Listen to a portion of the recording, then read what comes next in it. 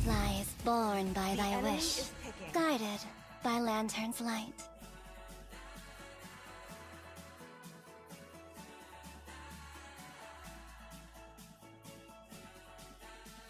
This time, the choice is mine.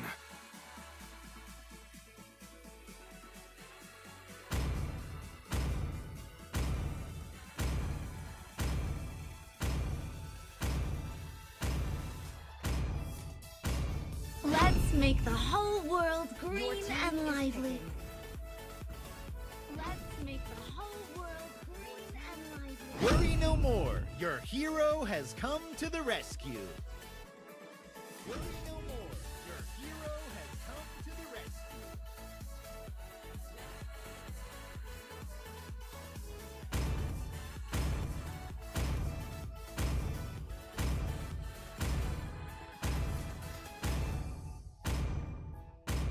The hunt begins. The enemy is picking. Light me up and watch the world burn! Yes, I did. He's been sleeping 3 nights. Hey, be quiet, Saikong. No sound? Mic Chief, is it good now? What about in-game sound?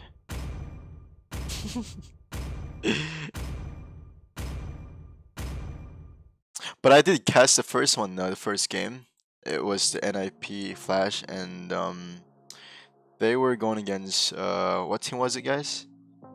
NIP and Twisted Minds. I've been awake all the stream. Tough. Hello Charlie. Hello H&M. Welcome back. 5 seconds till the enemy reaches the battlefield. Got good. Got to play Hayabusa from my first game. No mercy on the Haya. Depends who we're going against.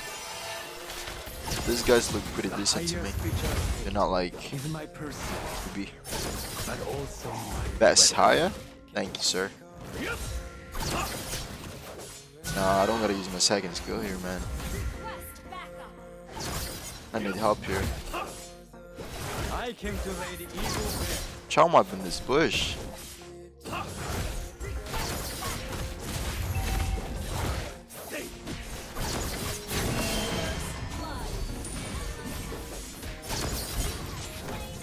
Bro, like, what is he thinking, bro? Invading for nothing. And then you'll just end up dying. Bro.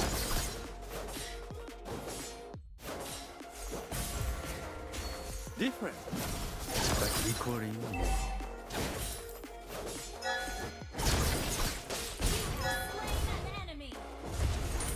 That's what you all get for not banning Hayabusa. Get on the vibes. Yo, Ruben, what up? Chidu is back in the chat.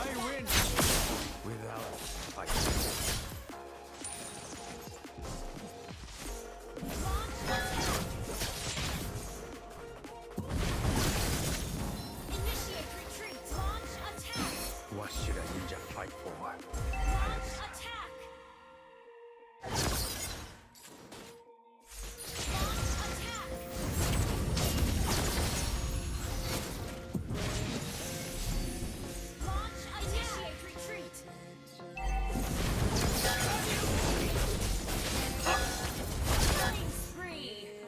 Bro, why you guys are so scared? Like, I don't get it. All me? All me? Maris? Oh my gosh, guys, don't even talk about Mar. Yeah, I've seen it on Facebook this morning. Decapitated Kim. But guys, don't talk about it in the stream, please.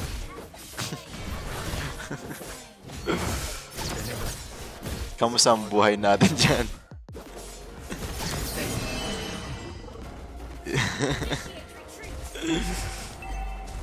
So she cheated, huh? Goes where suffering happens. I can't. Binasa ko yun. Me as well. That was wild though. Like, jeez. When I lose my bearings, seeing those guys I can't. Okay, we gotta get Vitrix now. What does he have? Leaker? Nah, he got Purify. He's so dead.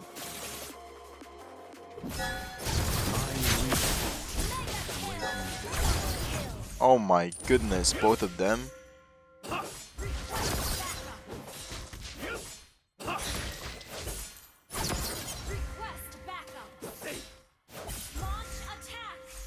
Benevolence. Harder than any armor.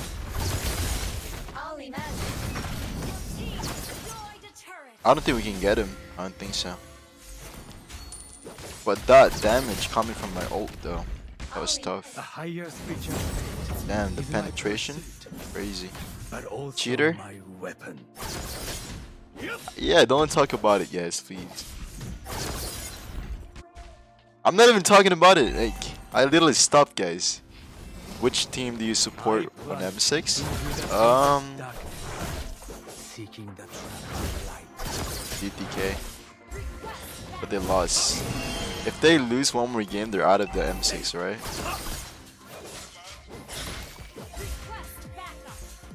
Basically, there's like 3 chances of like getting back on top.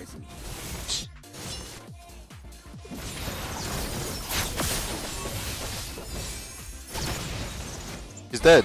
Nice. That was so good. My weakness weighs me down. Wait, who got it?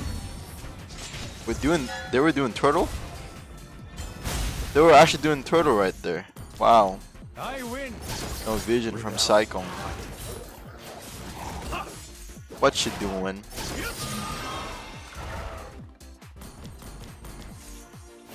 Turtle up into 97 seconds. I came to lady. Oh, Claude. Never mind. I thought it was the enemy. My bad. I wasn't paying attention, bro.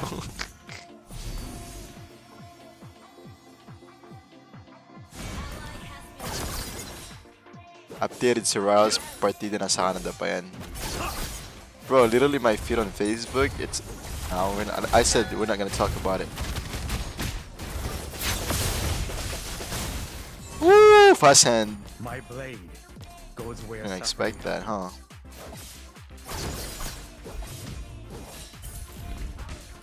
Nice. Got bottom tower.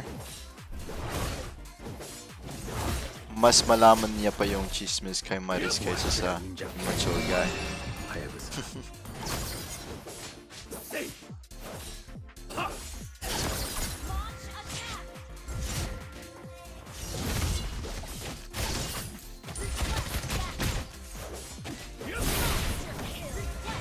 What chill guy? That's a meme?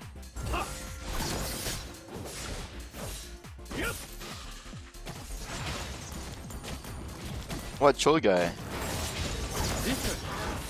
But equally immortal.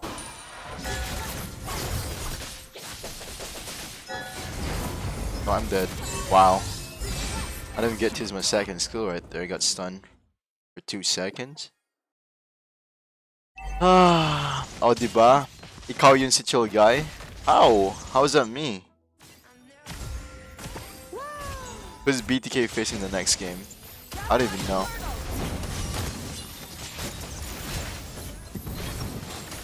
It's either gonna be whoever on the 2-1 lead or 3-1.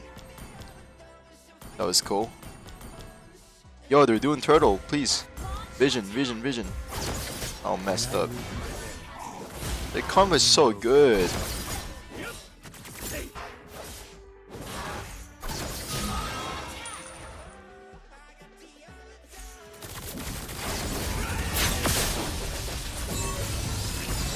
I plummet into the deepest darkness, seeking the light.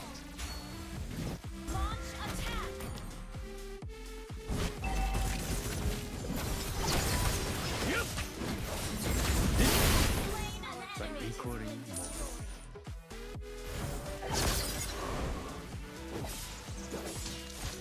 Yo, did you end the stream? Why would I end it? End the stream for what? For what reason? No, he got it, bro.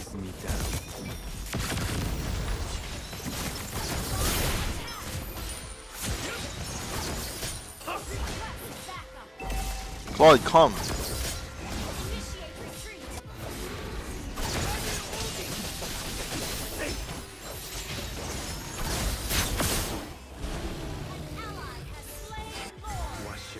Oh, they got blue. Flicker in? No way, you just ulted an export with an armor. Hey yo. Good kicked. Yeah, I think I should go Maleficor. Kinda named that for penetration.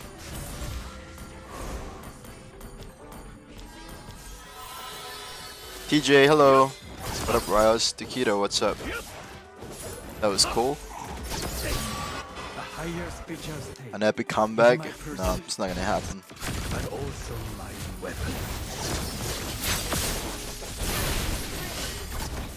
Oh, what a kick! What a kick, sir. What a kick right there. Turn into Bruce Lee.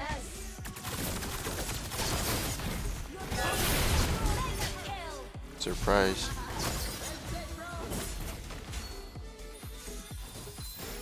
My blade goes where suffering.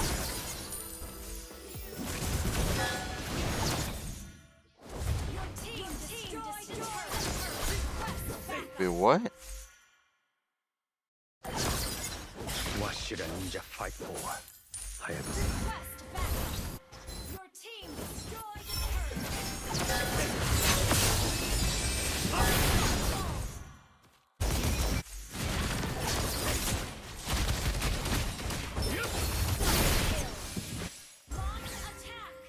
Maybe I could get one.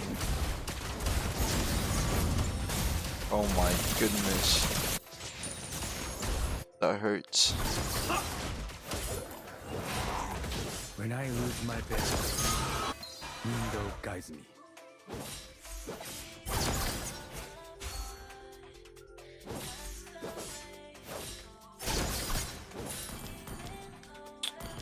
Three, two. My blade goes where suffering. Jeez. You guys seeing this? I think I gotta take my dog out after this match, guys. Making a lot of noises. My pursuit. I don't know what's wrong with him tonight. Weapon.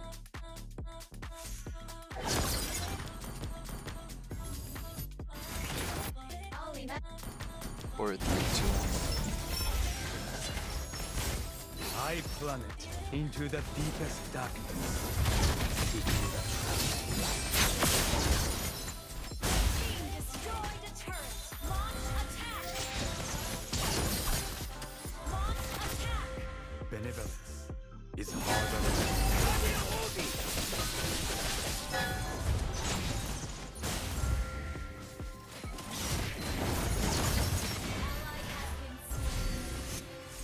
Enemy double kill.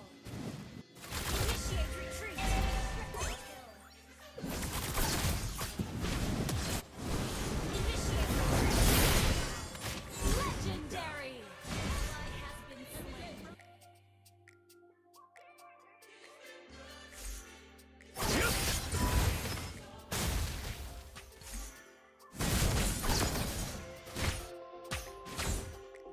Let's go ult.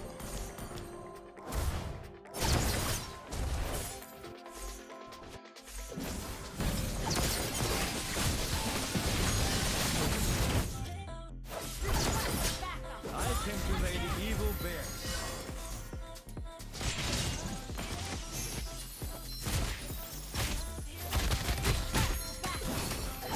Legendary. Gather up the Lord.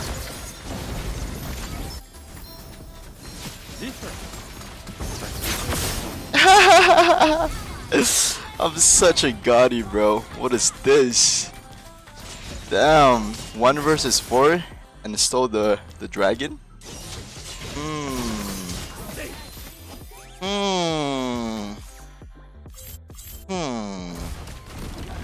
Interesting. No. I feel like I'm dead. Without fighting. Power luck. Good game. Woo, that was good. Thank you for a sub, German. Appreciate it. I just got back from my exams. How is it? Okay, let me just go take out my dog a bit. Okay, I'll be back, guys.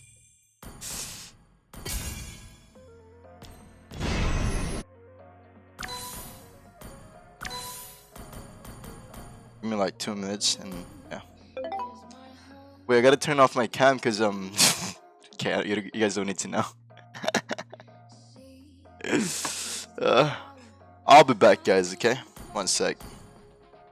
The game when I say M6, M6. Right now, do you guys want to watch M6 or this game? Yo, we got 321 viewers in shorts. That's crazy. Thank you guys for coming in. Thank you, thank you. Do you guys want to watch M6 or you guys want to watch me play the rank game? It's up to you guys. Hiya, Olid. He's not making any noise right now.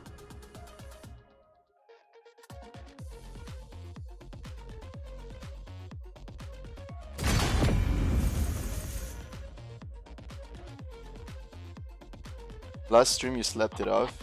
I did.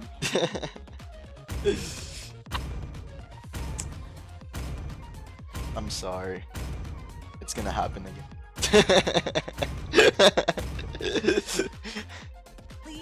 Same thing tonight, guys. I'm gonna go to sleep. I'm gonna catch like 1 game and then go back to sleep. Just go and check the dog. Nah, he's good. It's good.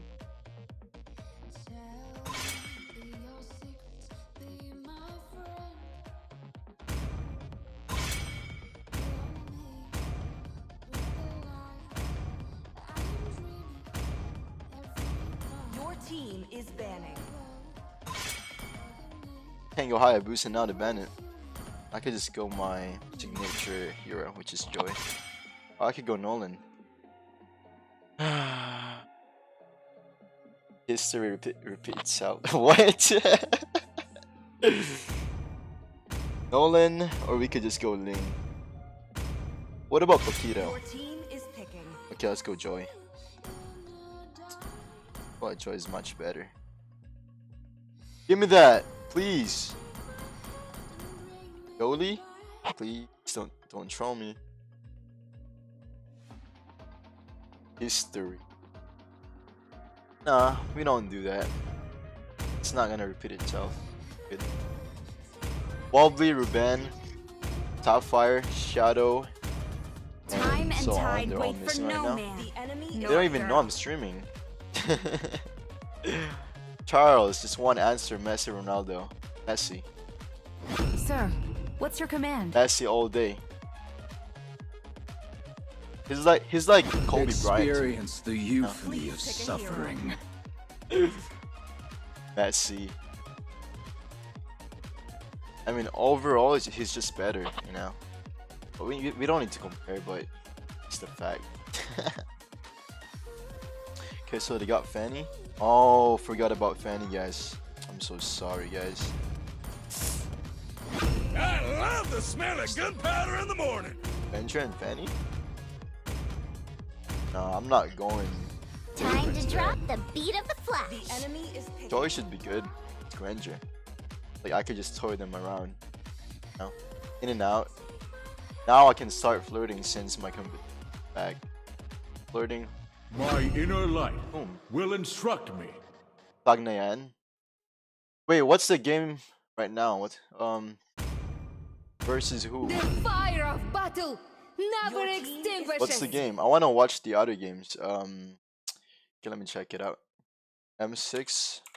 I see lots of prey. I want something. Oh, I want to watch the SRG and LID. S2G versus VMS. Not really a fan, but KBG I is didn't good. cure the pain. I harnessed. KBG and SRG. 3 words. I mean, letters. Rora. You should be ashamed for not trusting yourself. Rylles looking. Thank you. Siyempre, support tayo sa Pilipinas. Siyempre, ganun talaga.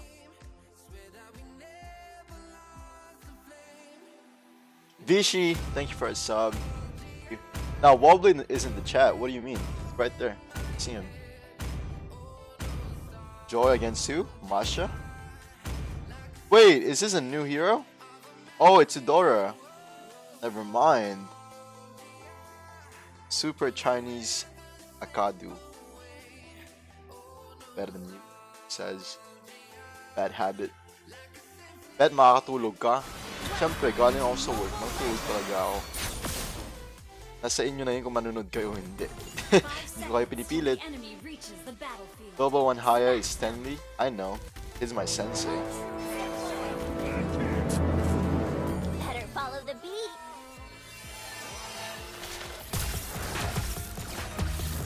Who's our tank? And he started blue buff. Where you from?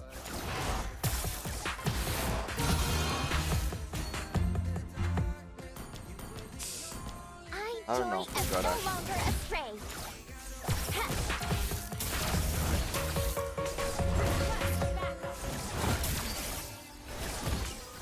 Panado na yung pagtulog natin. Oh, he's so good at farming. Like, he farms so fast now. Very poor. Why is it so laggy? But just I'm as not used to good. playing for like this. That was a compliment. I know it was a Your foot compliment. now?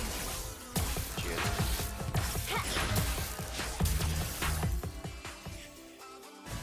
Launch attack.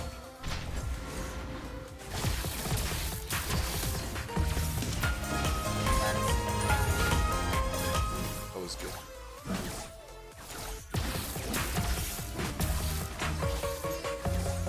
I actually don't know where they're at, all of them.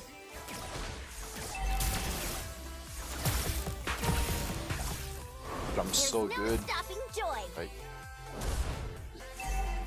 Initiate retreat.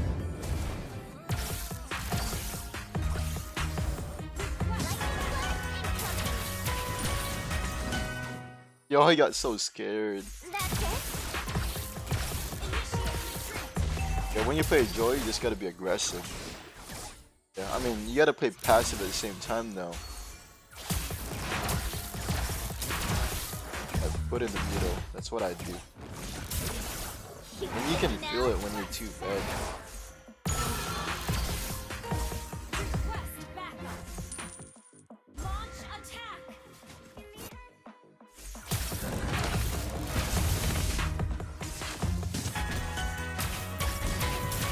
Oh, that just happened.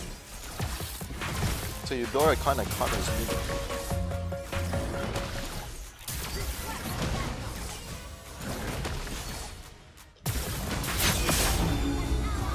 I'm the bearer of the blessing, the custodian of all Leon's future and joy.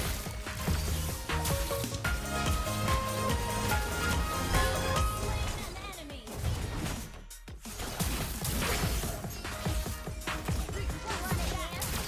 Yeah, this is one of my comfort hero picks.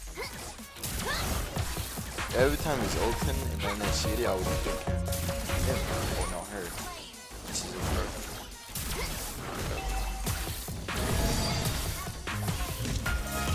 Okay, Fanny don't have legal, right? Oh, never mind. She took. Yeah, she took. Wobbly, wobbly, wobbly. No sacrifice. Love makes a family. I will always Hello. remember that. Ilang Ranupani. Hello, hello.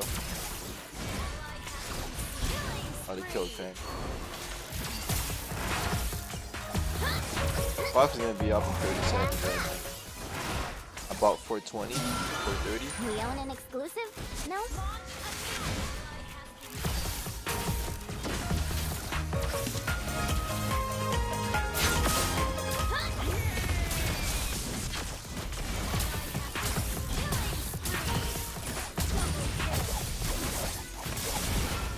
Bro, the Fanny had an ult.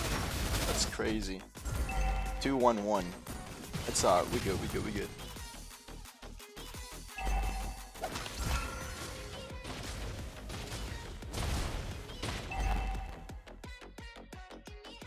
Request backup. Tips is get a squad. Get a squad. Thank you for a sub, Daryl. Appreciate it. We got a lot of viewers today and a lot of, you know, subscribers. I am the black. I have always been the naughty one, but at least it's fun. I got this fan. Love your gameplay. Thank you. I'm a buddy.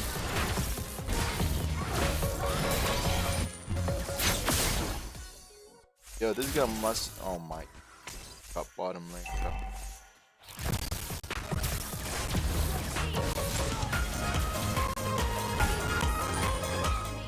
Yeah, Tapping your right. foot now.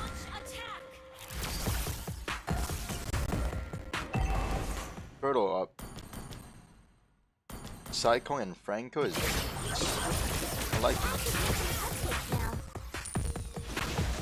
Yo, what is you doing, sir?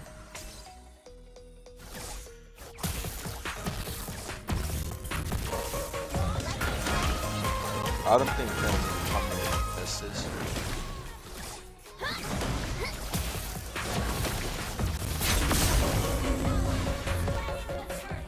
Got Jolie on a Bitrix.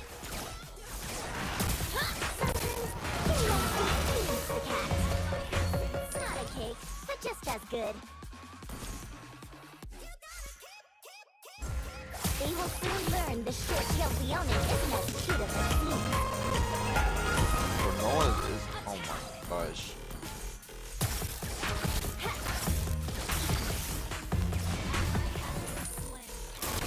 I never miss a beat.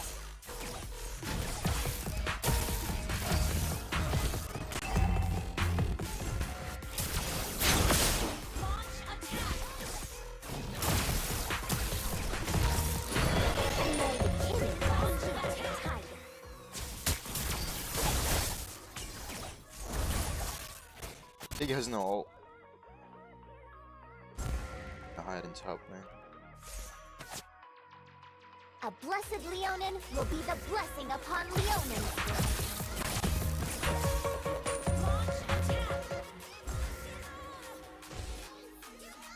Request backup. I am the black. Slain an enemy. Help! We I'm need really first aid literally here. saving his ass, bro. Love makes a family. I will always remember. Slain.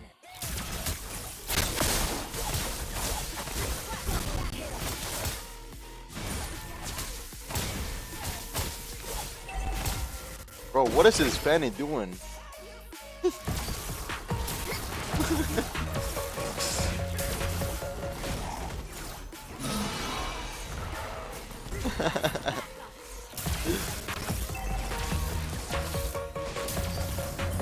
Come on, get bursted though.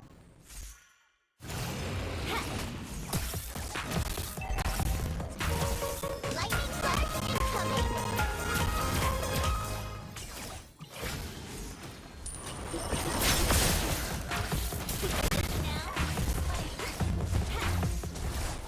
Your team destroyed the turret.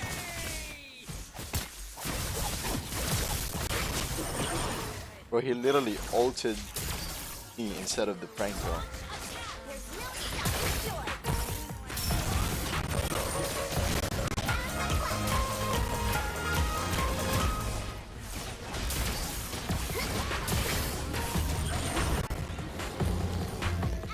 I'm the bearer of the blessing, Uh-oh. the custodian of all Leonin's future and joy. You did know you were in a puddle, right? Let's watch M6 after this. Alright, bet. Alright. If that's what you guys want, then I'll give it to you, my guy. Short-tailed Leonin isn't But you know what's gonna happen, right? If you watch M6, you know what's gonna happen. cupcakes now.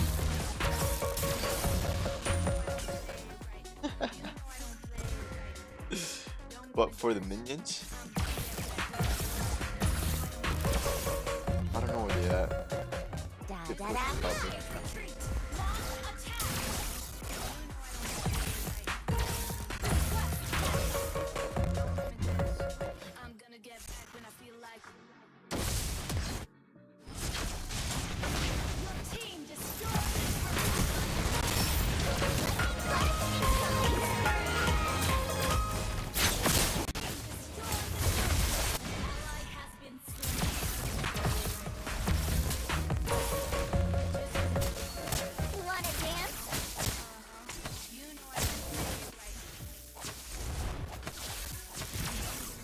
guy is so bad at that.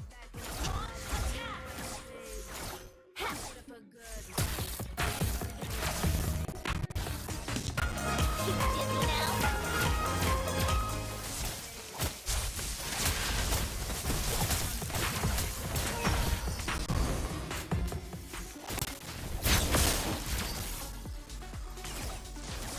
Tapping your foot now?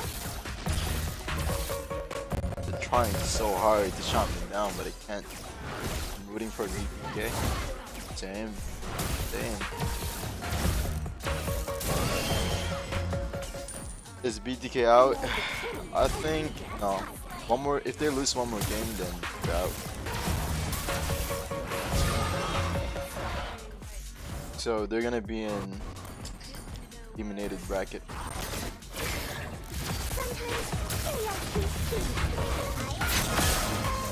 I think they're out. And that guy actually took my farm. Reason.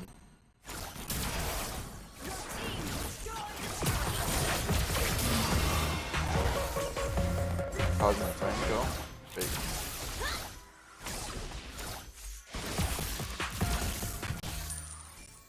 Holy crystal? Divine Blade. I kinda need that Divine Blade.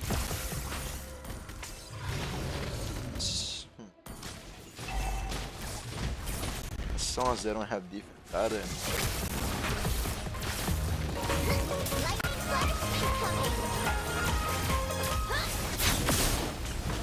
Okay, no defense item. Don't need to play we don't need to go for Divine Blade. Anyways, you saw the Savage last night, Rylles. Who's Savage? From BTK or what? Been an odd one, but at least it's fun.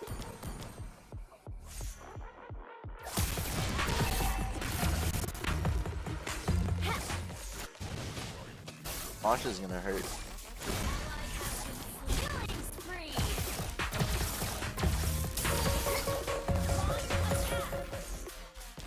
Oh, I have leak.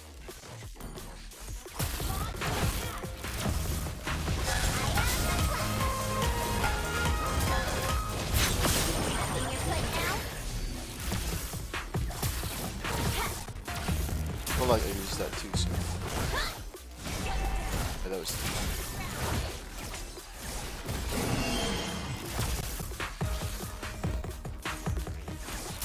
Never miss a beat.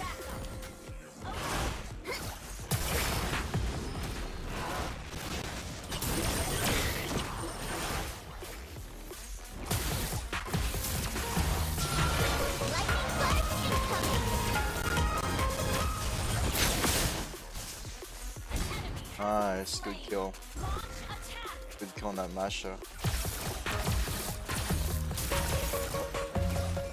A lot of things. Wanna dance? Second skill.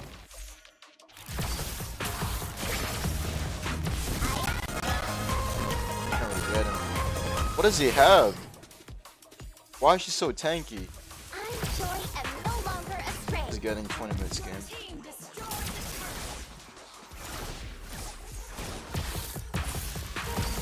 All from TS, Twisted Minds. Second game, right? Oh, second game, they lost the second. It was probably third game. No?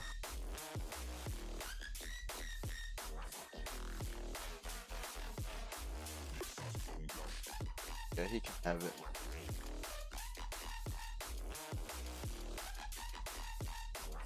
Wait, who took it?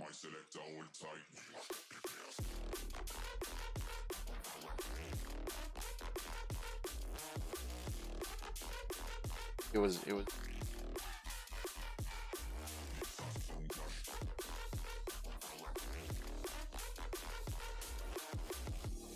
Dragon's about to be up soon.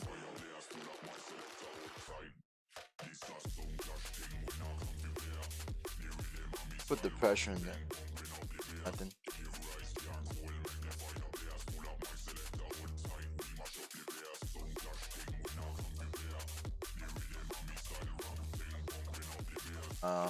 And it won't come in Dragon.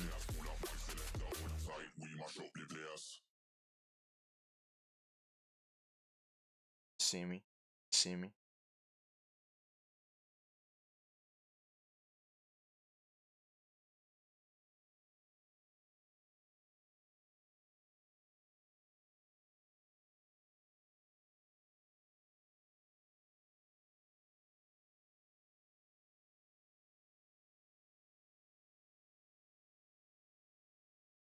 Damn.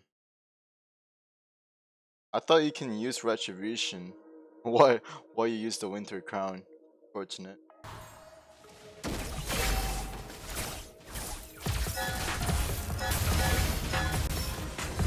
Lightning flash incoming.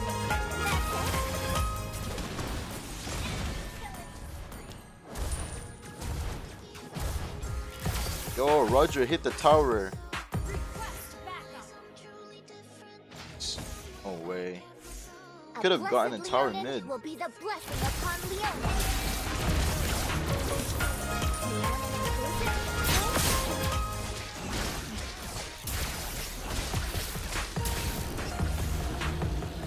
Oh, that's Rylles said. They Yeah, will it's soon me. learn the short-tailed Leonin isn't Problem. as cute as it seems.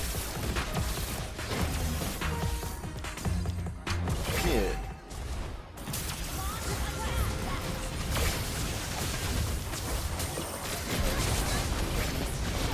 I got shut down.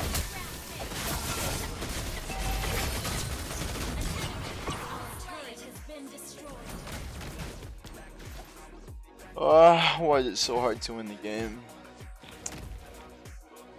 It might be a comeback. Yeah, it might be. Our turret is under attack. Not really.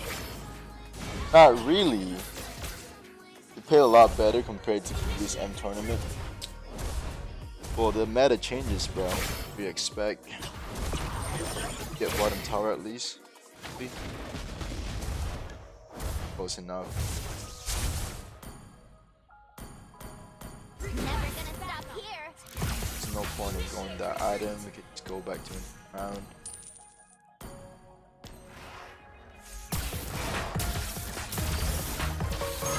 Not a cake, but just as good. Annoy the kitty and you attack.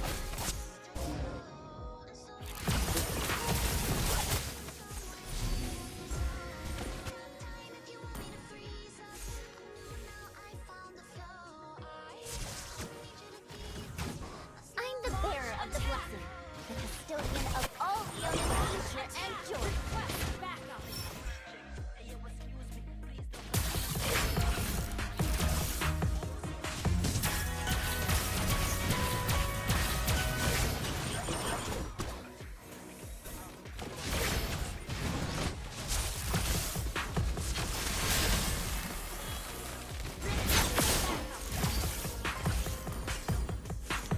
Bro, I don't know how to handle it. Initiate retreat.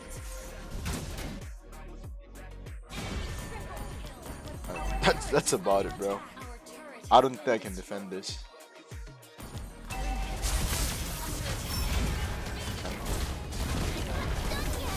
There's no way. Game though. We're gonna watch the game right now. Do you guys want to see me rank or just watch the M6? Last question. Don't apply to me. Kind of it does, to be honest. Alpha Production. Alpha Production. Nalungkot yung Joy. Oo nga eh. Dapat masaya eh. Nalungkot. MVP. Kaya nga Joy yung pangalan eh. Joy naging malungkot. Oh, we can get Batty. Let's get Batty. No, I don't want to watch it, guys. Maybe the second game. Let's play one more game and then we'll watch the M6. Yeah? Yeah, let's do that. We're gonna have 2 tank. It's okay. Yeah, 2:25 my time. Pinoy ka pala, akala ko ibang lahi. Filipino pa ako. I get rid of all mines. Huh? I got rid of ML months ago. Let's see. BTK lost against Falcon. They did. They won the first game and then they lost second game and third game. I thought they had it, but no.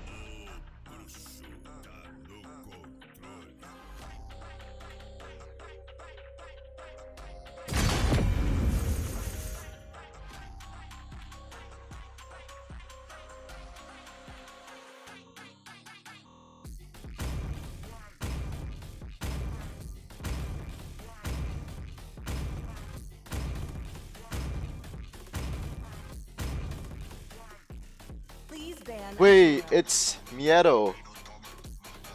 Akami. No audio? No. I was just muted. My bad. Nag-MOBA Fred si Lolo. Ewan ko ba ba't laging MOBA Fred? Yung laging pick. Parang engot.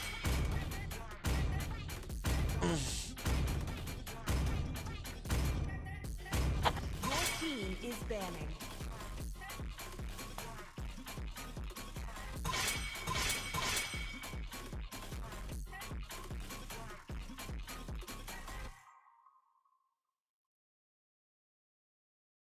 Please pick a hero. Make me? What?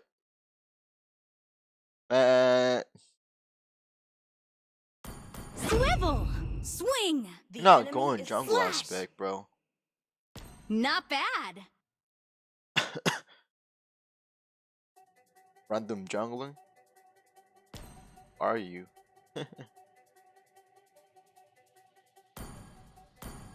Muscle of iron, bones of steel. I love the smell of gunpowder in the Your morning. team is picking. I love the smell of good pie in the morning. Mo says hello. Is My that magic Moses from the flows church? as No, freely it's not as the you. winds. Mine. Steam should have the late game advantage. They have 2 marksmen. The hunt begins. The enemy is The picking. hunt begins. That's a lot of crowd control against me. I got it, and Martis mid, or they might run it as a jungler. I even started to feel I didn't want to watch it.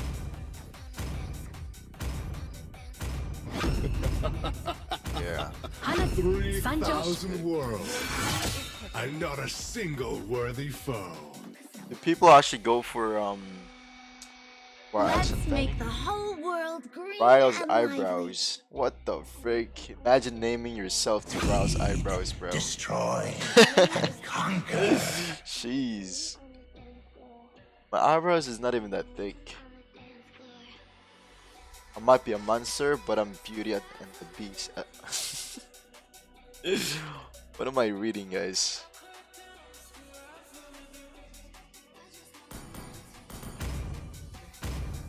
I'm just half asleep. You can just do the usual Heptad and War Axe. No, that's not good. This time, I would rather go for the choice is Prolific Ore mine. or Sky Piercer, second item. Yeah, we could do that. I thought I was crazy. Bro, I thought I was crazy too. What am I reading the chat? You got a buzz cut? Yes, sir. A buzz cut.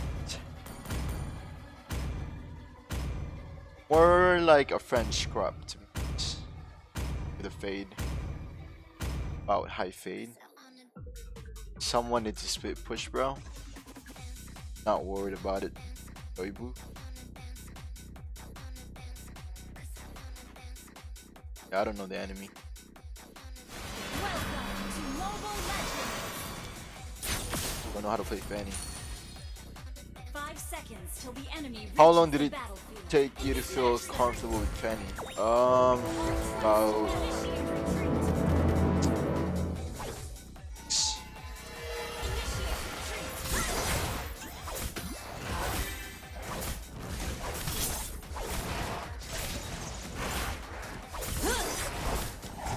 bro, like I don't need help.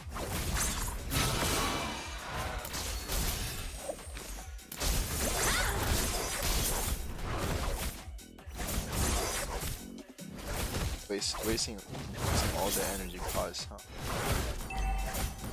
Farm up. Okay, no blue. You up for a training course with me? Started right away. Wow, he took it. Rats. Sound delayed a little bit. I It need is. to focus on the training. Chit chat for another time? Chit chat for another time. Secret whole body Still worried killing this guy. dinos, not just one. It's the time!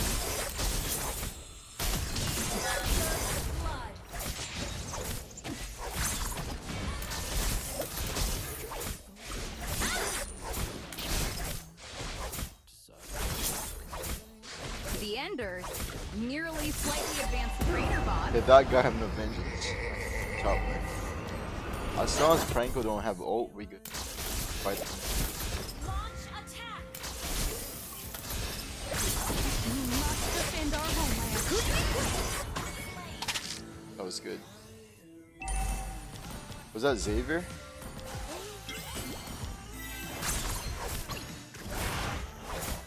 Batty on that support.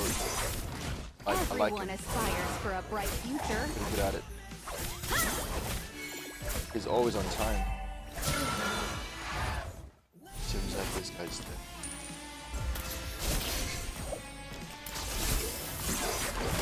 I can imagine how happy our life will be after it's all over. It's the time!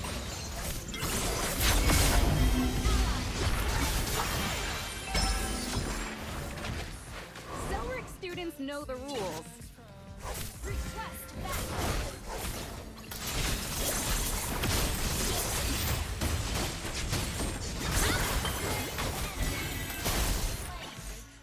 Bro, the save is crazy. To Thank win you, sir. training test. Can you guys kill him? Please? No way. He got away with 1 HP, huh? So chasing. Hey yo. Oh, Betty, how'd you miss that? Damage. Pretty good. Gotta go top now. Okay, let me actually go Wax then. I don't think they use it in MPL. Now should not Do they? last long. You guys are capping. Think about the future. Winterinia is not the only place we can set foot on. They actually use it? No? Did you fall asleep yesterday? Yes I did. I did that on Words purpose. never practice enough to make perfect. Cause I was feeling tired, guys. Tired. Sometimes I just couldn't help it.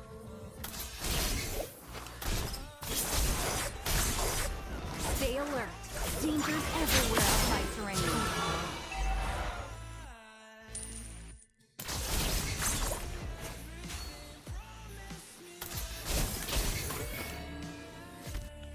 Oh, I'm scared of Franco.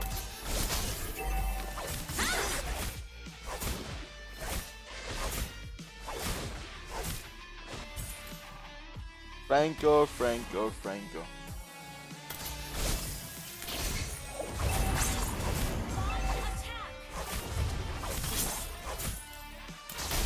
All of them top lane.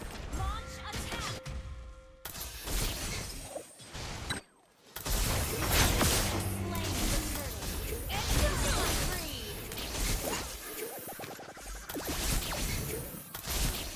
Remember. Bro, we got ask Cyclone for and an Bill. I embodied just all the noticed hopes of that. humanity.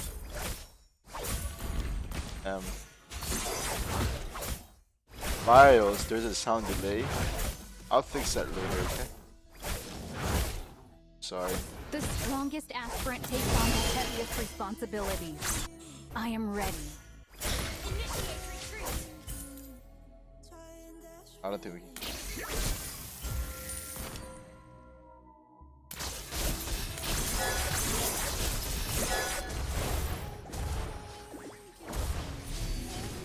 I just wanted to clear the way. Ready for the test?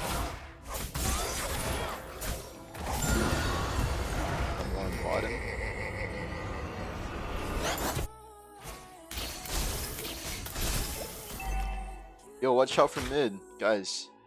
Request backup. Remember, Oh. we aspirants embody all the hopes of humanity.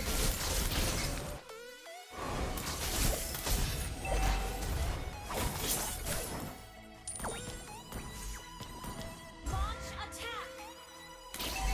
Everyone is Bro, fired nothing is for a happening. bright future. There's no fight. I'm so fed. Launch attack. Quick.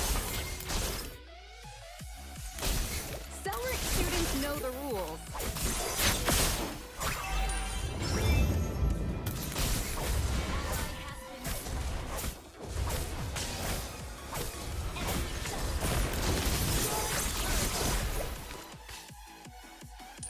They're lucky I don't have blue buff.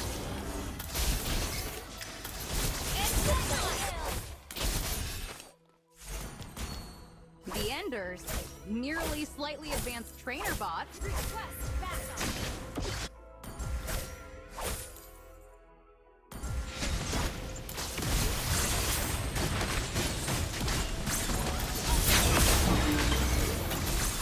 Double kill. Triple kill. Jeez! Then Rylles and Fanny? Oh my goodness. Would have thought. That One was can so. never practice enough to make Yeah, perfect. of course, Cycle. Of course. Thank you for the subscribe, Abdul Katar. What? We must defend our homeland at all costs. What did I just read? What I just read.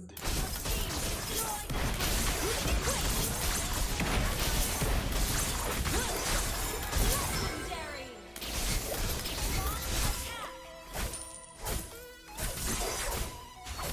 Launch attack.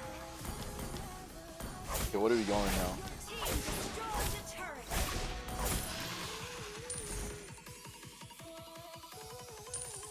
You up for a training course with me? Xavier? Come. It's the sun.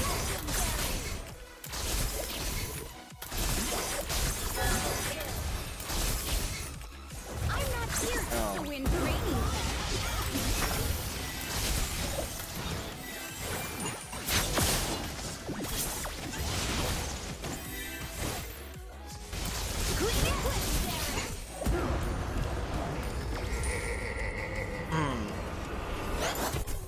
The King Candy Salt Poppy. Real.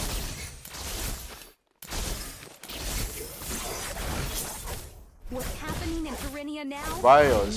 will not last long. What? Comes first. I know guys, I know. I'm aware. I just couldn't fix it right now because I'm gonna go black screen. Fix it right. I love the feeling. Wait, we can go for dragon. Hello? Instead of wasting time, just kind of having it happen. Yeah, I'll fix it. Or yeah. Onward to a better world.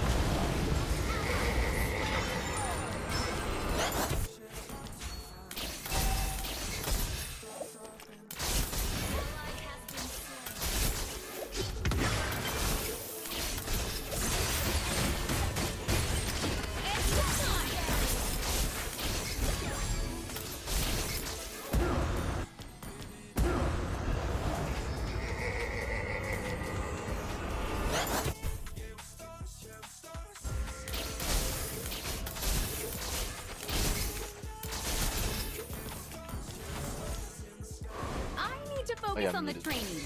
Chit chat for another Guys, time. sorry, I didn't know we can. And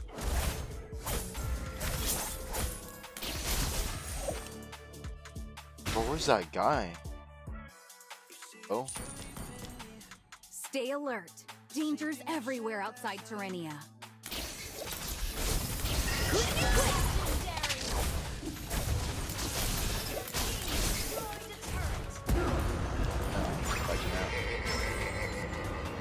together and never. I can imagine how happy our life will be after it's all over.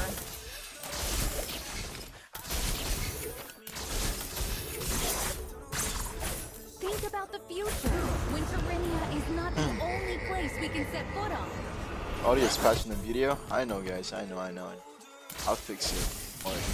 Right after this game, I'll fix it. The strongest aspirant takes on the heaviest responsibility. I am ready. It's time!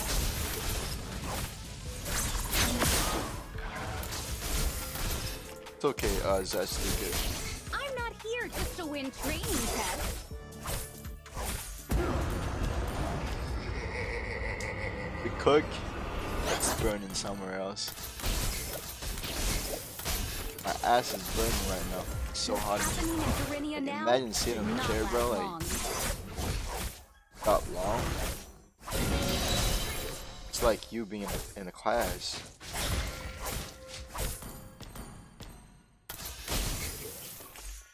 I need to focus on the training. Chit chat for another time. Launch attack. Quick and quick.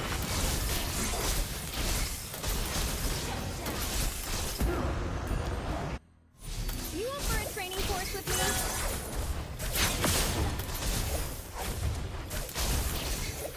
Team destroyed a turret.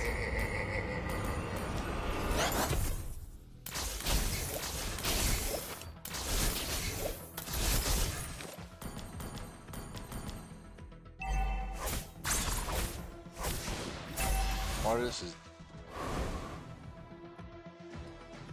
CC Franco. He probably do have it now.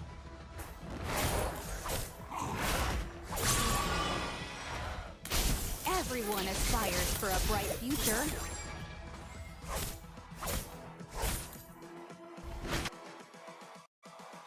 Humans, what have you learned? The strongest aspirant takes on the heaviest responsibility. I am ready.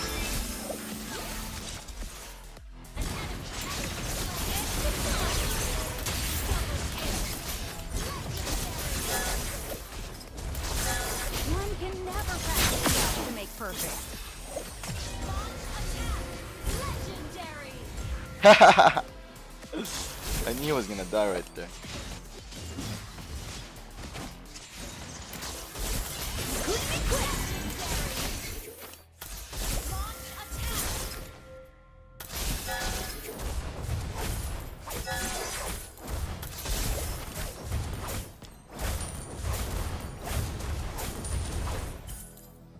Good game. That's how you do it, boys. That's how you do it. Do it. I'm so good at this game. I feel like I've finally mastered on time. Hey, thank you guys for coming in. 290 viewers in the chat. Thank you guys so much for tonight.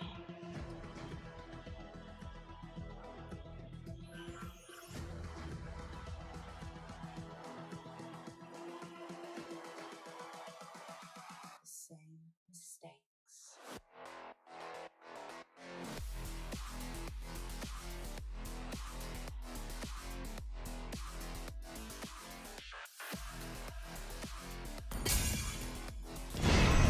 Okay, back to the game. M6 or what, guys?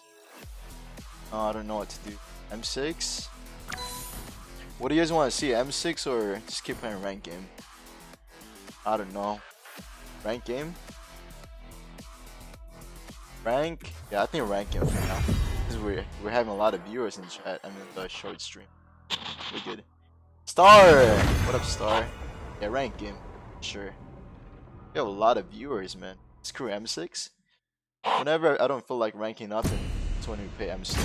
We watch M6. Maybe after this game. Maybe after this game.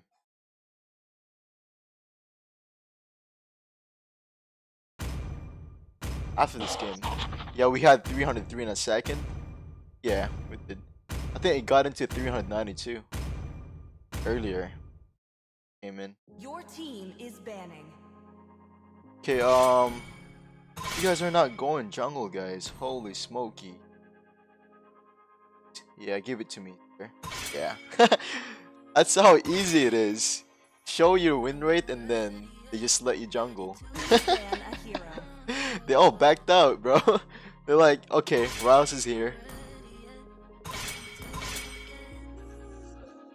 First pick ban Fanny is crazy. Machanke. Ah, right there. It's chilling. Upside down.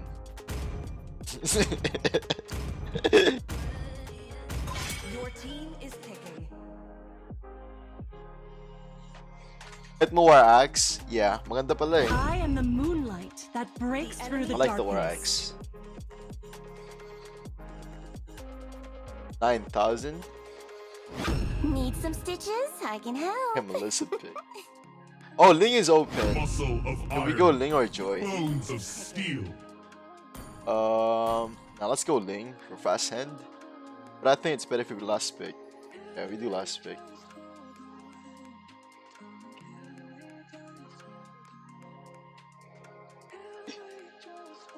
You guys want to see Joy?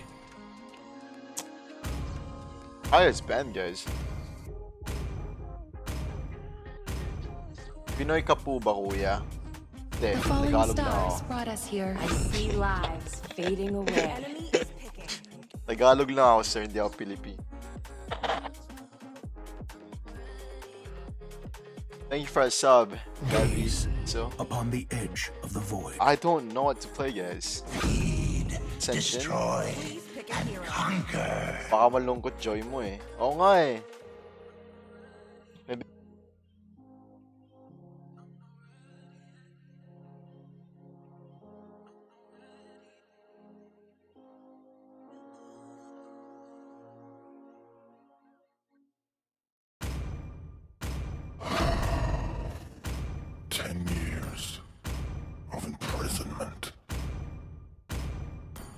Still waters run deep.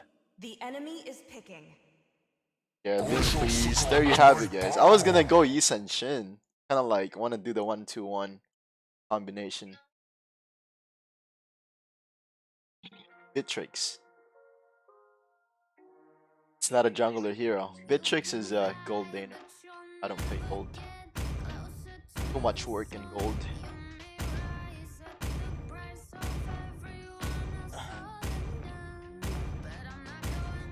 Who are we going against? AB2, Rhea, Shino, and what? I don't know them. This guy's duo? Seems like it. Duo trio.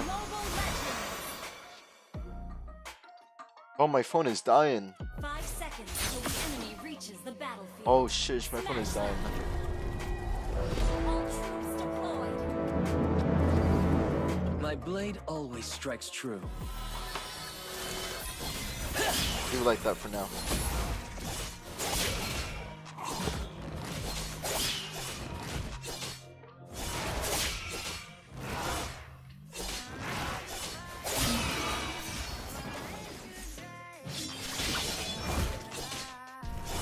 Shadow.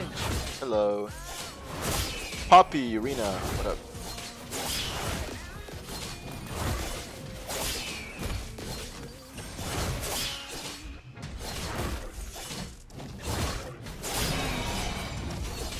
Hear the whisper of my soul. Request backup.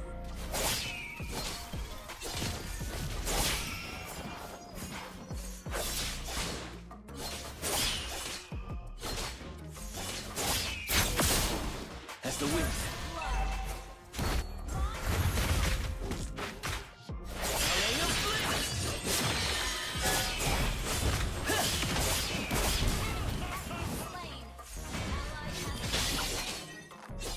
Wait, what just happened right there? That guy's so tanky, huh?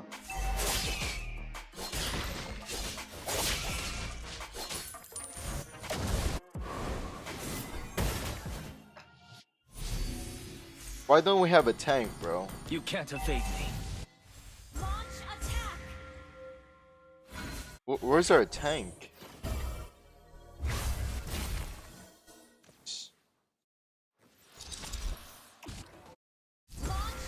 Let the wind guide me.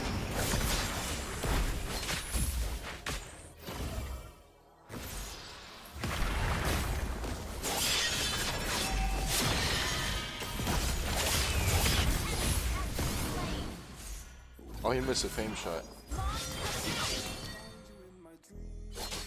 The enemy has slain the turtle.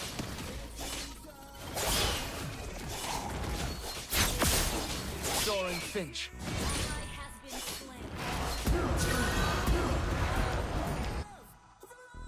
Bro, I don't need to recall. I'm actually so focused right now, guys. I don't want to lose. As the wind. Okay, focus for now, boys and girls. Take Melissa first. Still delayed. I don't know what's going on yet.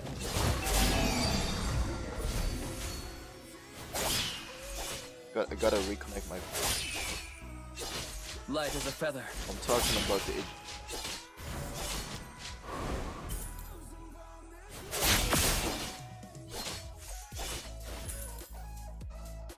I should go top right now. Hear the whisper of my sword. Mia's not doing bad top lane. Top lane. Kinda risky. My sword leaves no trace. Attack! Launch attack! One sword reflects one's thoughts.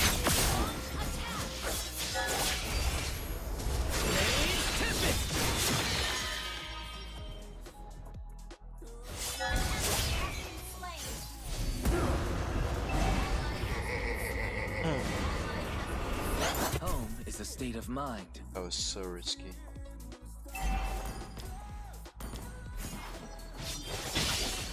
You can't evade me. Request backup!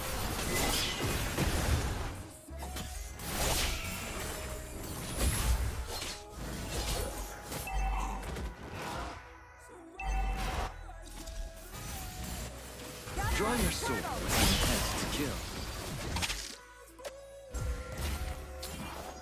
Can invade. Bit Rylles, bit Rylles. Soaring Finch.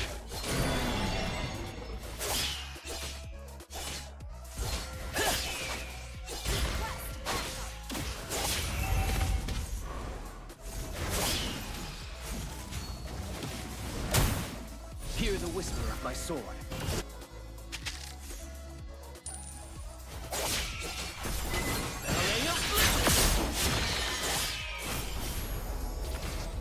Pretty low.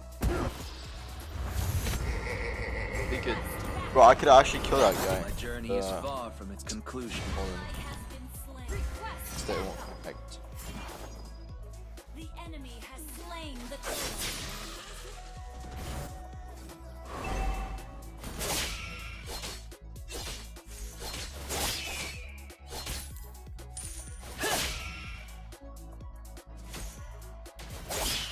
I chose to walk this path alone.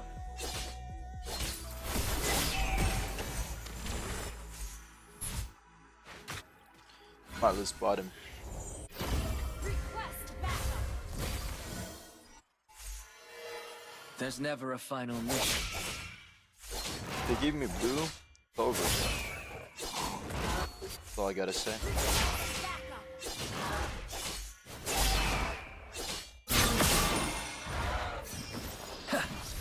You can't evade me. Our turret has been destroyed. Oh, I shot him. Hard! Thank you for a sub. Light. Get it. A joystick? No. I don't like doing it. Light as a I feather. like it. I like doing manual. Okay. Fun. Request backup! Bottom. No.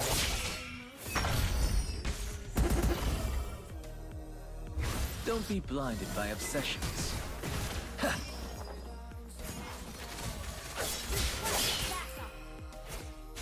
Literally have the same amount of farm. as the wind.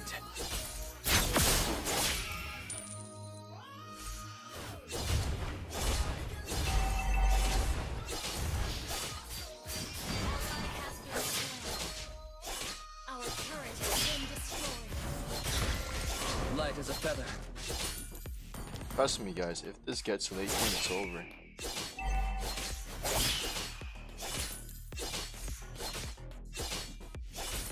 Launch attack. The enemy Fortune favors the persistent. This world is Oh my goodness, I couldn't even use my ult. Wow, I was so lucky, bro. destroyed a turret. Cycling is playing, what a hard game. Request backup.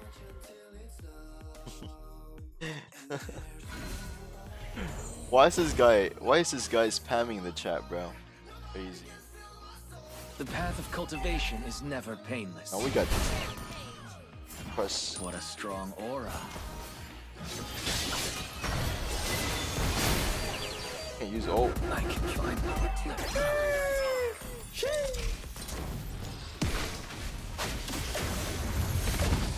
Late game it is. But this guy is still level 8 though. What are you gonna do with it? Compared to level 11. Wow. That last game should have been my last game, bro. I'm still the Cyan Finch. Should have just started watching M6. So sad.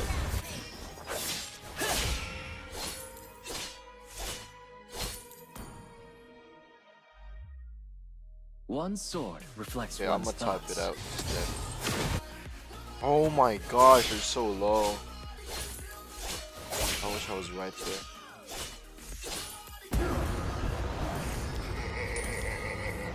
Dance among the clouds.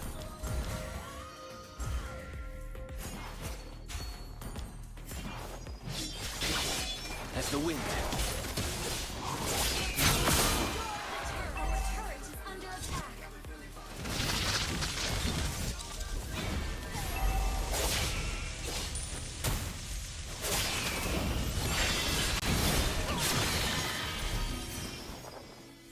Our turret is under attack.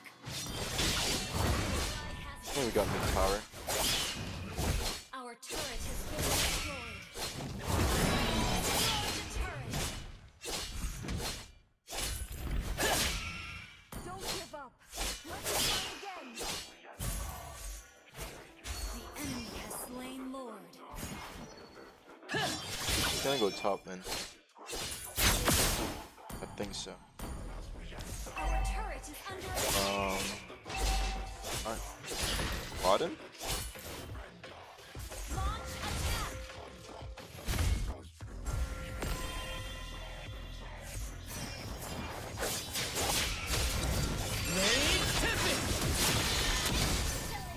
Damn, that guy took game. Not bad. Yeah, at least that's him.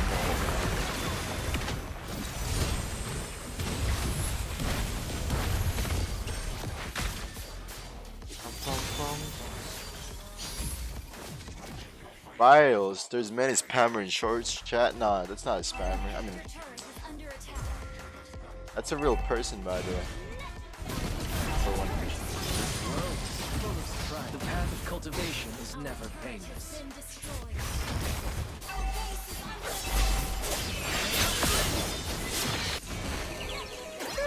I can find. Let go. Yeah, just surrender at this point. You know Arc Lemon? Yep. Our base is under attack. That might be it.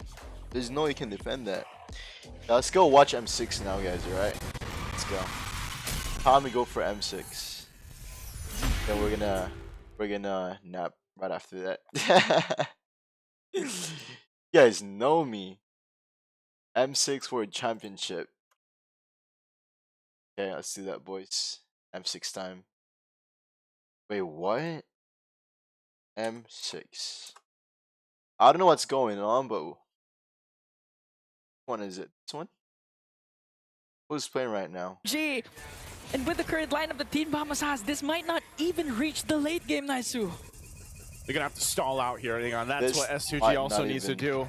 Which As things are slowly but surely slipping out of the hands. we're gonna turn off the camera. Going towards Team Vamos here, which really was on the, you know, the blades, the shoulders of both Smooth and Chibi in the early game. Don't worry, I won't the go rest to of the team sleep. is really profiting from this. Despite Warlord going down there, you know, in the Guys, grand scheme of things, it doesn't mean too much. Because S2G still has a lot of ground to cover. You can already see the difference here.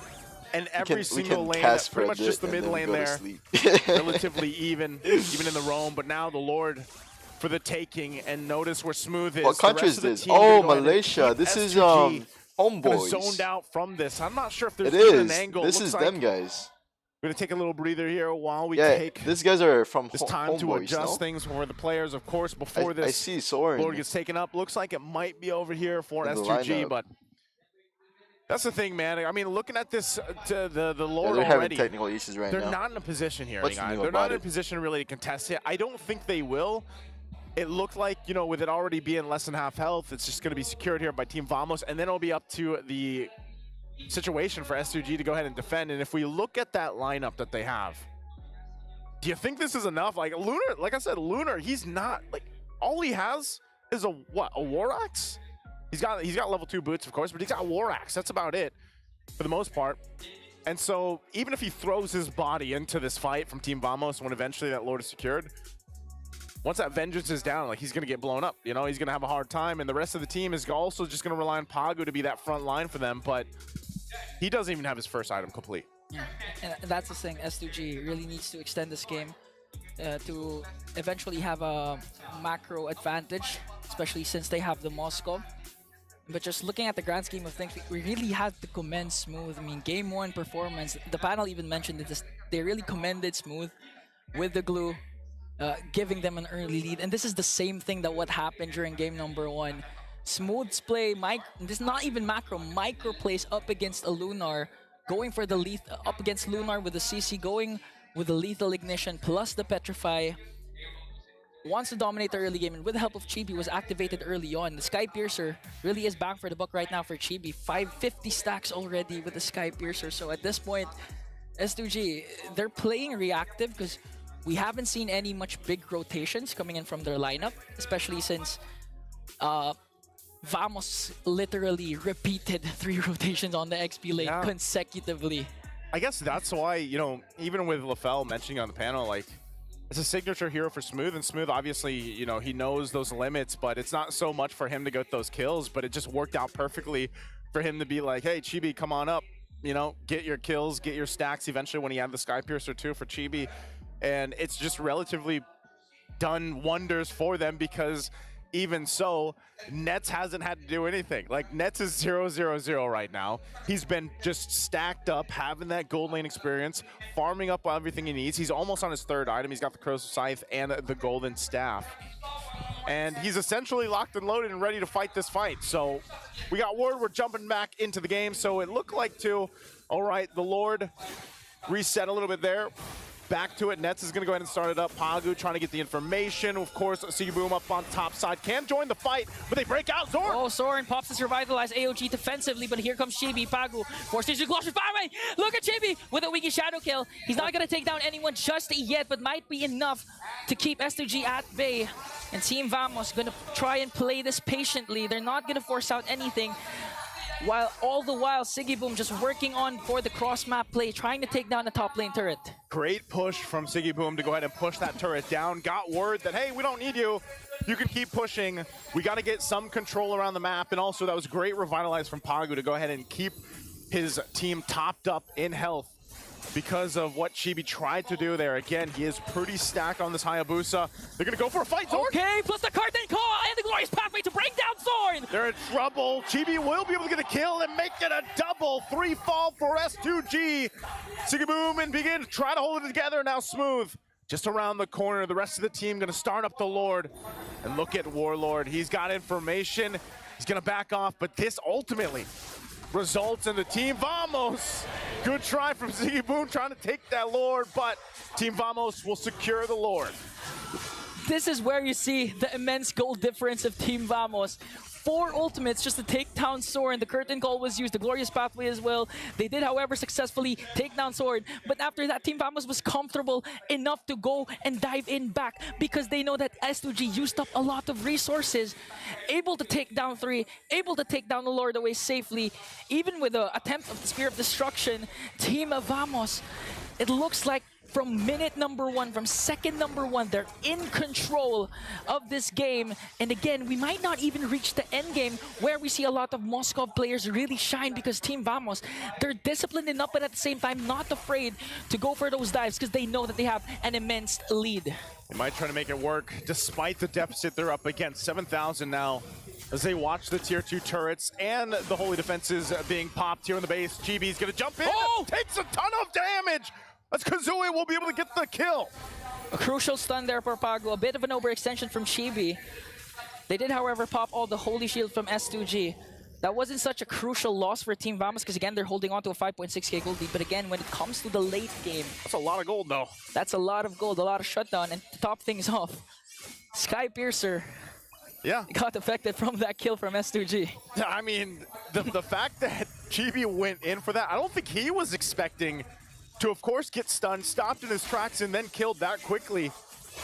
Because that was enough to go ahead and stop that push with that Lord, of course. You know, yes, the shields went down, and maybe that was all they got, but they could have still played around with some of the pressure, you know? Unfortunately, because of that kill, Team Vamos now has to go ahead and just kind of recalibrate and wait for the next push in from the Lord take. But I would say that in a minute, if S2G is able to get something else from this, you can see the stacks there, of course, with the Sky Piercer. If they're able to extend this and maybe get another pickoff on the right targets especially, S2G might be able to crawl back slowly into this game. Pagu's going to take some damage. Smooth joining the fight on the off angle. He's got to be careful on how he approaches it. Gets checked, because you can see here, man, they are starting to show some of those damage profiles from these heroes that S2G brought to the table. I mean, even Sigiboom, like he's got the Trinity, you know, so he is going to be able to do quite a bit of damage himself. Even now checking in on Lunar. Lunar, he's at least got an extra item. He's got the Antique Harass at this point. Yeah. So he's a little bit more tanky. So now he can kind of weave in and weave out in some of these, you know, physical damage types coming out from Team Vamos and just soak things up, because that's his job at this point. As bad as his early game was, I would say now he's got some use. You know, like now that he's got a couple items and he can just pop the Vengeance and be a distraction, or even go for the back line if he can, then that might be enough here to change the tides a little bit for S2G Esports. Lord is up. They're going to keep Sigiboom still down, pushing him that tier 1 on the bottom side. They might make a choice to just let this go again and try to defend. They're going to go in range. Oh, they might try to go in for the contest, but Warlord, though, managing to keep them at bay. A clean take for Team Vamos. While on the other hand, S2G resorting to the cross-map play once again, trying to take down a bottom lane turret. Forced to use the flicker. He's running. He's running because he knows Soren might be able to taunt him down. And you know, Chibi's been following up with a lot of initiation started by the rest of the members of Team Vamos. So that's just making sure Sigiboom isn't taken down, because he's really needed for this potential final Lord defense for S2G Esports. Taking a look here once again before this defense. Both marksmen going to be crucial here. Smooth. Takes a little bit of damage. Kazooie going to be fine. So still, I'm just waiting for them to go ahead and get that. Oh! As we missed it, I was wondering if it was going to happen. That's why, because looking at Smooth's item build, it's all damage. He doesn't have to sustain. This might be an opening for S2G. Eventually, their bottom lane inhibitor turret is going to fall down. That's a second level Lord. But that's more than enough for S2G. That's more than what they wanted. And now they might be able to find an opening for another pickoff. And that's a strike contrast of the item builds of these two XP laners, but they want to go for it! They're going to go for it. Chibi popping the Woogie Shadow Kill now, fighting it out, still going for it too. Vengeance already going to be popped. Pagu's down, and they're looking for more! One more! Begin Winter Crown! Not enough! A full team wipeout for Team Vamos! Minions marching in onto the middle lane, 20 seconds before Pagu is there. And it looks like Team Vamos lives long enough to finally become the heroes of Malaysia! And S2G's bold march into uncharted territory comes to an end as Turkey's hopes are left behind on the grand stage of M6 as one of the home teams, Team Vamos, will sweep the series and move one step closer to the knockout stage. The hometown team making their hometown proud with a decisive, finally nice you, a decisive series win from Team Vamos. Again, it's always tough to see at this point in the tournament, but panel, I know one guy's happy over there. Let's throw it to them. You're right, Naisu. Trex is indeed very happy. By the way, Ingan, I heard that he's right. From the anti-heroes, today Vamos is the Malaysian heroes. Today they redeemed themselves.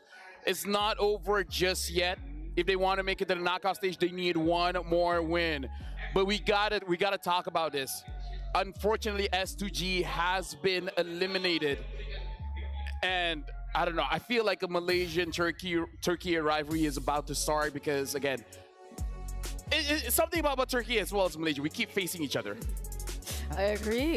You mentioned something earlier about how we didn't expect this to be the farthest Turkey can go for M6. I don't think anyone expected this to be the farthest that Turkey go. Essentially, this is their worst finish, I think, in international series. I don't know about before M4, but since I've been around since M4, Turkey has always at least secured top 8. Yeah. And so this is pretty unprecedented right here. The fact that S2G goes home, they were the last standing hope.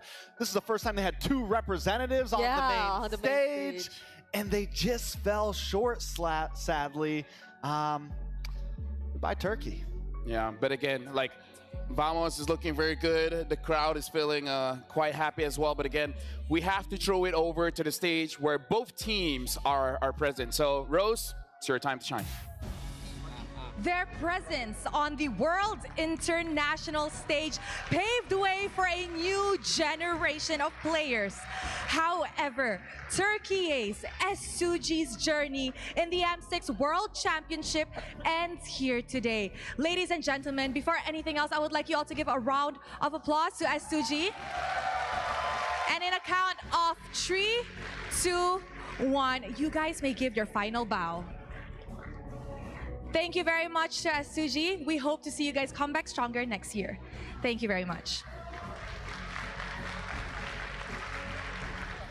And of course, the team that still has a life in the Swiss stage, the home ground heroes. Give it up for Vamos, Nats, and Coach Babs. Hello, how are you guys? You guys okay? Good. Good. Okay, Nets, let's start with you. How nervous were you? This is an elimination match. Were you nervous for today?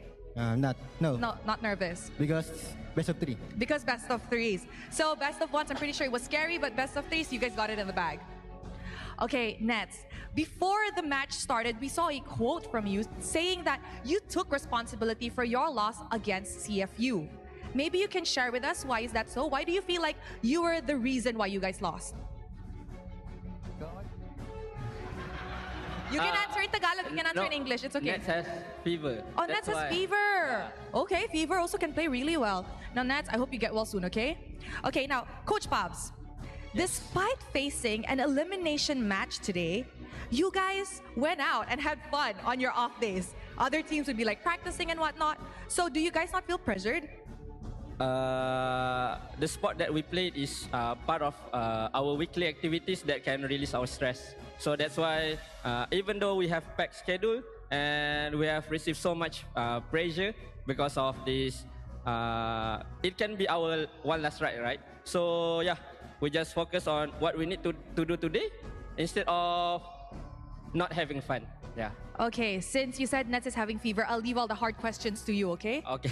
Okay, Coach, I'm just gonna ask you, do you guys finally feel redemption after your loss against CFU? Today, winning today, this could mean that you guys have another day tomorrow. So do you guys actually feel redeemed now?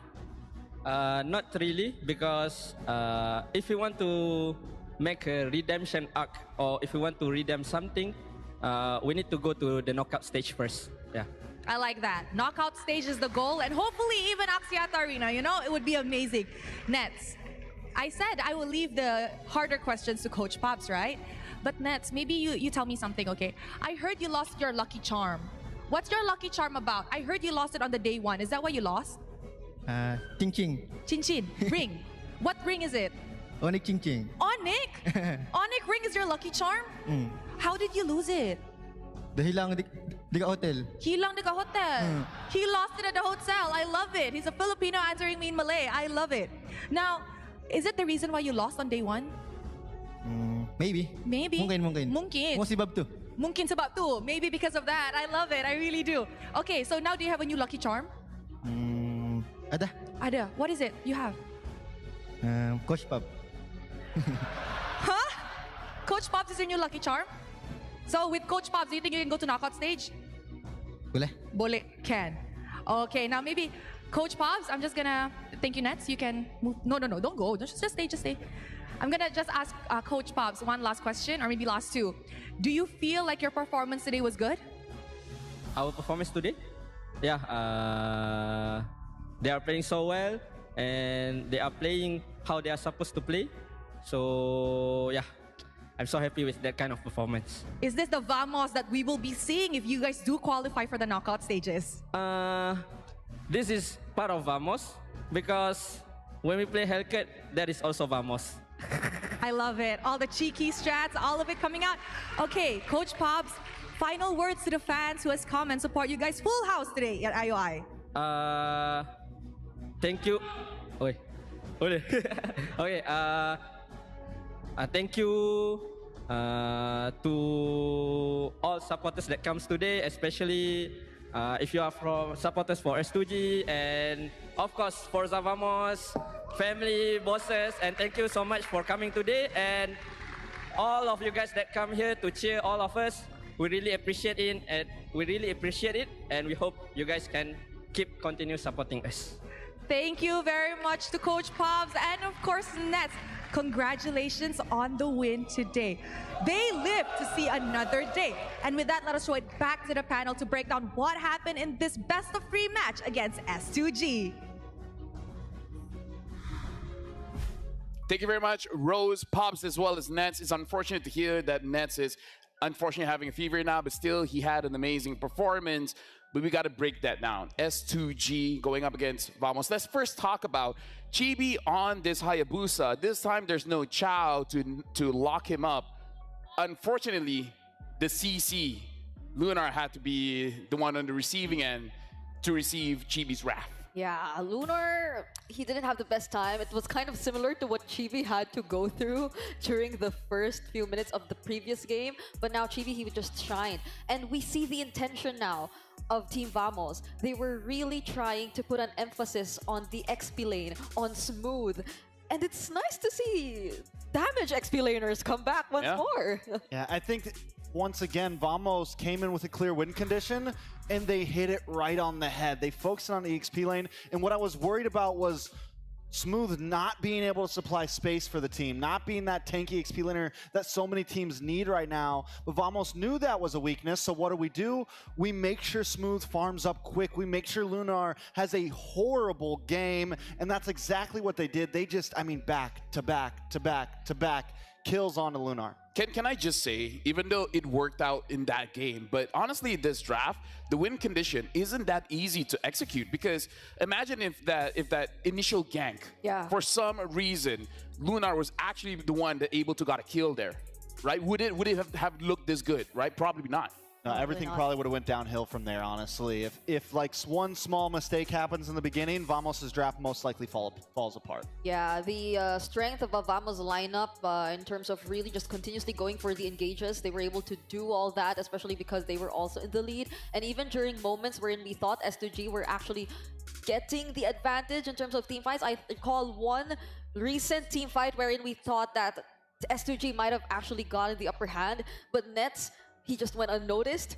And that's when you know that Vamos was actually able to pull off what they really wanted. They were able to look and pull off their win conditions. It's when, even at the most unfortunate timings, they still prevail after those team fights. Honestly, like, getting to that late game is very difficult. But once you get there, you feel like you're a shredding machine. No one can really tank for you, especially when their tankiest member, Pagu with that high loss, feels like he's the squishiest member because the whole kit of a carry is a tank destroyer. Yeah, I mean, so does this mean that carry is possibly one of the future answers to these high-lows picks? Yeah. I mean, to some of these very tanky, bulky guys, the Revitalize doesn't even seem to matter that much when the carry is just shredding you down. Yeah, even, I mean, for Begin, he had a fairly tanky emblem combination. The Tenacity, the Fighter emblem, those Brave Smite. I mean, we've been seeing a lot of Jushins go for that kind of emblem builds, but even that didn't really feel like it was able to sustain S2G much when it came to the team fights. Vamos just had overwhelming damage whenever they picked a fight. I mean, like, we gotta consider that. You were right. You're right. Begin is actually quite tanky. So don't get Begin. Like we were watching, and even Trikes, you were saying it. They went up, they went bottom, they went up again. Like, they really attacked the side lanes. They made sure that both Nats as well as Smooth has a good time. Zorn and Warlord, they just slowed them down. They just made sure that Begin is not influencing EXP or the goal lane, right? So this is quite an interesting thing. It's like, actually killing the Jushin is difficult. So just don't. Yeah, and what have we all been talking about when we talk about S2G? We talk about Siggy Boom and we talk about Lunar. Yeah. If you take off those two key players, the legs fall, right? S2G is unable to stand tall, but we do have the MVP, very well deserved, Chibi on his Hayabusa. He rotated faster than anyone else during that game. Even more than the high loss, more than the Jushin, more than those potential rotations shown to us by Zorn on the Gatotkat. I mean, he was like slower, of course, but then he was just so decisive. Go farm for a bit, get your creeps, and then return to Lunar's lane and just give Smooth the best possible early game. So like, all the attention, it was just towards the upper portions of the map, and Nets was just so free up against Sigboom.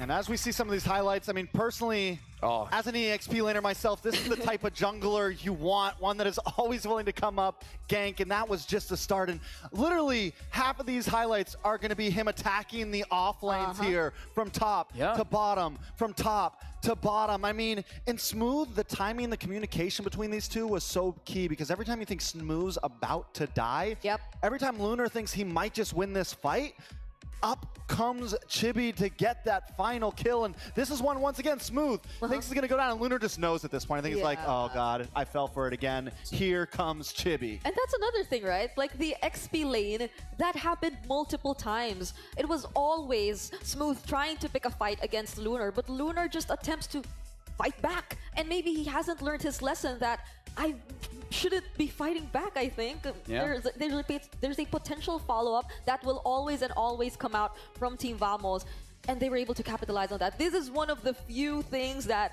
it was okay to keep doing, because it never really failed. It's literally, don't fix anything that isn't broken for Team Vamos. Yeah, Smooth was a really good bait, because every single time we see the highlights, Smooth has been chunked down for quite a bit. So it does feel like, oh, I couldn't probably get a kill. I might die, but I could get a kill. But Smooth made sure that he did not die, which is something that we have to commend, because it's a full damage Benedetta. Does not have defensive items. So the fact that you're able to get out of a sticky situation, that is honestly very, very impressive. And again, unfortunately, just to announce, later on we'll be having a visual that unfortunately STG has been eliminated. They have played well, but this does mean that Turkey is out of M6. Now we see one Malaysian team join those teams who are already in the knockouts as well. The 2-2. The 2-2. Not yet. They got another game to go. The 2-2 bracket. Yeah, they're but still fighting for their life, essentially. Yeah, and tomorrow's going to be insanity, I feel like. It'll be probably one of the most insane Swiss/group stages in M series I've ever seen. I mean, tomorrow is going to be one of those days where we break the PCU, probably. I mean, imagine like the four teams that are already in the 2-2 bracket right now. Twisted, BTK, CFU. Yeah, and now Vamos joins. Vamos joins. What kind of? After this, we have KBG going up against SRG. So that will also be a matchup that we have to watch out for. And for you guys at home, thank you for supporting M6. This is something that we want to do. We want to always be better. We want to be greater than ever. For you guys in the audience, you guys can see there's a QR code behind here. Make sure you guys scan the QR code. Your feedback is invaluable in helping us improve future tournaments. So make sure you guys scan the QR code there. Anything that we can do to make it better, we will. More Brigida, you know. What would you do to make it better, Brigida? More Games? more regions. All right. Hold on. I got something to tell the audience here. By the way, don't smile. Yeah, thank you very much. MLBB has been nominated for the Players' Voice Award at TGA 2024. The first round of voting is now live until December 5th. So it's up until tomorrow, 12 noon GMT +8. Simply scan the QR code to vote now. Let your voices be heard. Hold on, let me scan the QR code. Don't leave it. Let me scan. Great. All right. Scanned it. So I'm gonna vote for it now. Wait. Do we scan it too? No, I'm good. I don't have a phone that can scan QRs because I don't have a ROG. If only they give us the ROG. Yeah, my phone. I'd be able to do it quickly. It fell the other day, and now it won't open. I wish I had one too. Yeah. Having an RG would definitely help. But again, we got to talk about. After this, again, we'll officiate it properly. Just to remind everyone here watching, after this, it is going to be Keep Best Gaming KBG going up against SRG, another elimination match. And the match, whoever wins, goes to 2-2, joining the other 2-2 bracket, as Brigida has brought up. Twisted Minds, BTK, CFU, Vamos is in there as well. And the final match of the day is going to be Aurora MLBB going up against TLID. And now let's witness. This is, unfortunately, this is going to be the elimination of S2G. It hurts. First team to go out 1-3. Oh, I voted for this one already. Definitely I already hurts. voted. You know, I came into this event with really high hopes for Turkey. I've been a big fan of Ulfidnar since Fireflux and Incendio Supremacy. And it is definitely painful, and I don't know if it's just the nature of Swiss stage, if it's just current meta, what the deal is, but I do have full confidence that Turkey can come back next year and show that they are still a very consistent non-SEA region. It just seems like this wasn't the year for them, though. And again, just to remind you guys, up next, it is going to be Keep Best Gaming KBG going up against Salango Red Giants SRG. It is going to be another best of 3 match. We'll be going for a short break. Thank you. And you guys might need to comfort me after this, depending on how it would look like. But for you guys at home, we'll catch you guys in a bit. See you guys then.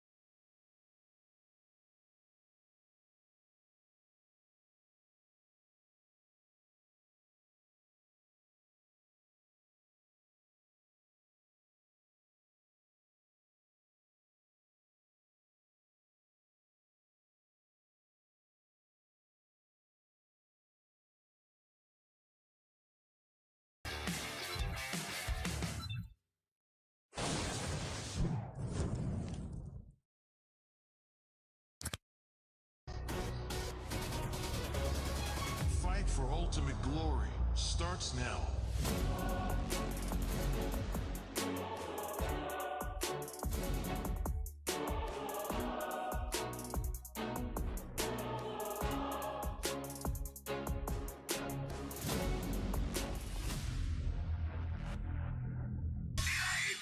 Mobile Legend M6 スイスウォッチ Meiji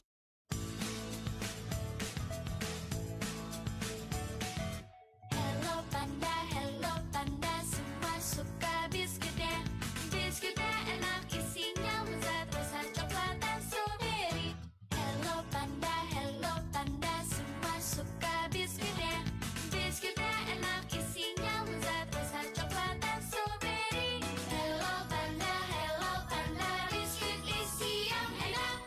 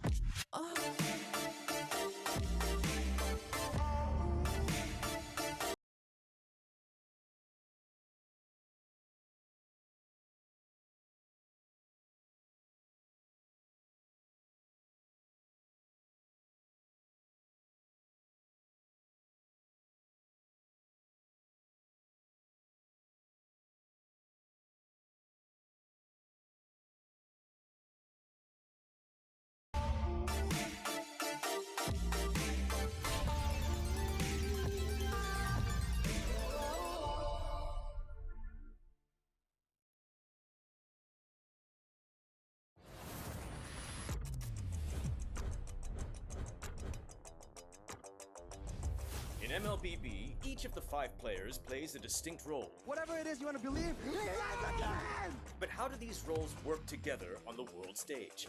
Going, sons! Who picks up the Mid laners and roamers are the bedrock of the team.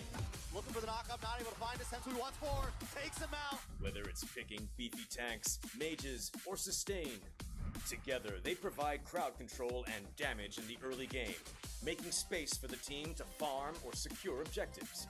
Then we have the EXP laners, usually playing tanky heroes. They poke and zone the enemy to create opportunities. Alright, let's see, another fight commences here. Gear goes in, it's gonna be a lot of damage played. While the roamers pick to fill the team's needs and support if needed. EXP laners must win their lane and protect their tower with aggressive, confident play, ensuring map control for the team. Ooh, final slash! Finally, we come to the junglers, the early to mid-game finishers, and the gold laners, the mid to late game finishers. Fiery!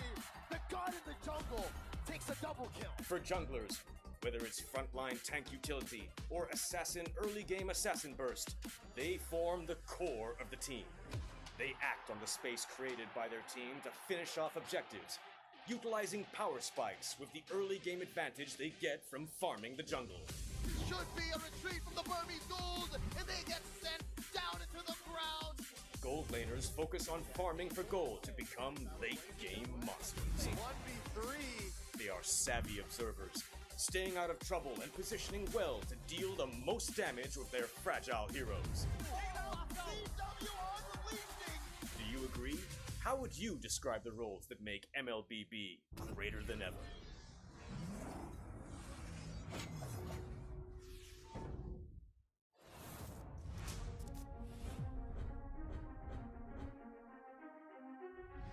A new era begins at M6. But who are the rising superstars leading the way?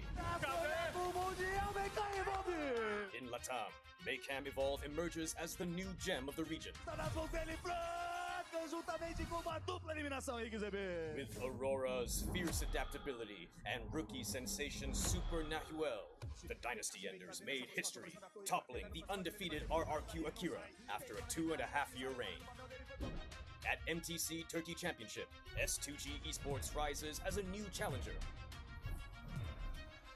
Led by Sigibum's superstar performance at the gold lane, Kagu's playmaking, and Begin's rotation, they are ready to shine on the world stage. In their M Series debut from MPL Cambodia, CFU Gaming is ready to strike. With M2 veteran Poppy and core members Detective, Z, and Wadu. Can the Sharks are primed to make waves on the world stage? Returning to the M Series is RRQ Hoshi, the Sang Raja. Looking for a train as he finds the triple. Looking for the maniac. Reinforced by Sutsujin's lethal skill, and led by Skylar, this squad of young stars is on a mission for global dominance. The Indonesian cavalry made a bold gamble by swapping their lineup with MDL rookies, uncovering gems like Fabian, the deadly jungler, a calculated roamer in Witty the Wise, and King Eronshiki, the next level gold laner. Team Liquid ID rises as a new M Series challenger. The double Overlord goes down one by one. It's a maniac. MPL PH Season 14 saw the debut of Aurora Gaming with rising gold laner Domeng and MSC 2022 champion Demon Kite.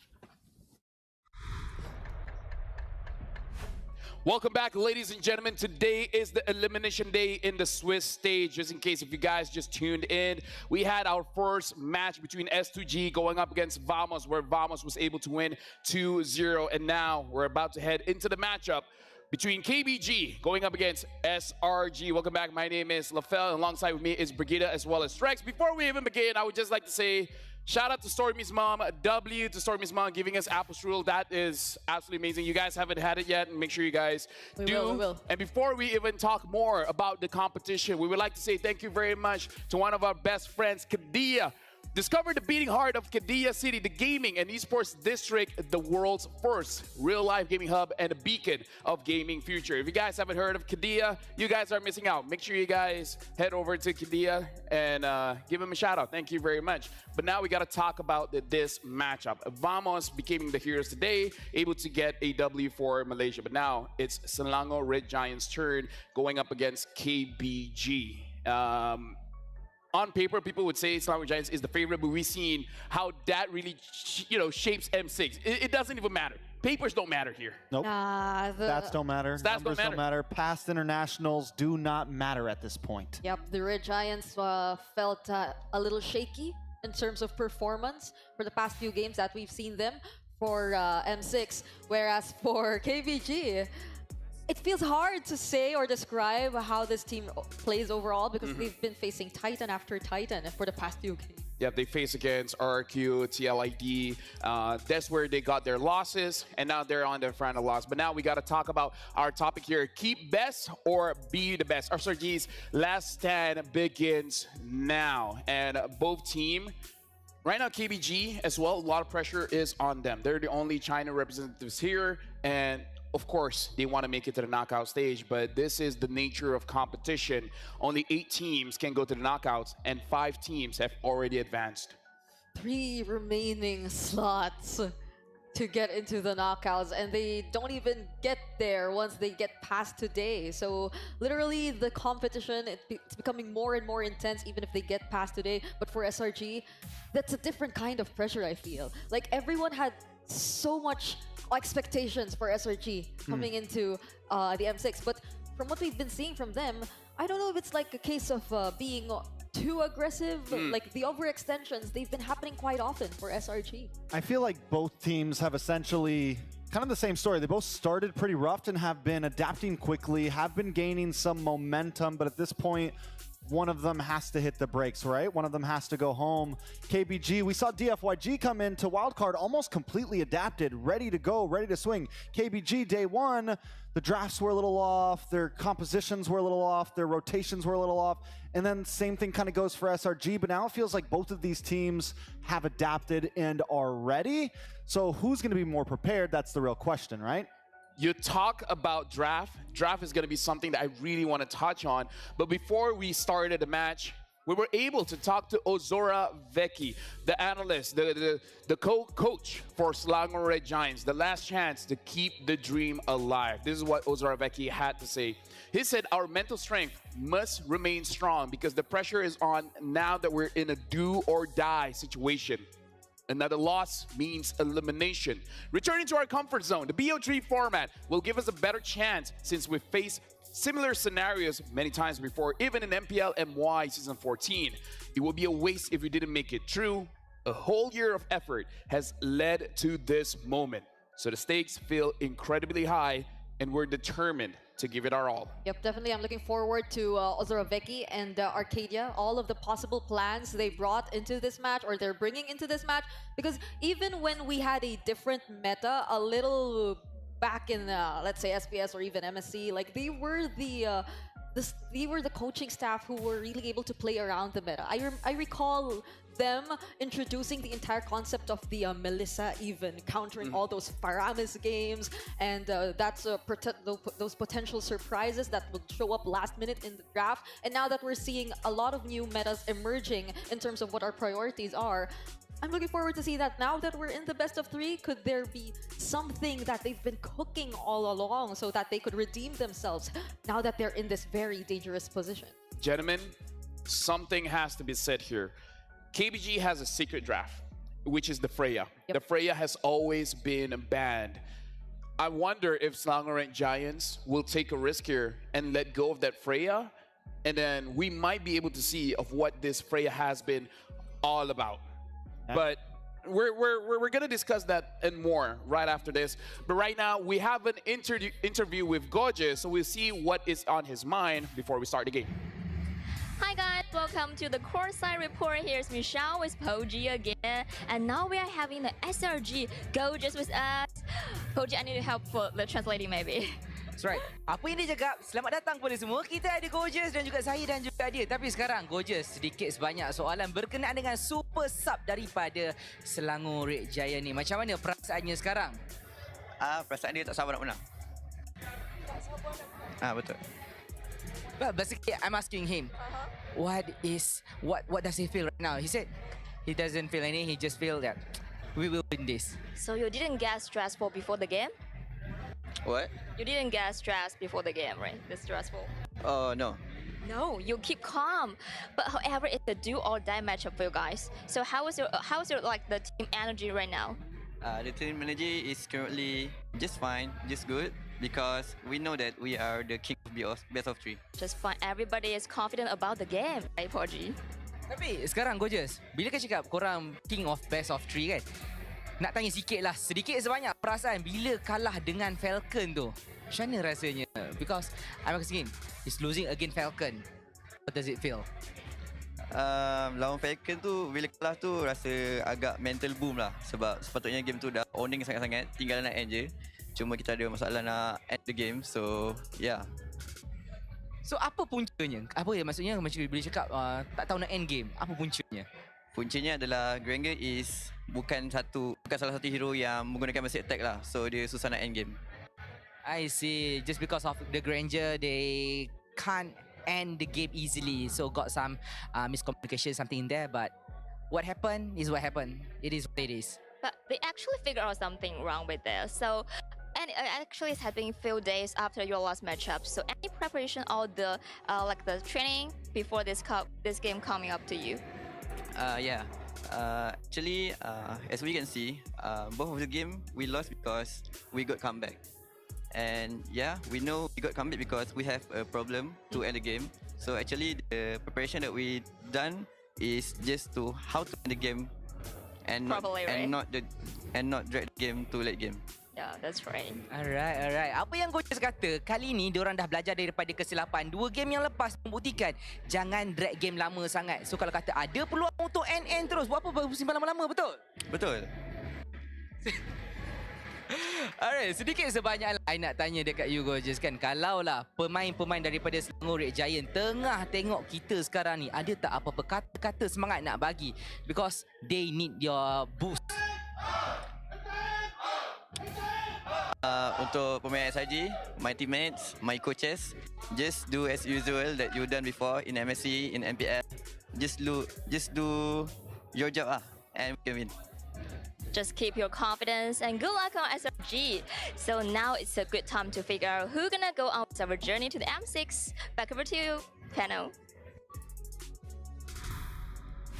Just do your job. That's what just just do your job. Don't make it complicated, all right?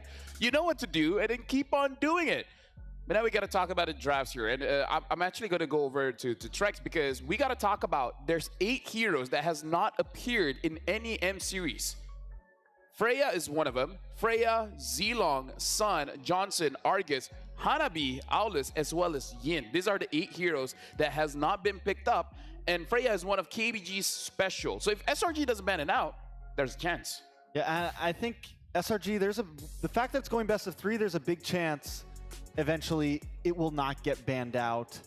Will it work out though? You know, we have a team, we have like one player, a player called Mikasa back in NACT that has a gold lane Freya that sometimes is extremely explosive. They get to late game and it rains destruction on other teams, but also it is one of the biggest risk-reward heroes I think I have ever seen in the gold lane. Yeah, the only thing I'm wondering about when it comes to like the entire Freya conversation here for KBG is if Bilexi is just as comfortable playing this, because I think it's a signature KBG hero, especially back when it was CU who was playing for the gold lane. But we know that there have been quite some changes in terms of their lineup heading into M6, but this is not exactly the lineup we've seen from them during the China qualifiers. So we see Bilexi joining KBG right now, but I could not exactly recall if we've seen enough Freya games from Bilexi. But then that is still somewhat a possibility.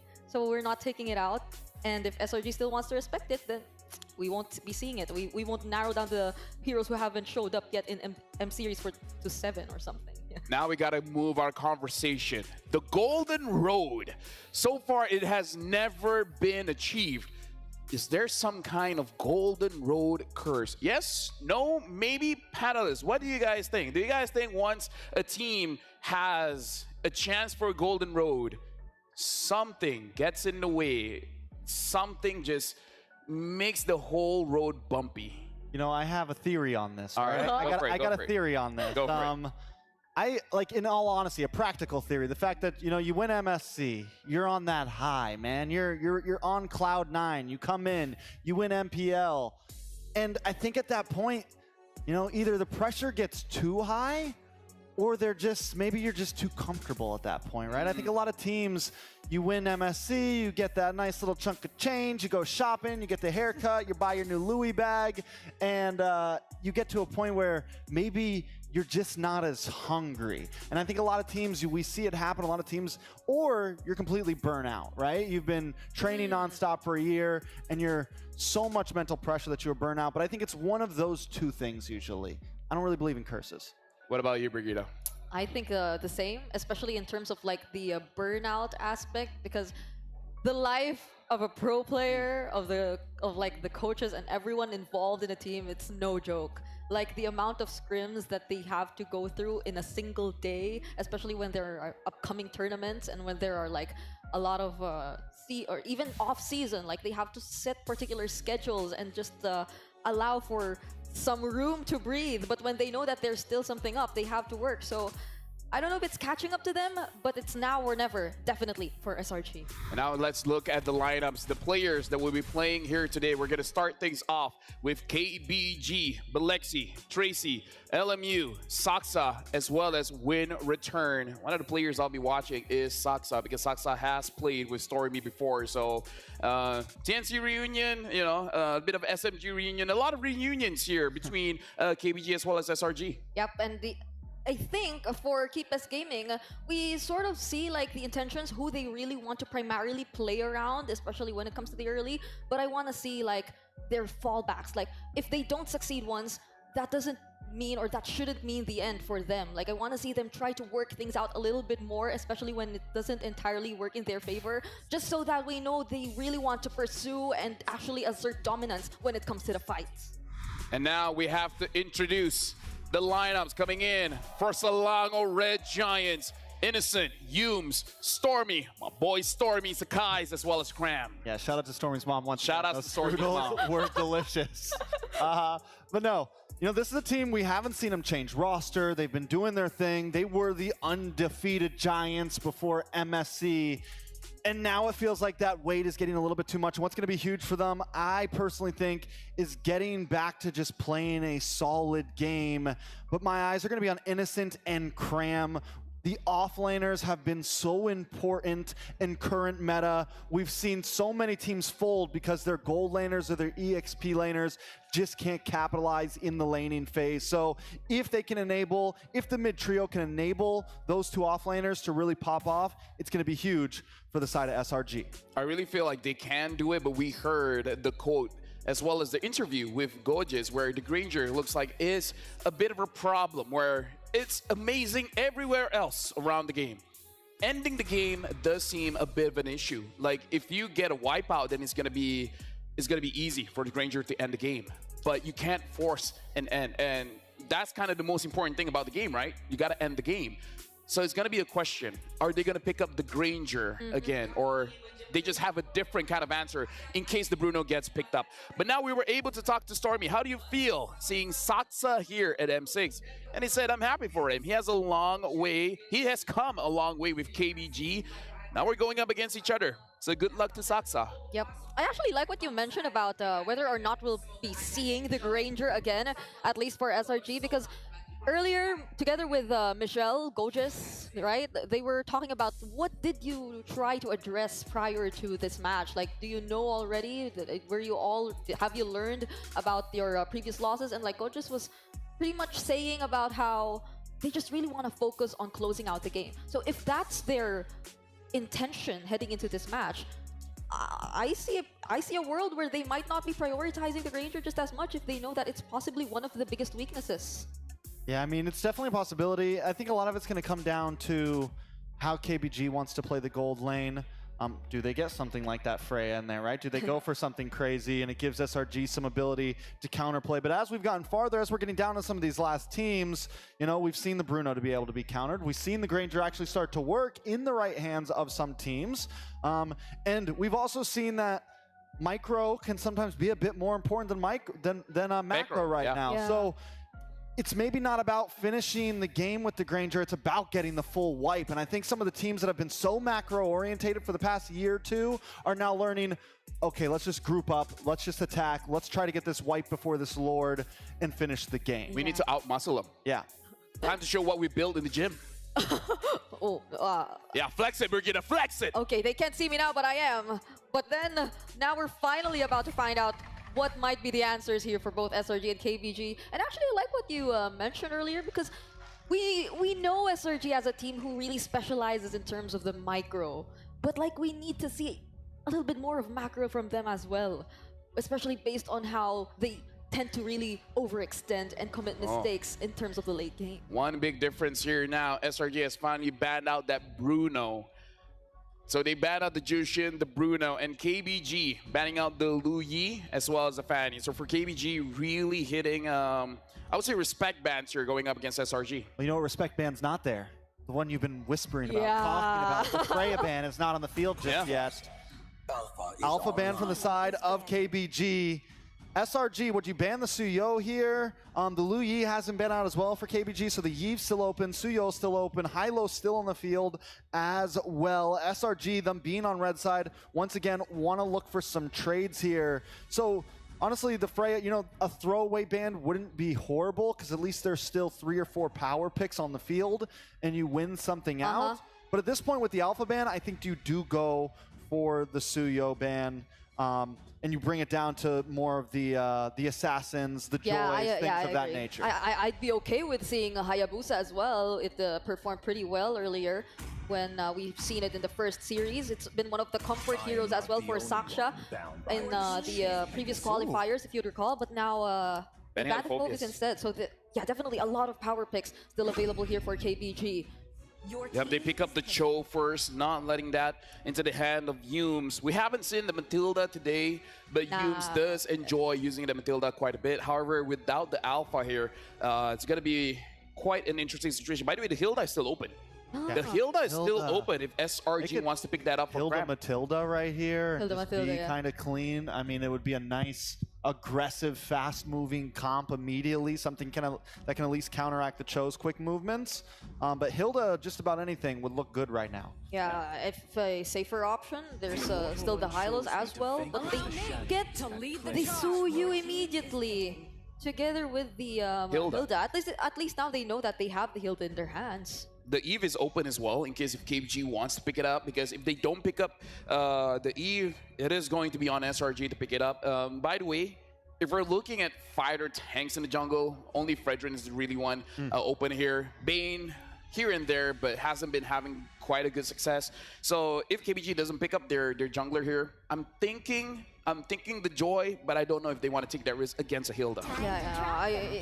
There goes the Joy. So time to drop the beat of the flash. All right, Joy pick comes in. I think the Eve is solid. You have the Cho, it works great with the Eve. Yep. It keeps people in a little bit longer. It can bring them back into it. You have control.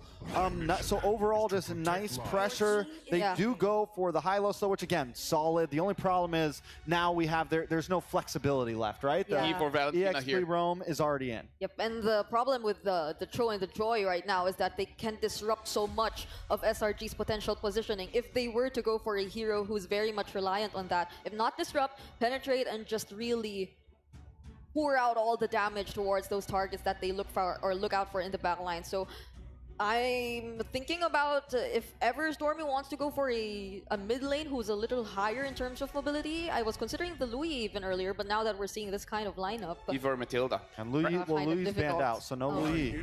Okay. Now, we get the Tig. Make sure they get it now, and the Joy is going to have a big problem. Now, I'm looking at the mid lane. A lot is open, but I'm also looking for a Moskov here for Innocent. And, you know, taking a page out of Falcon's book from yesterday, Falcons rushed the Tig because they knew it was just going to be so helpful in those neutral objective fights. And this gives SRG an immediate answer, even though, once again, you now know this Hilda is a guaranteed EXP laner, but still, the advantage you get from this when it comes to first, second, some of the most important objectives of the game, those first turtles, it's going to be huge. Can we say that both have the same opening here, grabbing Roam, EXP, and jungler? Both teams are on the same page. So you're self-banning at this point, you know? It kind of reminds me of the Balearic and the immediate response to all those dive comps here, but yeah, they take out the Freyas. Still not gonna find its way to KBG, but I mean, we also still don't know what Innocent might be pulling off this time, and they don't decide to ban out the gold lane heroes just yet. Instead, they go for Stormy. So Eve is still open, by the way. Eve is still open. Eve. And SRG gets first pick, so I mean, KBG has to ban that Eve out, because Tig, Eve, Hilda, that is... You have a lot of power when it comes to these objectives right there with the Tig and the Hilda already. You had a Eve, you had a RWM around a Turtle Pit, Lord Pit, and now it's a hard fight to take to try to out-retry somebody. If they want more frontline, they can pick up a Vexana as well. The mid is quite open here, so it's going to be pretty difficult for KBG to bat out against them. If you take out the Eve, there's still Aurora. There's still Vexana. And in terms of the goal lane, Moskov is okay, but it looks like they banned the Moskov themselves. They take out the Moscow, right? Beatrix, Nathan. The Harith is still there. But then this is a composition who might not make it easy for you to use the Zaman Force. Like there's the Cho, there's the Joy. They're just constantly on the hunt for these targets. So KBG, will they just let whatever gold lane Innocent wants to play? Will they just let it pass here and just focus on Stormy? Because again, the Eve is still open, so they might want to ban that out. Yeah, Fermi's also still open, could work okay with both comps, especially SRG if they want to go the sustainable route here. SRG on first pick. I think you save the with so many gold laners being banned out at this point. I think once again you save it for last pick here. Maybe you get some counterplay, like if KBG decides to go for something like a Wan, you can counter with the Aerithel. If KBG decides to go for something that has an obvious answer, SRG will have that answer. Yeah, if they really want to like go all out on the possible counter sets and that responses to the dives that will be done here by KBG, I think Aurora works well here. It's just that you might have to worry about your Pride of Ice being taken out every now and then by KBG. But Stormy is really good in terms of positioning, and they go for the Vexana instead. Still, at least they have additional front. So that's a lot of space created, whoever Innocent decides to pick up. Look at the crowd control for SRG, man. Yeah, there's a lot of disruption here. The Joy won't have a good time. Yeah. And they still have an opportunity for a nice gold laner. I mean, it's SRG's looking scary right now. We're gonna see a lot, and the problem is KBG, a lot of their heroes don't have much purifiability. It's gonna be all revitalizes, things of that nature. KBG still needing a gold and a mid. For their mid, do they go for something that also gives them for some CC answer, right? Yeah, like Aurora, something that can at least kind of counterplay on the crowd control answer. If they want to go for a little bit more of late game, the Sicilians there too. But they go for the Fermis. Ranger Fermis here without the Valentina. It's a one-sided ult coming in from the Fermis. So KBG looks to basically stay the team fight for quite a long time. The Beatrix is not there to answer the altar as well. The problem with the Fermis here, though, is their composition is a very spread out. Everyone's in their own position. It's not a very ube stick-together composition. You have Cho, who's going to be looking for dives. You have Joy, who's going to be looking for dives. You have Granger, who's going to be, dancing back and forth. It doesn't really feed off that very much. And if they do decide to group up, there's a big Eternal Guardian coming. There's a big implosion coming. There's a big threat to if KBG decides to go for it. So a little bit dangerous. Yeah, that Melissa, we mentioned it earlier. I mean, it's not Melissa. It is going to be in a time which we have talked about as well. So now looking at both teams, honestly, both teams have a lot of utility from almost every single role except for the gold lane here. So it's going to be a very interesting matchup here between SRG going up against KBG. Thank you very much to Trex as well as Brigida, but now we're calling in Ingan as well as Nisu to cast this game. Thank you very much, panel, for breaking it down, the draft there. It's game number 1 in the best of 3. We already know what's at stake. Again, second match for today. Very crucial. What is up, guys? I'm Nisu, joined here on the desk with Ingan, and we're here ready to break it down. What do you think of the draft so far? I do agree with Trek specifically with the way that the composition of KBG is going to revolve around the Faramis ult, but at the same time, these kinds of compositions don't necessarily group up. Yeah. Yeah. Will they group up? Will they make it work? Again, facing the brink of elimination in this tournament for the M6 World Championship. Starting out in this best of 3, will it be Keep Best Gaming? Or will it be SRG, the Selangor Red Giants, to take the series and get one step closer to the knockouts? Now SRG, obviously the crowd here rooting for them, the home team, the champions. Time after time, again, they were the tournament favorite leading into this. And man, talk about Keep Best Gaming. How many Titans have they had to face up to this point? RQ and TLID already, and now SRG. Yeah, they won. However, up against Maycam Evolve, now it's time for KBG to prove that they can go head-to-head with one of the Giants as well, SRG. Now, Wind Return, forced to use his Revitalize plus the Ring of Punishment, but again, this is a Hilda. It's just gonna go to the bush, get those HPs back, get a shield for 5 to 10 seconds, and now he's back to clear out the minion waves. Yep, and while we take a look there up top, don't forget, you guys can go ahead and grab your M6 pass right now too. Reach level 75 for free and grab all the goodies waiting for you guys. Make sure you max it out. I know I haven't, so we'll get to that. But we got to get through today, man, because it already started at a high note. you know, very, I would say, in my sense, surprising that our first series was a sweep. Now, win return. Oh, up against two. Wanting to look for the first blood kill. It's going to go on the hands of Sekai's, but Saksha, on the other hand, answers right back with a kill of his own, taking down Sekai's. That's actually pretty big here for KBG in terms of, you know, just jungler power early on. Even taking a look at this, rolling with a temporal rain here for Saksha is going to be great. This is usually what we see, of course, from the Joys right now. A very common pick being picked up, especially against the Suyo in that sense. But I gotta say too, the fact that they have a Tigreal over here for SRG is gonna work wonders. It has done really well, just statistically, being able to set things up. But then on top of it, you throw that you've got an extra body in the Eternal Guard on the field, but also a Hilda. They have a lot of tools in favor of SRG, and I feel like that's the biggest obstacle that KBG has to overcome.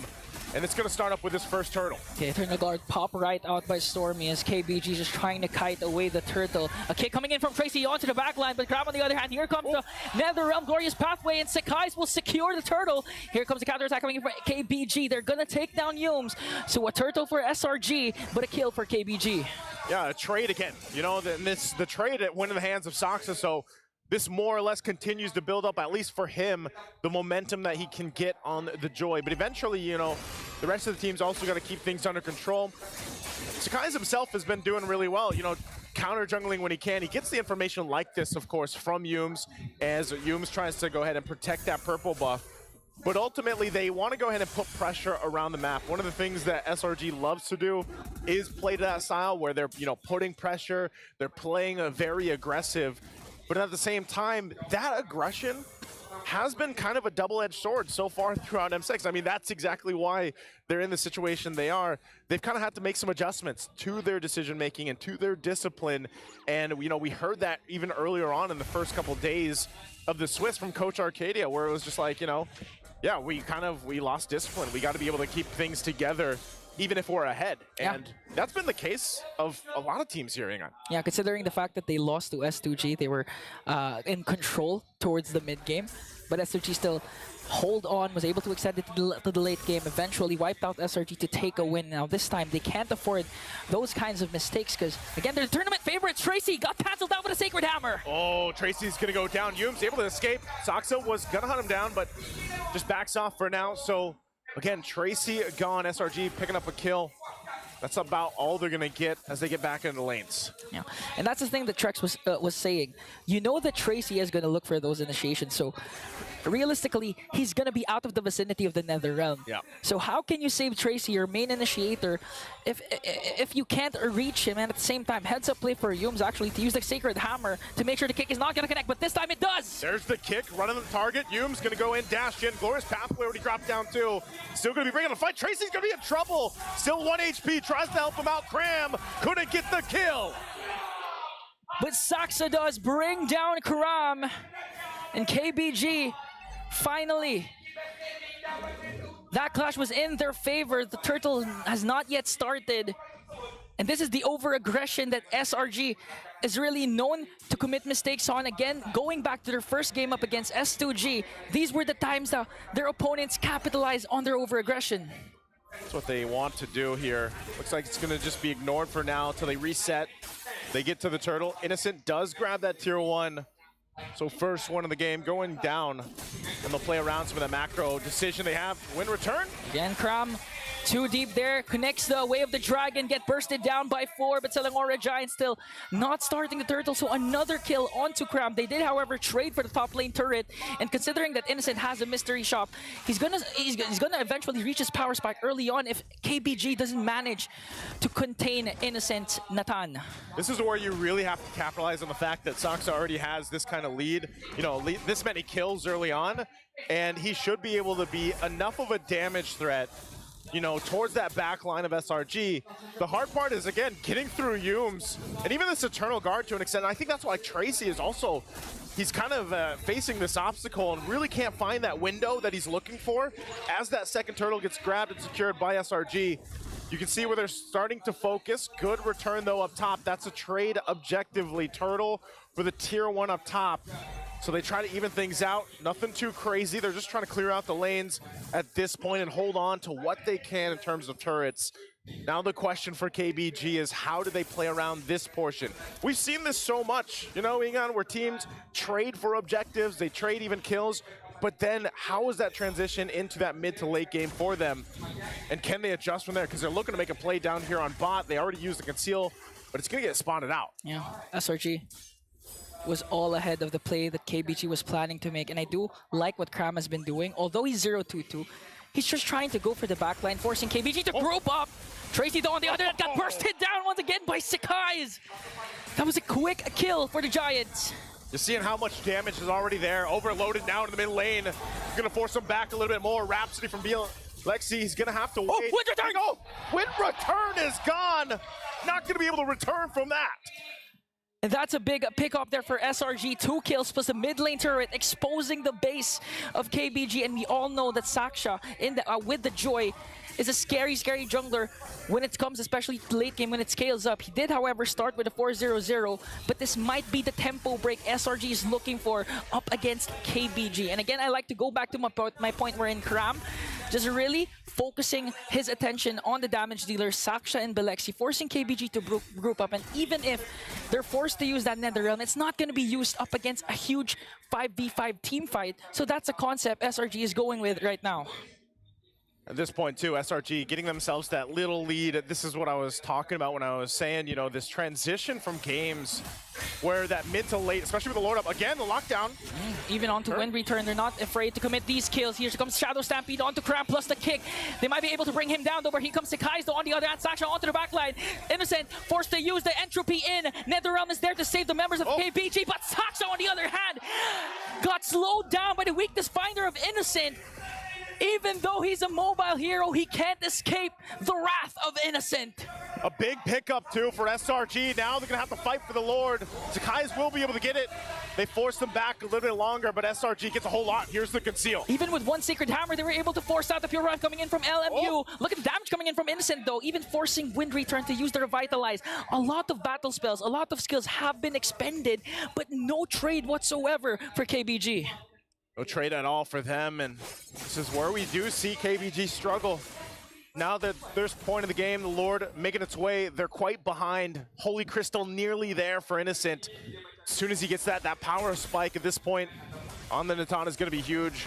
Already with the Starlium Siphon Feather in Heaven, and right now they can have enough tankiness in the front line that they can probably force their way into these base turrets. Eternal Guard drop down. Okay, when Return drops down the Glorious Pathway, Yums, however, has the Flicker plus Implosion play. He knows that a lot of Purifies aren't there except for Belexi, but they're not going to force things out.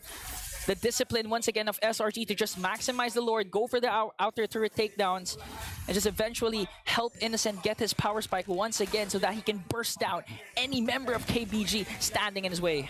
Tier 2's going down, being worked on. Soxa will be able to hold on to that top one for now. The wave's still pushing in. It is good that they hold on to the shields. Was expecting SRG to actually collapse in and try to take those down at least. They could still play around it too. The thing is, the KBG is actually able to go ahead and clear things out decently well. The fact too that you have a Faramis, a hero we don't see pop up too often, has really been helping them out. It's more so just they are good at extending fights, you know? Whether that's a Revitalize in the Glorious Pathway paired with that Netherrealm, it extends the fights for KBG, but they're lacking that damage throughput. That's what they're having a hard time with. And this Malefic Roar being picked up by Belexi, it might be enough eventually, but he still needs more time. Typically, when you are on this Granger, you know, you really have to be able to rely on that setup. And unfortunately, they have just been responding to SRG this whole time. And they're going to have to do that for a while. And even when he has the Flicker available, you never know when that Implosion Flicker combination or vice versa is going to come through. And so it is difficult for KBG to actually look for those windows. And that's why I think anytime we see a Cho on the board, Tracy or any Cho player has their work cut out for them, man, because they are the ones to usually go and start things up. Oh! What a bait out from Tracy, forcing out the Implosion play from Yums.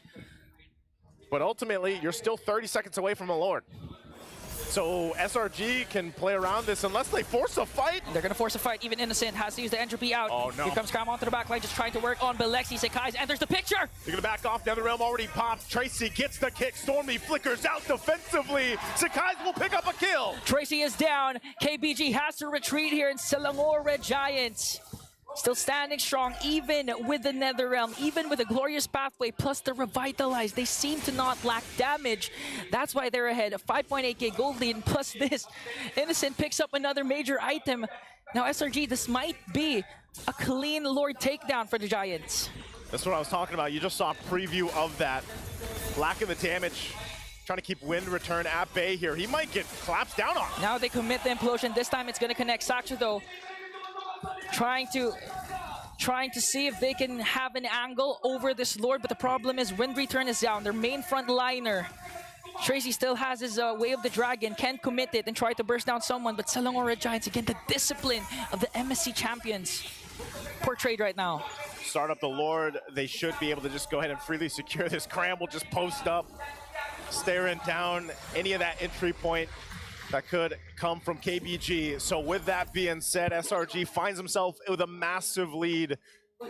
And just even in terms of damage and tankiness alone, like even their tanky heroes that they have here are enough to withstand the major damage dealers from KBG right now. So this Lord will definitely get them knocking on these base turrets down. And as we look into it, you know, you see the stacks, it's not really that much. He doesn't have, I mean, he's got BOD, he's got Malefic Roar, but still working on the next Hunter Strike too. But it just seems like even those shots, the Rhapsody, the Destinata, just not enough to deal with the front line. Whether that's Cram or not. Cram, most of the time, he's just sprinting on into all the shots, you know, soaking everything up, because that's like literally his job. And then that's where Yumes gets to shine later on. Even an Eternal Guard is enough to tank things up. So there's so much here to deal with if you're KBG. Mid turret already going down. They're going to have to clump up to actually have this fight in their favor. SRG, there's a conceal going to be used. They try to clear out the waves the best they can. They're slowed down with the Glorious Pathway, still holding it together. And KBG, very clean so far on the defense, unless SRG decides to force a fight. So far, so good. Lemieux's got to go back. There's Tracy with the kick. Still holding on to the Wave Dragon. Wow. Not able to capitalize on that, but right now, trying to hold on to the base turrets the best they can. Okay, they take down one bottom lane inhibitor turret. Important to note that Yums again has his flicker. Here comes the Wave of Dragon connecting onto Yums. Hasn't casted an implosion yet, but here comes the NetherRealm. KBG trying to respawn, but Selangor Giant's damage is just there. They're going to keep SRG at bay without losing any casualties, and they manage to save their top lane inhibitor turret. Wow, KBG, despite being down almost 10,000 gold, will have a defense. Saxa, you got to be careful here. Oh, he's actually going to go. Whoa! Whoa! Sekai's with a stun and Innocent with the damage. Brings down Saksha. Now this might be an opening for SRG. Yums again has his flicker. Gonna wait for the implosion to be up. Wow, an unfortunate play from KBG. KBG, I was saying, you know, great defense, but then now down a member. This is an opening for SRG. Innocent goes in with the entropy. They're just trying to delay with the Glorious Pathway. Here comes the Wind Return. Eternal Guard is there to kick as well. But SRG, the damage is just too much. 3 members are down. Bilexi trying to defend, but Selangor Red Giants with a Game 1 win. And SRG will make it happen. First blood in the best of 3. Another game is what they need to stay alive in the tournament, of course. And KBG, you know, that early game looked like they were able to hold things together a little bit. Then it just slipped out of their hands, and that seems to be the trend here, the story of KBG. But again, they have been against Titan after Titan, and now a Titan giant. Well, let's go ahead and throw it over to the panel to break down game number 1. Thank you very much, Ingan, as well as Naisu.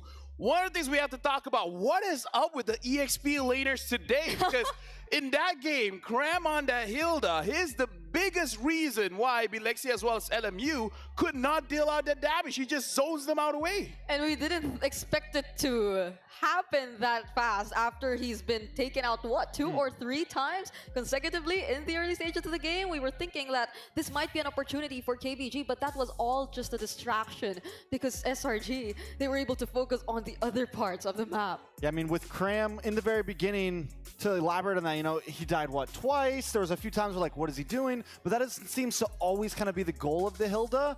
And what that did was it bought time, because even when KBG was ahead in kills, I mean, SRG was still winning out in gold, still winning out in map control, and it just felt like they had the pressure throughout that whole game. It felt like they were in control that whole game. Yeah, this is one of those games where honestly it's clear that it's all about macro, right? Selangor Giants, they understood, because this is one of their strengths, because in MPL Malaysia, quite a lot of teams that's very good in the early game, but Selangor Giants, they're the king of mid game. Something about that second turtle, one second turtle spawns, something about SRG, whatever their planning is, they always execute it well. Yeah, and KBG, unfortunately, we saw that there was somewhat an intention when they headed into the game.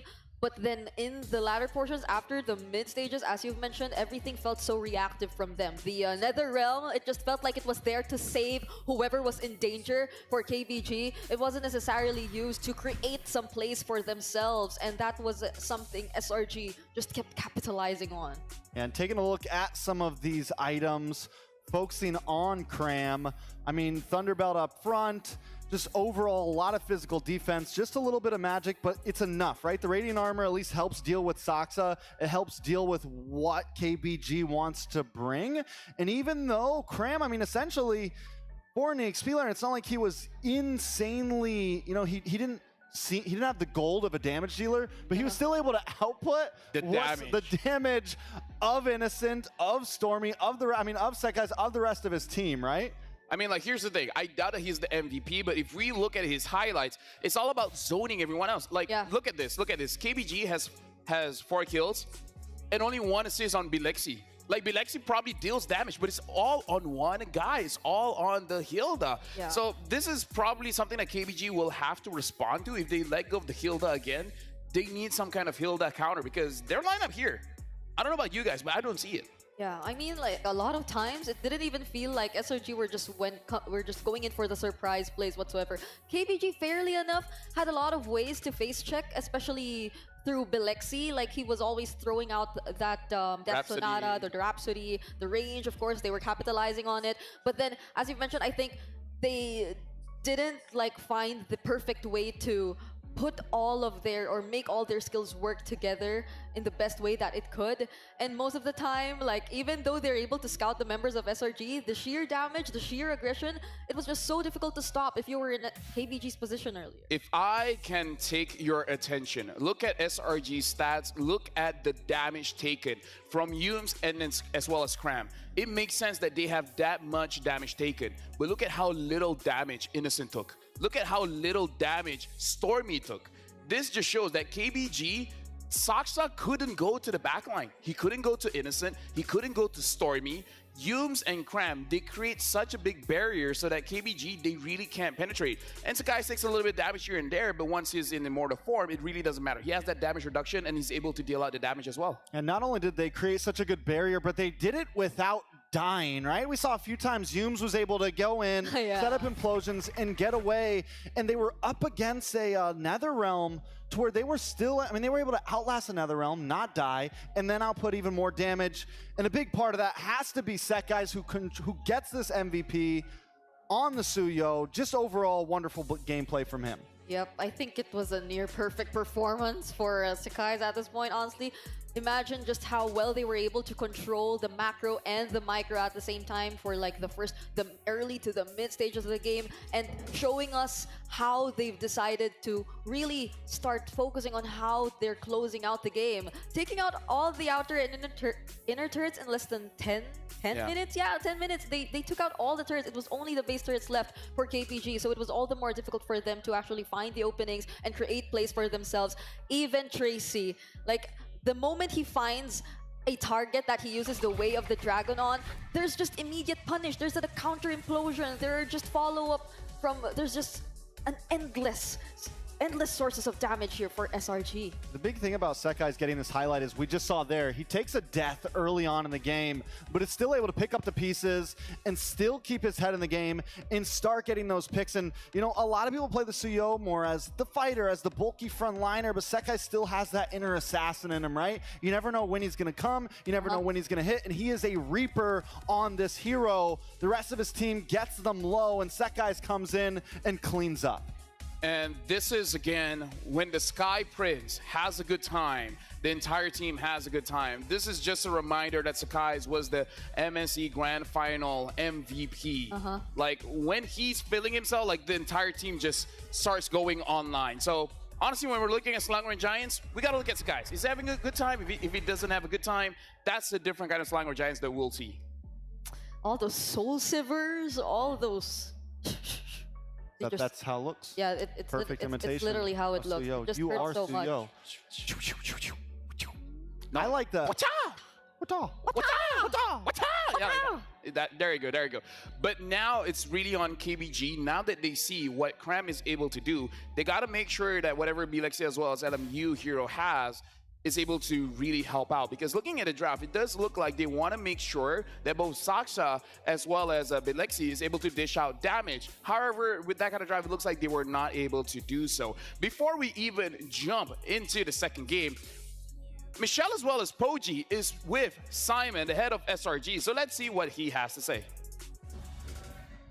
Hello guys, welcome to the Courtside Report. Here's Michelle with Poji, and also we are having the Simon, the owner of SRG, with us.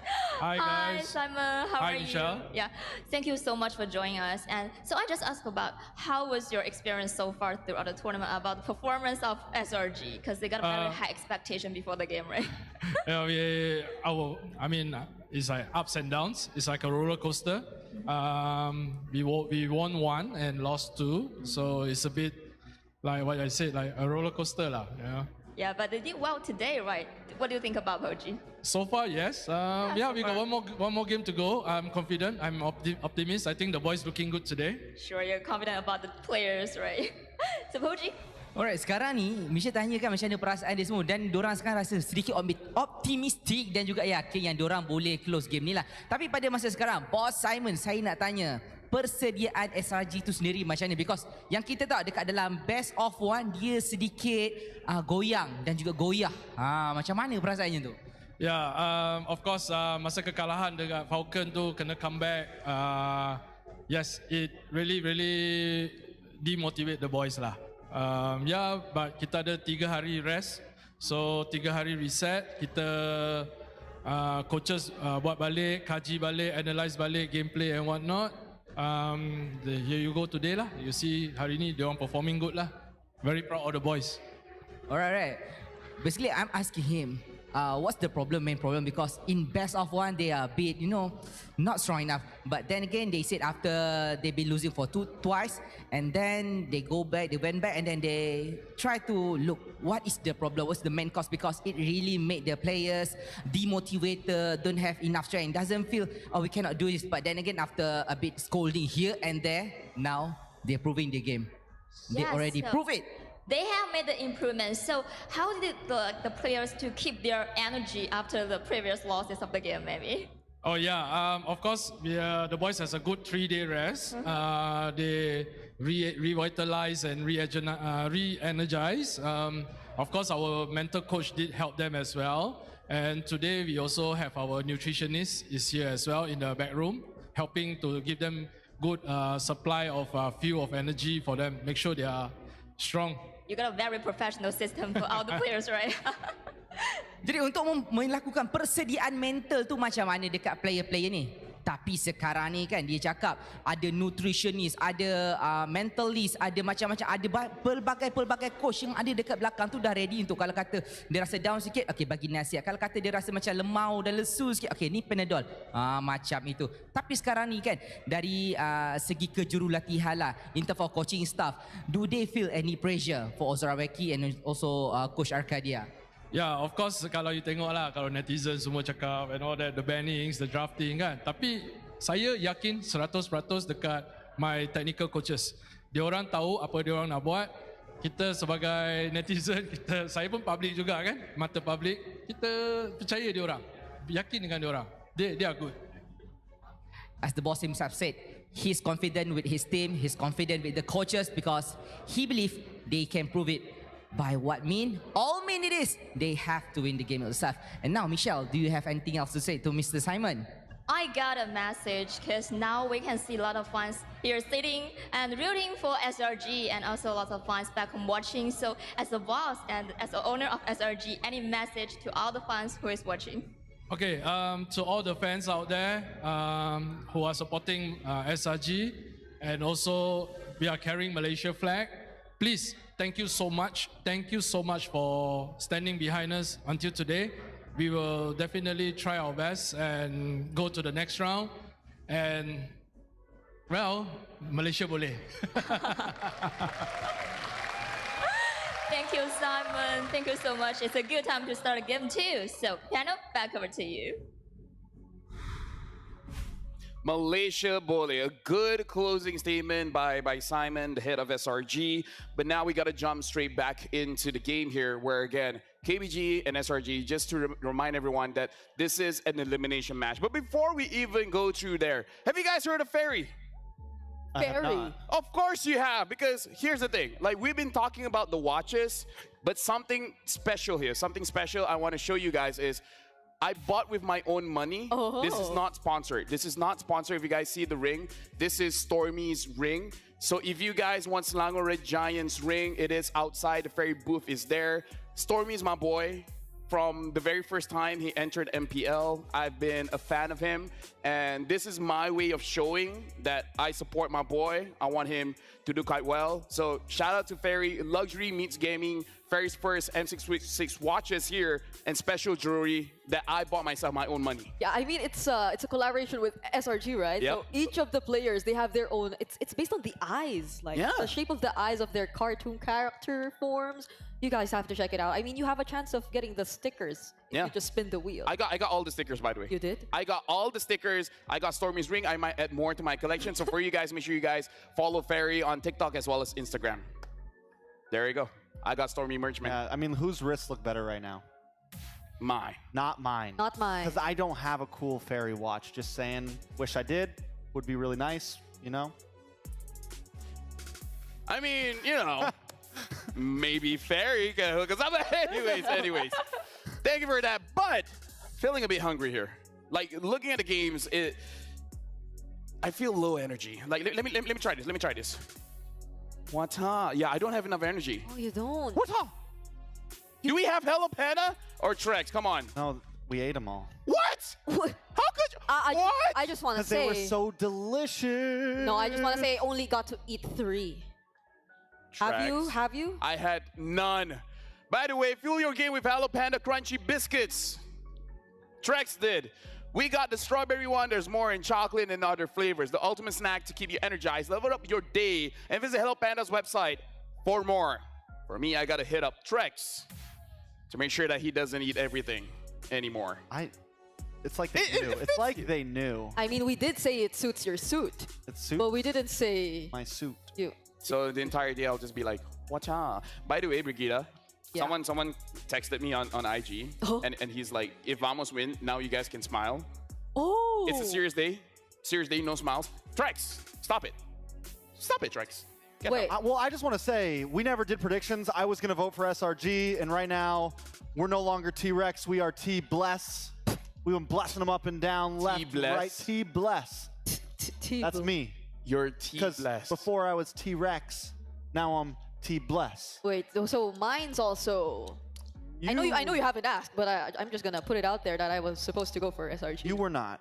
I was. You wasn't. You saw her go against Vamos. That doesn't mean... She did say that Malaysia's dreams will be crushed. Wait, this isn't a PH versus MY match. What are you It's saying? a podcast. You did say that. Just remember who the new public enemy #1 is. It's our actually- our old one is not with us currently. No, actually, it's DJY. DJY is actually wearing SRG merch. He is? He is. He's wearing the jersey. And now it looks like we have some fun fact here, if I'm not mistaken. But anyways, we'll jump on it. So we have around 14 seconds before the draft starts. If SRG gets the Hilda again, I don't know, man. It's going to be muy difficult. Muy difficult. Muy is like very... Very. Muy. See, I know some Spanish. I thought... Well, yeah. It's Team Vamos. Let's jump into this I draft, watched guys. Dora the Explorer. Dora the Explorer. Me What's your too. command? My daughter The does. queen is banning. I'm in Spanish. I got no clue what's going on half the time. Time to take the field. Your Into the team bans. is The banning. Louis ban once again. KBG gets blue side again. They decide on blue side, but as you said, it might be time to switch something up, and that's going to mean either banning the Hilda or picking it up front. I think it's extremely important. So many teams are having trouble with this Hilda. So many teams can't find counters. And in the first half of the game, Cram was doing as much damage as the rest of his team, while also being tanky enough with no damage items. It is a hero right now that should not be in the Land of Dawn unless it's on your side. Yeah, but I do feel like SRG's not, or might not take it out because like The only one. Wind Return hasn't had a history of using the Hilda in the previous qualifiers as much. I mean, for sure they've been trying to explore in terms of that a bit, but still they'll stick with the Cho priority. The draft hasn't changed so far, T-Bless. So you just do the same thing. Suyo, Hilda. Suyo Hilda. I mean, Hilda. like, there's no reason for Selangor Giants to realistically change. If they want to change, they can change the Suyo, but the Hilda feels absolutely necessary. And Sekai's on the There you go. Suyo feels that. I mean, Sekai's Suyo is a monster, and this just sets them up for an earth-shattering early mid-game right here. I'm not thinking if they still want to go for the Joy. Oh, they still want the Joy. Guys, all right, this time they pick up the Moskov. That's a difference here. So maybe in the eyes of KBG, they just needed a change in gold lane. If the gold lane, like the gold lane matchup is solved, then it's all good. Is it? I don't know. We don't know yet. We will see for sure. KBG on the side of things thinking that maybe it's just a execution problem. Maybe, I mean, honestly, I wasn't against their draft. The Fermiz, I felt like didn't really complement what they wanted to bring. I agree. Everyone wanted to group up. When you want Joy to be able to dive, when you want Cho to be able to dive, they were forced to group up. So maybe there's the issue, right? Yeah, and Yums, if they still want to stick with like the exact same draft pattern, since the idea of the KVG is similar, so they can like pick up the Tigreal here if they still wanted to go for that. I mean, they haven't revealed the mid and the gold lanes yet, so I mean, there's no reason to change, right? it's I mean, the Moskov is a change, but is there any reason to answer it right now? Not at No, all. not at And some teams I think will do this, like what KBG's doing, thinking that they'll get an SRG's head or something. SRG like, well, we don't want to play the same comp twice. That's boring, you know? Let's just change the Tigreal, and then you get the dub. But SRGs, they've been doing this. They know how to play this out. We're not going to switch anything at all. Except they won't ban the Freya this time, probably. They'll get an extra ban. Yeah, that's true. That's true. You know what? That's right. yeah, and so they can just like pretty much ensure that the Moskov's gonna Ban have like the best possible laning phase, so they can like counter they can like ban out the counters through the Moskov here. But as of the moment, SRG, even for Cram, I think they want him to have the best possible laning experience on the Hilda. So right now, let's actually talk about this.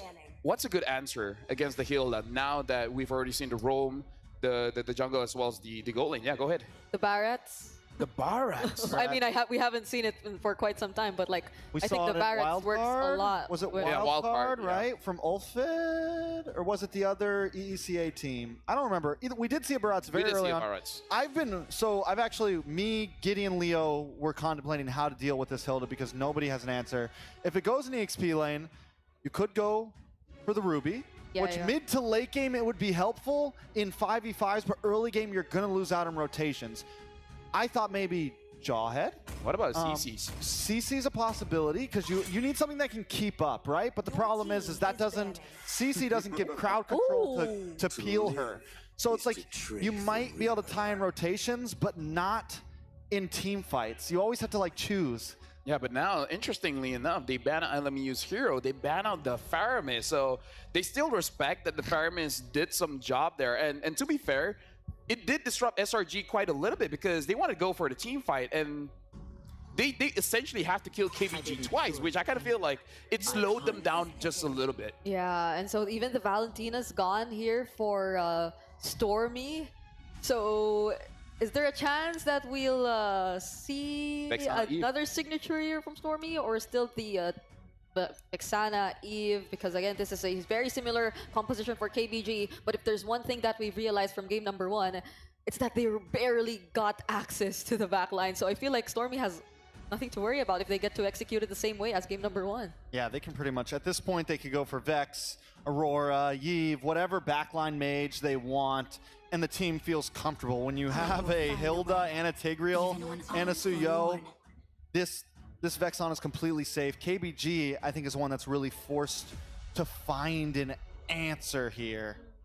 And nothing is really stopping them from picking up the Natan again, but they can change if they want. SRG looks like they have quite good control over this draft, considering they are able to repick 80% of their previous draft, and the Natan hasn't been banned out, so they can pick it for 100% repick. Though they have the Moskov now, so I don't think they can go. I don't think KBG can go Yve here because Cram will just run down on that. Yeah. Run down every single time. They need some sort of peel. They need a way to keep that away. They go for the Edith. I would like to see it in EXP because I like Cho in the roam, but what do you guys think? No, I agree. I kind of feel like Edith on an EXP, you can deal with Cram on the Hilda, but now Cram's real name is Mark. Cram is just Mark Oh! Did you realize it just now? We just call him Ikra. I never knew that. It's a thing in the Philippines, I think. Like it's yeah. It's with your language. So like right? I'm Adigurb. It's like Lodi. You know? Yeah, like Lodi, exactly. What's up, my Cram? Oh, dude, that sounds so simple that I'm pissed off. I didn't figure it out. My mind just imploded, like that Tigreal's about to do to KBG probably. I mean, he's not gonna do it on his own team, you know. That's true. I'm just saying. He can only go one direction for this one. Is it gonna be the Natan? And it is gonna be the Natan. 100%. 100% repick by SRG. It's the same. It's the same. I wonder, with the changes of the KBG lineup, is this gonna be enough? Thank you very much to our panelists, T Bless, Brigida, but now we're going for Ingan as well as Naisu. Thank you very much, panel. Coach Arcadia basically said, you know what, hold my water, copy paste. That's what we're doing for the next game as they face match a point against KBG. And this time, KBG's got to give it their best in this one as they are facing elimination in the M6 World Championship. Yes, they brought a different lineup to this one, but is it going to be enough against the Selangor Red Giants after what we saw from game one? They've got to bring it all together and literally give it their best in this one to extend the series to a game 3 and keep their hopes alive in the tournament. Let's jump into the Land of Dawn here. Again, game 2 between Keep Best Gaming and Selangor Red Giants. Theoretically, I think KBG's lineup is gonna perform better compared to their previous game, because again, the Faramis, although the Netherrealm was always used up, they seem to not have any answer with the aggression of Cram, with the aggression of Yumes. They don't have any re-engage. So this time with the Aurora, the Frigid Glacier is key for KBG to answer SRG. You think that time, or this time around, the Aurora is enough to stop the implosion setups that we saw previously, you know, because obviously, like LaFell said, he's not going to be imploding on his own team. So is the Aurora enough to go ahead and handle that now that we have some time to talk about this? Do you think that's a big enough change in that lineup from KBG to at least slow things down against SRG? Yeah, might be enough for Selangor Red Giants to think twice if they were going to overcommit if ever Yums decides to go with the implosion, because again, the threat of the Frigid Glacier is just too immense. And at the same time, they have enough crowd control this time with Wind Reader and having the Edith, so they're not just gonna rely on Tracy with the initiations of the Jeet Kundu or the Way of the Dragon. The Earth Shatter Flicker combination might just be enough to get huge pickoffs, especially Innocent only has one Purify, and there's a lot of setups that KBG can go if they decide to flank the backline. Yeah, I think it's more so a sense when we look at KBG's lineup in this time around. Tracy had to do so much work in the previous game one, and it just got to a point where, yeah, Tracy couldn't. I don't think he had many Way of the Dragon setups that he was, you know, wanted or that were favorable to KBG. Well, this time around, like you just mentioned, the fact that you've at least thrown an Edith into the mix helps things the same. And I think even part of this, if we can have a replicated game, KBG in terms of Saksa, the lead that he got, then he's even in a much better position to actually go ahead and contest, you know, the objectives later on. The problem, like I was saying from game one, though, was KBG, honestly, their early game seems to be rather good for the most part, but then that mid game and even the late game transition is where they seem to struggle. And they've made these adjustments even back before, you know, when we first started seeing KBG and the improvements that they had made, even getting somewhat of a revenge, you know, against Turkey that took them out last time in their visits in the M Series. They made improvements, you know, but clearly there's still parts of the game from game to game in all their matches where they definitely need to refine, and slowly but surely they've gotten to that point. I'm just wondering if they've fixed things fast enough from the previous one to get where they are here now to hopefully get to a game 3. Because looking at the emblems here, nothing too crazy this time around. You do have that Master Assassin, you know, over here for Lexi. That 1v1 versus Innocent. Gonna be a little bit tough, but hopefully doesn't get overzealous against it, and a whole lot of rotation speed for LMU on this Aurora to hopefully join a lot of these fights, because you already know Yums is going to be everywhere. We saw this already previously alongside Cram. Cram just likes to just almost play roam on the Hilda, you know, even though he's XP. Yeah, he's really active, and at the same time, he's just going to clear, and then as much as possible, be proactive when it comes to taking down neutral objectives as well, zoning out KBG. Important to note that Innocent, though, instead of the mystery shop, went with the tenacity. So this is ensuring the rest of the members of SRG that you don't have to babysit me as that much. You can go for the control over the mid lane, so we can secure neutral objectives like what we did last time. But look at this, the 1v1 between Innocent and Belexi. I think nothing's going to happen here in the bottom lane as they start things off with Turtle. All right, Turtle's going to be started up. Actually, Cram could be in trouble. He bobs and weaves out of it, though. Ooh. Gives the emote as well. Turtle already secured by them. SRG, though. Okay, so the Frigid Glacier did not connect this time, and Cram just bobbing and weaving. And now onto the bush with the regen. SRG once again. Turtle secured. No trade for KBG. It looks like they learned, you know, SRG, at least in the series today. Again, with what Coach Arcadia said earlier on in the Swiss stage, we got to learn to be a little more disciplined. We got to, you know, stop beating ourselves, basically. And I'm pretty sure, you know, if you guys have ever been in, let's say, traditional sports or esports yourself, you've probably heard that from a coach yourself. Stop being your own worst enemy. And at this point, SRG has had to make that adjustment. And so far, so good. Again, it's only early game. We're only 3 minutes in. That first turtle isn't too crazy for either team, you know, whoever ends up getting it. But traditionally with SRG, they get that objective, then they look for that setup potential, because now the level 4s are in question here. So both roamers obviously want to work with that. I expect Tracy to probably try to make that play first. But if they can't find it, and they can't play into the fact that you have an Aurora to help lock things down, then they might just wait for that next objective take for the turtle. Yeah. And again, KBG, the thing is, they could also just delay the game and eventually reach Sax's power spike, because a Joy that scales up pretty well towards the late game is going to be crucial in taking down the backline of SRG. Even just going front to back, he's going to be able to do that. Yums, though, with the Sacred Hammer, there was an attempt there onto LMU. And now SRG just playing disciplined enough to wait for the neutral objective to once again respawn. Interestingly enough, too, the gold lane matchup, rather quiet, you know, just going to go ahead and farm each other up, even in the XP lane as well. But this might be a play here on Wind Return. Oh, popping the Primal Wrath right away, but up against 4. You can't do as much. And a pickoff once again for SRG, setting themselves up perfectly for another turtle take. That's such good timing, too, for SRG. You know, go up, cap out a kill. Now rotate to the objective. They're most likely just going to get this one. Enough distraction from Saksa, even getting the ultimate out. No electrifying beats, so all that results in SRG just getting a whole lot early on for not too much work. Again, you know, Wind Return just getting caught. They're trying to cut the wave and then getting crashed down, and now the play looks to be here on the bottom side. We'll see if they can defend against it. Spear of Misery connects, and Innocent just walks away.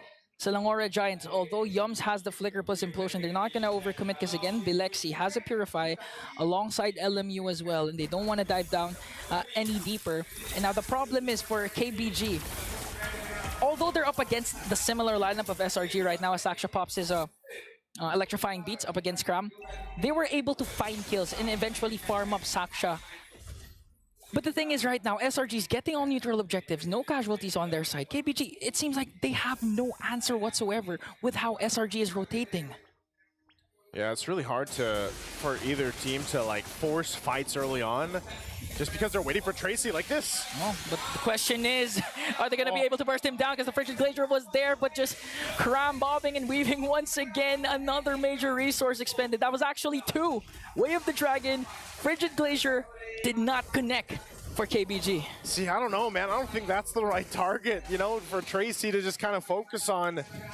Because even if you kick Cram, yeah, he's just going to sidestep on out of that. And it's hard enough to get the Frigid Glacier down, but what more against the Hilda, who's so mobile already. So when they go and commit all that into trying to get a pick-off, look what's happening across the map. The macro level is already favoring SRG. They're able to push in some of the extra gold on the turrets. They get even one down on the top side. And this is where that momentum continues to build. Innocent getting the Starlium Scythe already is just showing it now. Uh-oh. Another stun plus Sacred Hammer. Gonna burst down Saksha. Goodbye is the right response for SRG. How do you even escape when these lockdowns are like this, you know? Turtles up again. This is just gonna, oh, Tracy, whoa, what a play. Stormy's reaction there. I don't know, man. This is really difficult for Tracy, as I was saying the whole time. Cram, he's just showing how tanky he is. That's it. Limit testing. Limit testing with returns Primal Wrath, doesn't care, and now just goes in back in the bush, heals up, has an additional shield. It's like they're unbothered with 3k gold lead, and now they're gonna move past that and just go for Tracy. And again, Bilexi is also here. He still has his Purify, so they're quite safe. But as Selangora Giants, I'm pretty sure they want to go for a turret takedown before getting down this Lord. They might just have enough lead here to actually put pressure where they can just say, you know what, this is the lane we want to go. We're going to put all our eggs in this basket. We're going to get a turret. Boom, we move around. You know, they can actually do that at this point just because of the power spike difference with the lineup that SRG has. Again, copy and pasted from game 1. And we especially saw it shine towards that first Lord. And it was really difficult for KBG to actually catch their breath after that. They're well on the way of doing the same exact thing in this game too. As, you know, Bilexi, the best thing that he can do is go ahead and try to push in some of the tier 1 turrets. They're going to do exactly that. Oh, they won't be able to get it though. Oh, no. Oh, here comes the conceal. XP laner Roamer going for the flank. Bilexi trap. Caught in the midst of everything. Will be taken down. Rain return has to flicker out with the Primal Wrath as well. And that's a huge, huge blow for SRG. Taking down Bilexi. Innocent goes in with the entropy. And now Sakai's with a stun. And the kill onto Wind Return. The moves, the grooves from SRG right now working as one unit. Not giving a chance to KBG at all around the map. They get the tier 2 as well. And now they get primed and ready. 20 seconds away from the Lord at this point. Massive lead at this point of the game. Look exactly what happened in the previous one where they just turned a switch after that early game. And now for KBG, it's looking grim. It's looking a little bit dire at this point on who do they even target. Tracy again. Who does he kick? It's Yumes and Crams every single time, of course, to the front side, and you don't really want to kick one of them. You kick Yumes, boom, implosion into the team. You kick Cram, he's just going to run away. You know, at that point, you don't really have a target here for Tracy, as that Lord is already easily secured for SRG. So now the question is, how does KBG defend against this deficit? And with this lineup, to go against this march in from SRG. Yeah, going in 5v5 clashes with the numbers advantage, so that means getting a pick-off before Selangora Giants commits their major ultimates like the Implosion, as well as, in the sense, Entropy. KBG really needs to bank up on that and again try to mitigate the pushes that Selangora Giants has by utilizing the macro advantage that they have with this Moscow. But again, if you're Moscow and you're trying to split push, a lot can actually chase you. There's Cram, there's even Sakai's. Oh. Okay. Turret already down. Cram just went up there because he wants to stop Toxic from taking the Lord down. Like, he wants to delay it a little bit. That's it. And that's the thing. That's the thing we were saying. Make sure to not let SRG utilize the pushes that they have. Again, Yums with the miscast, I believe, with the Implosion there, so there's no Implosion here. Tracy gets a kick, but quite off angle now. It's getting taken down by 4. One member down for KBG, and now they're working on the mid lane turret. Mid lane turret, tier 2, already down. Holy Shield still up, but gonna be popped here as SRG. Decisive lead right now for them. Eternal Guard dropped down just to cut them and zone them off. KBG can't do anything but watch their base turrets be worked on already. Saksa will go clear the wave, cut it out in the mid lane to just try to stop the bleeding a little bit. But the damage has already been done massively as SRG gets that base turret on the top side. And at this point, this is what KBG can actually do. Just try again and go for the split pushes, go for the cuts, not let SRG utilize the push, the siege that they can do as Belexi picks up the Trinity build right now. So as long as they try and extend this game as much as possible, KBG will still have a chance. You know, at this point, Ingan, I'm going to say KBG needs to extend this game into almost the next game because that's how much time you need with this kind of deficit, with this kind of lineup when we're talking about that because, my guy, you need like 10 plus minutes for them to actually match this power spike. I mean, looking at the damage dealt alone is enough to say, hey, we got to get it together. Like, we really need to lock in. And at that point, with this kind of lineup, that is not going to be the easiest to do. Even if you're forced into your base with the next Lord and they just, let's just say they die down, they wait. Sox just clearing waves, doing his thing. You need a lot more to go your way than what Selangor Red Giants can throw at you because they have so many tools to just go ahead and make things happen for them or force fights in their favor that even when the Lord comes up, then you know, they've got literally 7-man team running into the base, so if you're counting the Eternal Guard at that point. What's the 7th man? Oh, plus the Lord. The Lord and the Eternal Guard, the baby Lord, yeah. The Lord plus the Eternal Guard. So clearly the numbers game is in the favor of SRG. You call it 8-man because of the gold lead. Like, that's kind of like an extra body, too, you know? It's a tough mountain to climb for KBG. They will, however, just let go of this Lord. Gonna hope for the best. Gonna try and look for a pickoff before the Lord respawns, before they siege in. But again, with the discipline that SRG has been displaying, even if Tracy manages to look for a good wave of the Dragon, is the damage going to be enough to burst down Kram? Is the damage going to be enough to burst down Yums? That's going to be the main question. At the same time, Innocent, I rarely have seen Innocent use the Purify for this game specifically because they cannot reach Innocent onto the backline. And the worst part is LMU, they have the Aurora, but the Frigid Glacier never seems to connect on the proper target that KBG wanted. And that's the thing, because every single time the target is either Yums or it's Cram. Tracy can't really get anybody else. And so either of those is not going to be the target that you actually want to go and lock down, you know, with this Frigid Glacier. We'll see if they can make it happen this time. Again, quite a lead right now. Frigid Glacier, are we going to be expended? Oh, wind return! Oh, wind return! Used to force the flicker, Pyramal Wrath, just to try and delay. Here comes the Eternal Guard. Lord up top. A conceal coming in from Selangor Red Giants. No ultimates committed yet. Here comes the shutdown onto wind return. KBG doing their best to defend the onslaught of SRG. The Lord still standing strong as Tracy goes down. And the curse looks to be broken. And another mile extends the golden road of Selangor Red Giants. And the reigning champions of China will bow out. Their crown is slipping amidst the rumbling waves of M6 as the Selangor Red Giants are the last Titan they couldn't overcome. A decisive, strong showing from SRG in this best of 3. And like you said, Ingan, they add one more mile to that Golden Road journey that they have been trying to just claw back into. Now sitting, of course, at the 2-2 mark. They still have work to do to get to knockouts. We'll see if it happens. Again, I'm Naisu. That's Ingan. Let's throw it over to the panel. Thank you very much, Ingan, as well as Naisu. And again, with a similar draft, they were able to more or less execute the same game plan. Unfortunately, this does mean that KBG has been eliminated from the run-in to go to the knockout stage. And there's a higher chance SRG Vamos play tomorrow. But you know what? People don't know this, but today's my birthday. I'll take this as a birthday gift. You know, I'll take it. I'll take it. Happy birthday to you. All right, thank you. It's okay. Thank you. Appreciate it.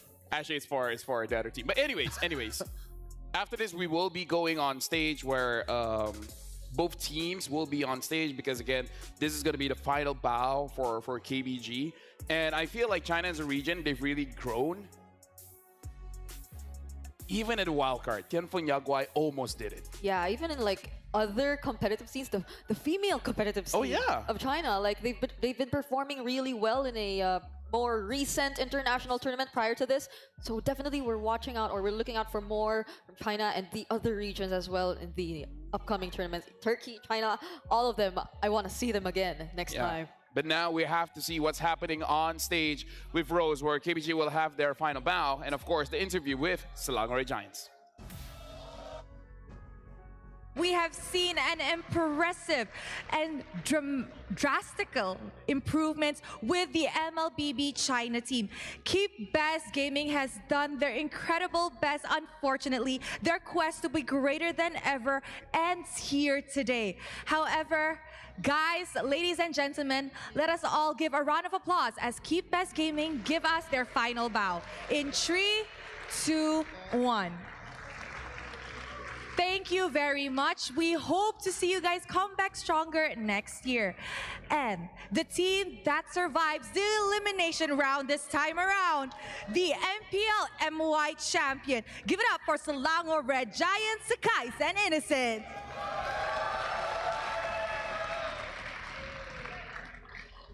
Hello, boys. How are you feeling after that very intense game?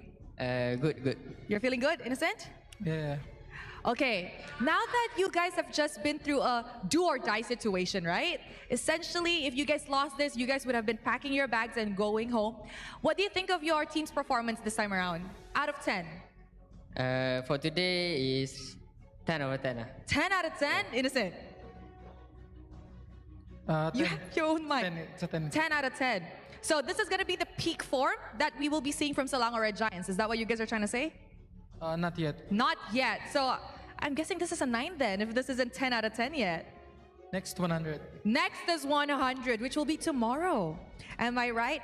Okay, now let's talk to Sakais a little bit. Sakais, we know that Selangor Red Giants had a very jam-packed year, right? You guys are 2 times MPL MY champion. You guys won IESF. You guys also won MSC. Is this a factor of you guys losing 2 matches in the Swiss stage, a factor of fatigue? And do you think people already know how to counter you guys? For me, maybe that one can be a factor also, but I deny that first because I think for now maybe we are just maybe lacking something. I don't know what to say. Maybe discipline or what. Maybe after the losing, we already fits kind of thing lah. Okay, now you guys have lost 2 matches in the Swiss stages. Still very, very critical. So guys, in your opinion, do you guys fix the problem already or has it been fixed? Sorry again? Adakah masalah dalam team dah selesai? Yeah. Kalau tak menang pula hari ni. Alright, he said if the problem has not been fixed, they wouldn't have won today. Okay, Innocent.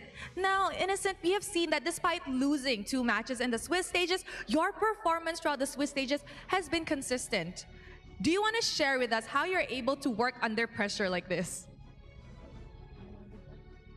How do you work under pressure? I'm not getting pressured because I just need to do my job properly, and I think that's why I'm consistent on my role. How is it like playing in a world championship stage but in Malaysia? In Malaysia, I'm happy because there's a lot of supporters, and because last time on M5 I want to play on our country but I didn't qualify, so I think this is my time now. Do you guys feel pressure when the audience are cheering for you guys, or do you actually like it? Actually, I like it, but of course, a bit pressure. Innocent, pressured? Yeah. A little bit? So you guys prefer playing outside or in Malaysia? Maybe at Riyadh. Oh, you guys like playing in Riyadh.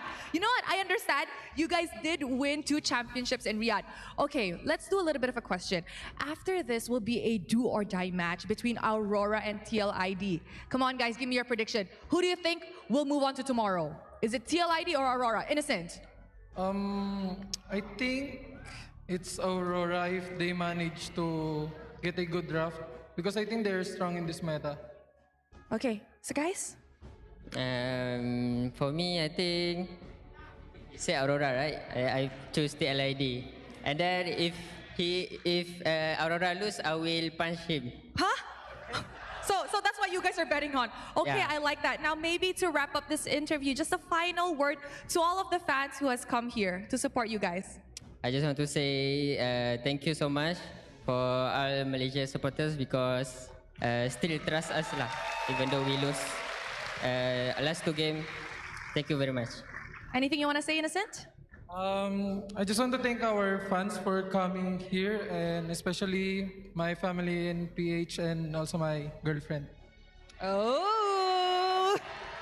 All right, thank you very much to Innocent and Sakai's. Congratulations on moving on to the next day of the Swiss stages. And with that, let us show it back to the panel to break down what happened in this game against KBG.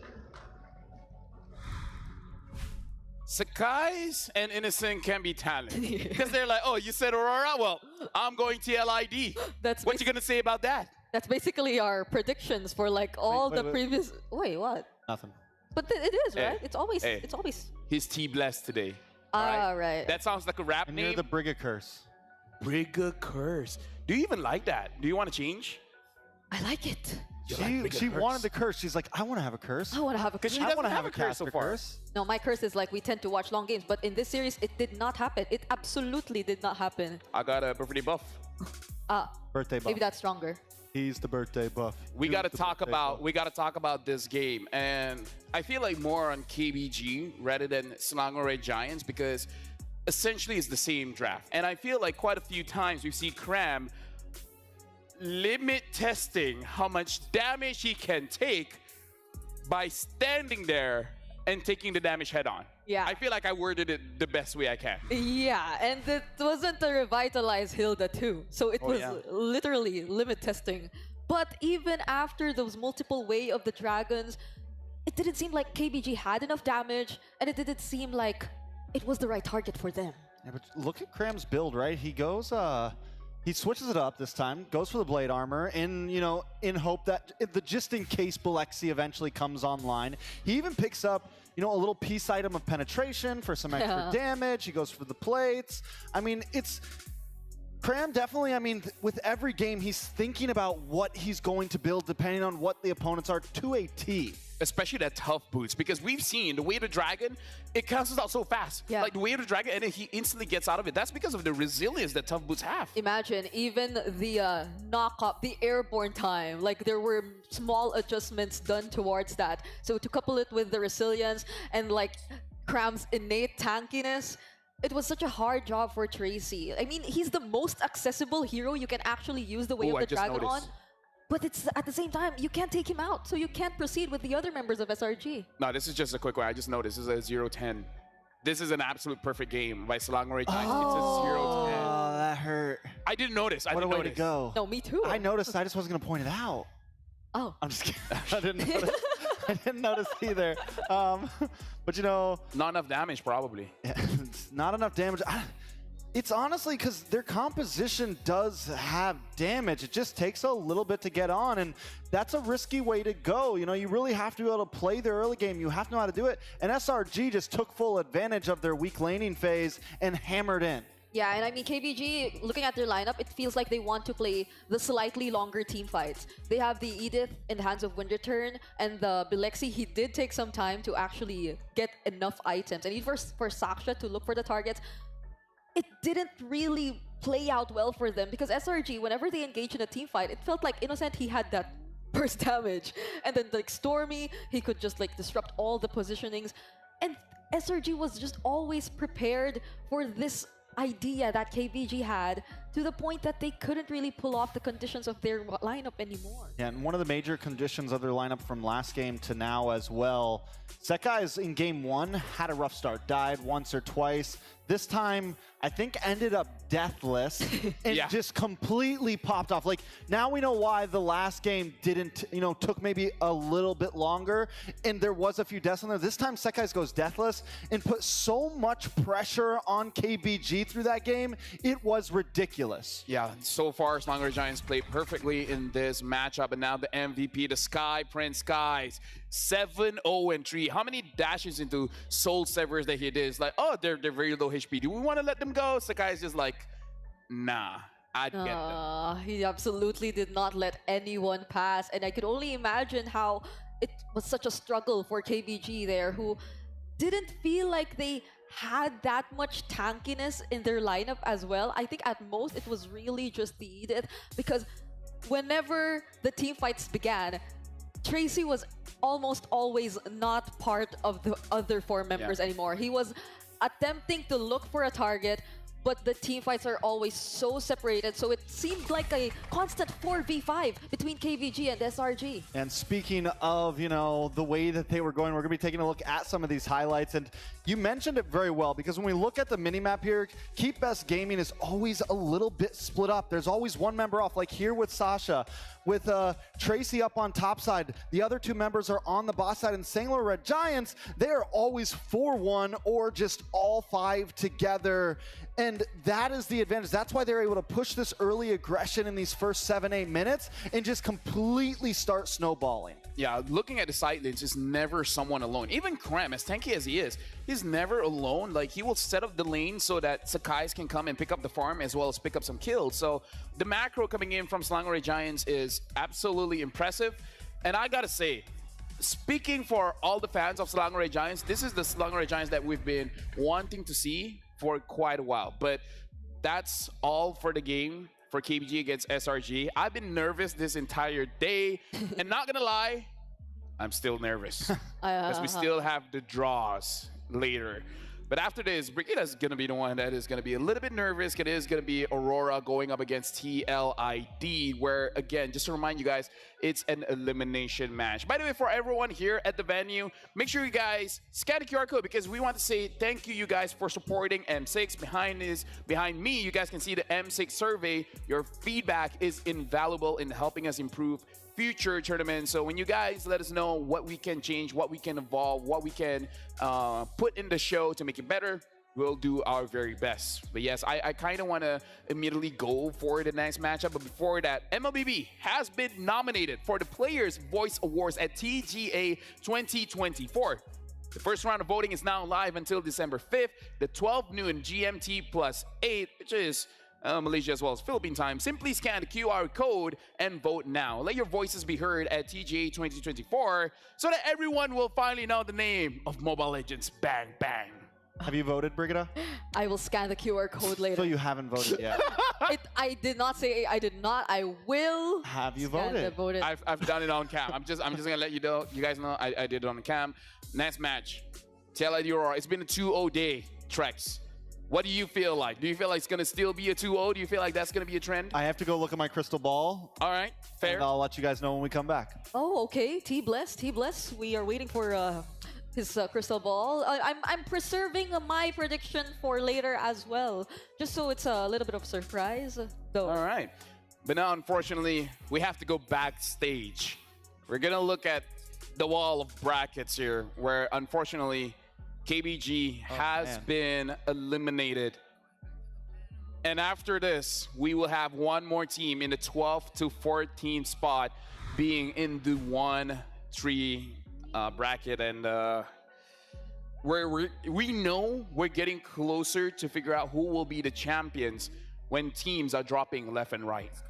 I mean, how many teams do we have left in the Swiss stage, right? Like, -5, minus Math's 3. hard, guys. It's very difficult. It's just in Swiss stage. 8? 3. Is it 8? There's gonna be 6 left at the end, Oh. but there's 7 right now. Next match, TLID Aurora. Make sure you guys stick for this one, because the champions of MPLID will be going up against the runner-up of MPLPH. And I gotta say, they're the runner-up, but that final game, that game 7, that was pretty close. Yeah, it was. I am absolutely excited for this upcoming series. I cannot wait to hear what T-Bless has to say, and I cannot wait to head into this break and immediately get back on this. Agreed. It's a very convincing, Agreed. right? She's getting worked up. She's got a lot on the line right now. Lafel, I think it's time. You know, Let me check on my fairy watch. I don't think we are going for a break. We are. Thank you guys so much. It was a peace. pleasure. We got one more game coming up. We'll see you soon in the next series.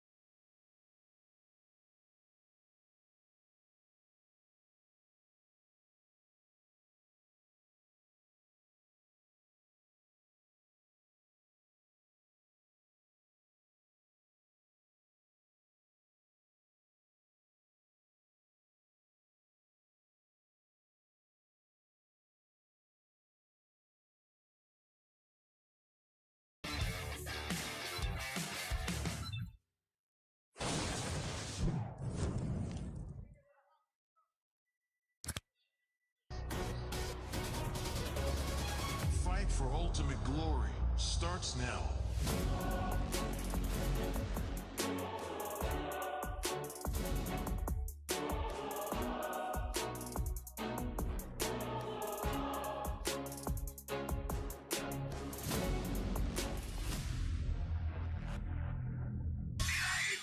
Mobile Legend M6 スイスウォッチ。Meiji.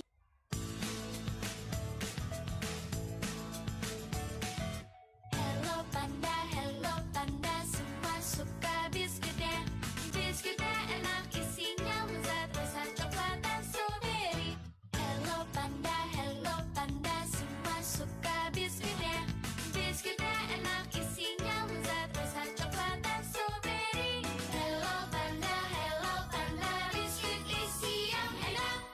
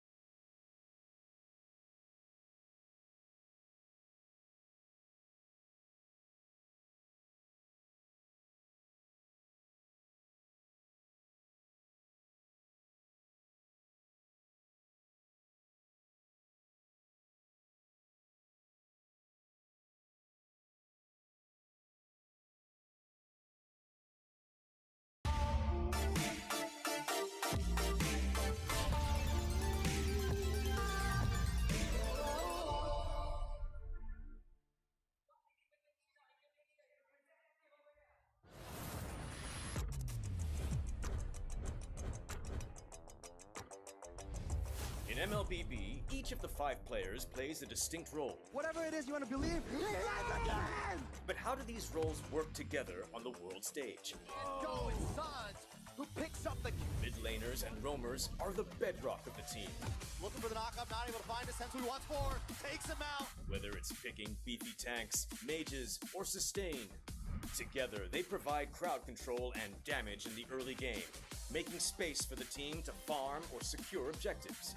Then we have the EXP laners, usually playing tanky heroes. They poke and zone the enemy to create opportunities. Alright, let's see, another fight commences here. Gear goes in, it's gonna be a lot of damage played. While the roamers pick to fill the team's needs and support if needed. EXP laners must win their lane and protect their tower with aggressive, confident play, ensuring map control for the team. Ooh, final slash! Finally, we come to the junglers, the early to mid-game finishers, and the gold laners, the mid to late game finishers. Fiery! The god in the jungle takes a double kill. For junglers, whether it's frontline tank utility or assassin early game assassin burst, they form the core of the team. They act on the space created by their team to finish off objectives, utilizing power spikes with the early game advantage they get from farming the jungle. Should be a retreat from the Burmese gold, and they get sent down into the ground. Gold laners focus on farming for gold to become late game monsters. 1v3. They are savvy observers, staying out of trouble and positioning well to deal the most damage with their fragile heroes. Do you agree? How would you describe the roles that make MLBB greater than ever?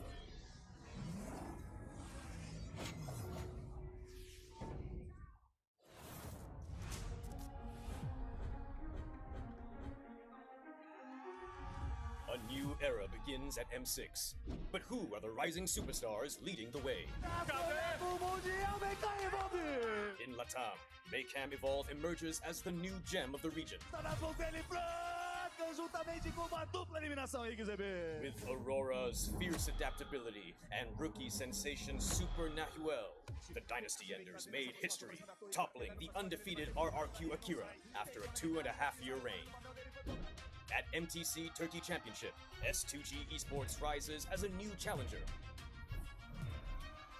Led by Sigibum's superstar performance at the gold lane, Kagu's playmaking, and Begin's rotation, they are ready to shine on the world stage. In their M-Series debut from MPL Cambodia, CFU Gaming is ready to strike. With M2 veteran Poppy and core members Detective, Z, and Wadu. Can the Sharks are primed to make waves on the world stage? Returning to the M-Series is RRQ Hoshi, the Sang Raja. Looking for a train as he finds the triple. Looking for the maniac. Reinforced by Sutsujin's lethal skill, and led by Skylar, this squad of young stars is on a mission for global dominance. The Indonesian cavalry made a bold gamble by swapping their lineup with MDL rookies, uncovering gems like Fabian, the deadly jungler, a calculated roamer in Witty the Wise, and King Eronshiki, the next level gold laner. Team Liquid ID rises as a new M-Series challenger. The double, the Roy goes down one by one. It's a maniac. MPL PH Season 14 saw the debut of Aurora Gaming with rising gold laner Domeng and MSC 2022 champion Demon Kite.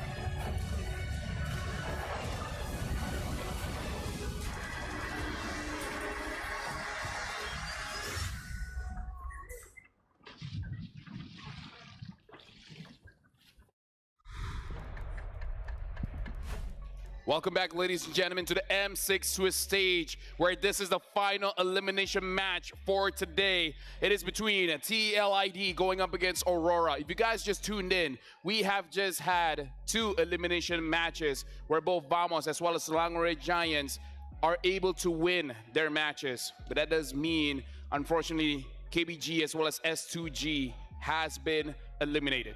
Welcome once again to the M6 Swiss stage. My name is Afel. Alongside with me is Brigida as well as T-Bless. His name says G-Rex, but with his reputation for today, his predictions is the one that we gotta look out for. What about my new name? Brigga Curse. Yeah. Why don't my name has ever been adjusted like that? It's just Lafel. Just laugh L. It's because you are you. That is true. You know, Laugh out loud. Laugh out loud. You know what I find the most achievement that I had in my life? What is it? You can Google my name and I pop out. That's true. Happy birthday. Thank you very much, Brigida. 07. Anyways, now we got to talk about whether you like it or not.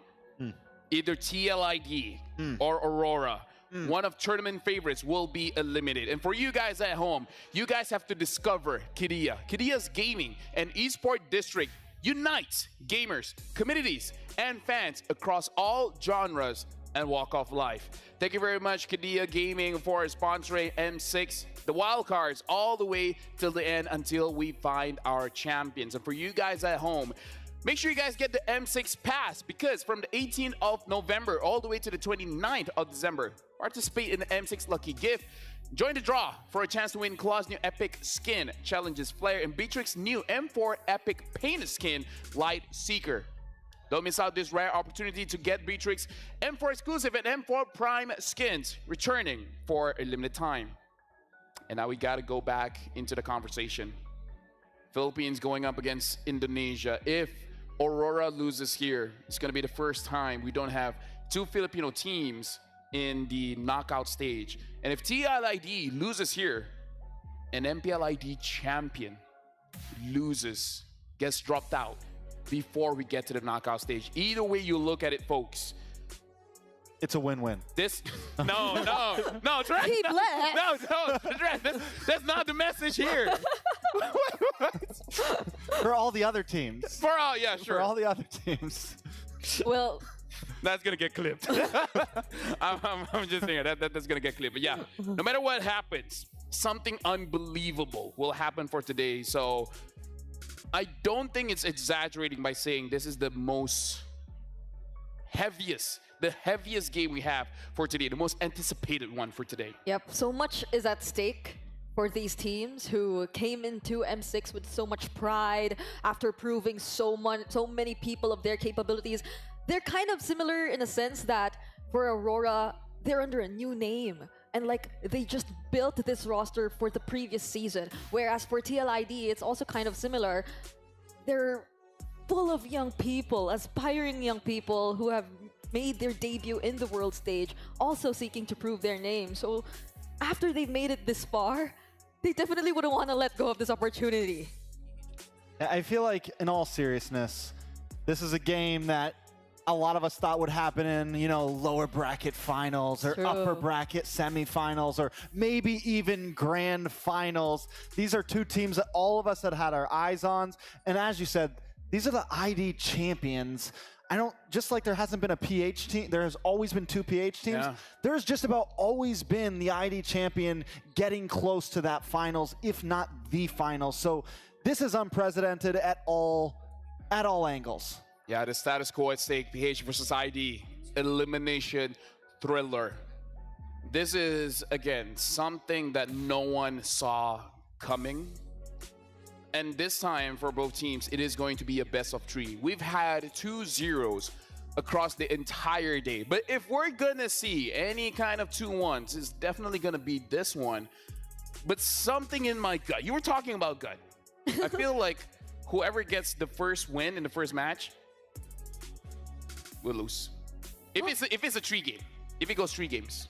Oh. So whoever wins game 1 will lose. So for example, if TLID wins game 1 and then Aurora wins game 2, I feel like TLID will lose, Aurora will win. And if Aurora wins game 1, TLID wins game 2, I feel like TLID will win. So it's about riding on momentum and the possibility of a reverse sweep. Do you agree with that, T Bless? I think I am on the other side of the board. I think, here's my thought. I think if Aurora wins game 1, it's probably a G for them. And if TLID wins G1, it's game for them. I think game 1 is going to be the crucial for the winner. Yeah. And now before we start the match, we have a match highlight video before we start to get into the game.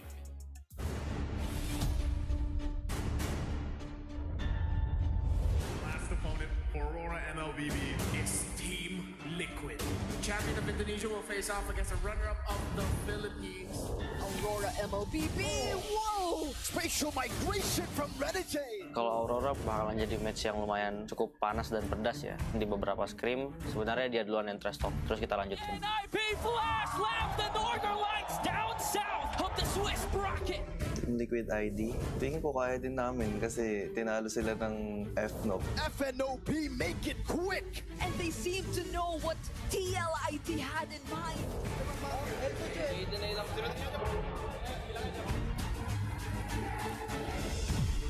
Team Liquid ID, it's like original in the player that plays as an aggressive brawl style because they play aggressive heroes and uses a lot of assassins, aggressive mid, so they're like strong mid team. They don't. Hold on! Mr. Renmar! Banyak sih dari strategi, hero, sama gameplay juga pasti beda. Can Aero Shiki live up to his hype? But for TLID, I think it's definitely getting to them. I think, in a way, mentally, they're still trying to adapt to the world stage here. So hopefully today, they actually show their expressions again. You know, I want to see Aaron Shiki with the Roblox smile all over again. I want to see Fabian with the signature mewing, all that. We got to see the real TLID today. I like the Romer, the Renegade. When he scream, he play the Chow super good. I also learn from him. Aurora so disciplined and good in team fight. The clash is still going on. Demon Kite. He improved so much during the playoffs. I have huge respect for the coaching staff. They will definitely step up. We saw truly what Aurora could bring to the world stage when they're feeling it, when they're in their element, when they've understood the assignment. TLID auto version, take down KBG. Illuminate Aurora's path back to greatness with a flawless play.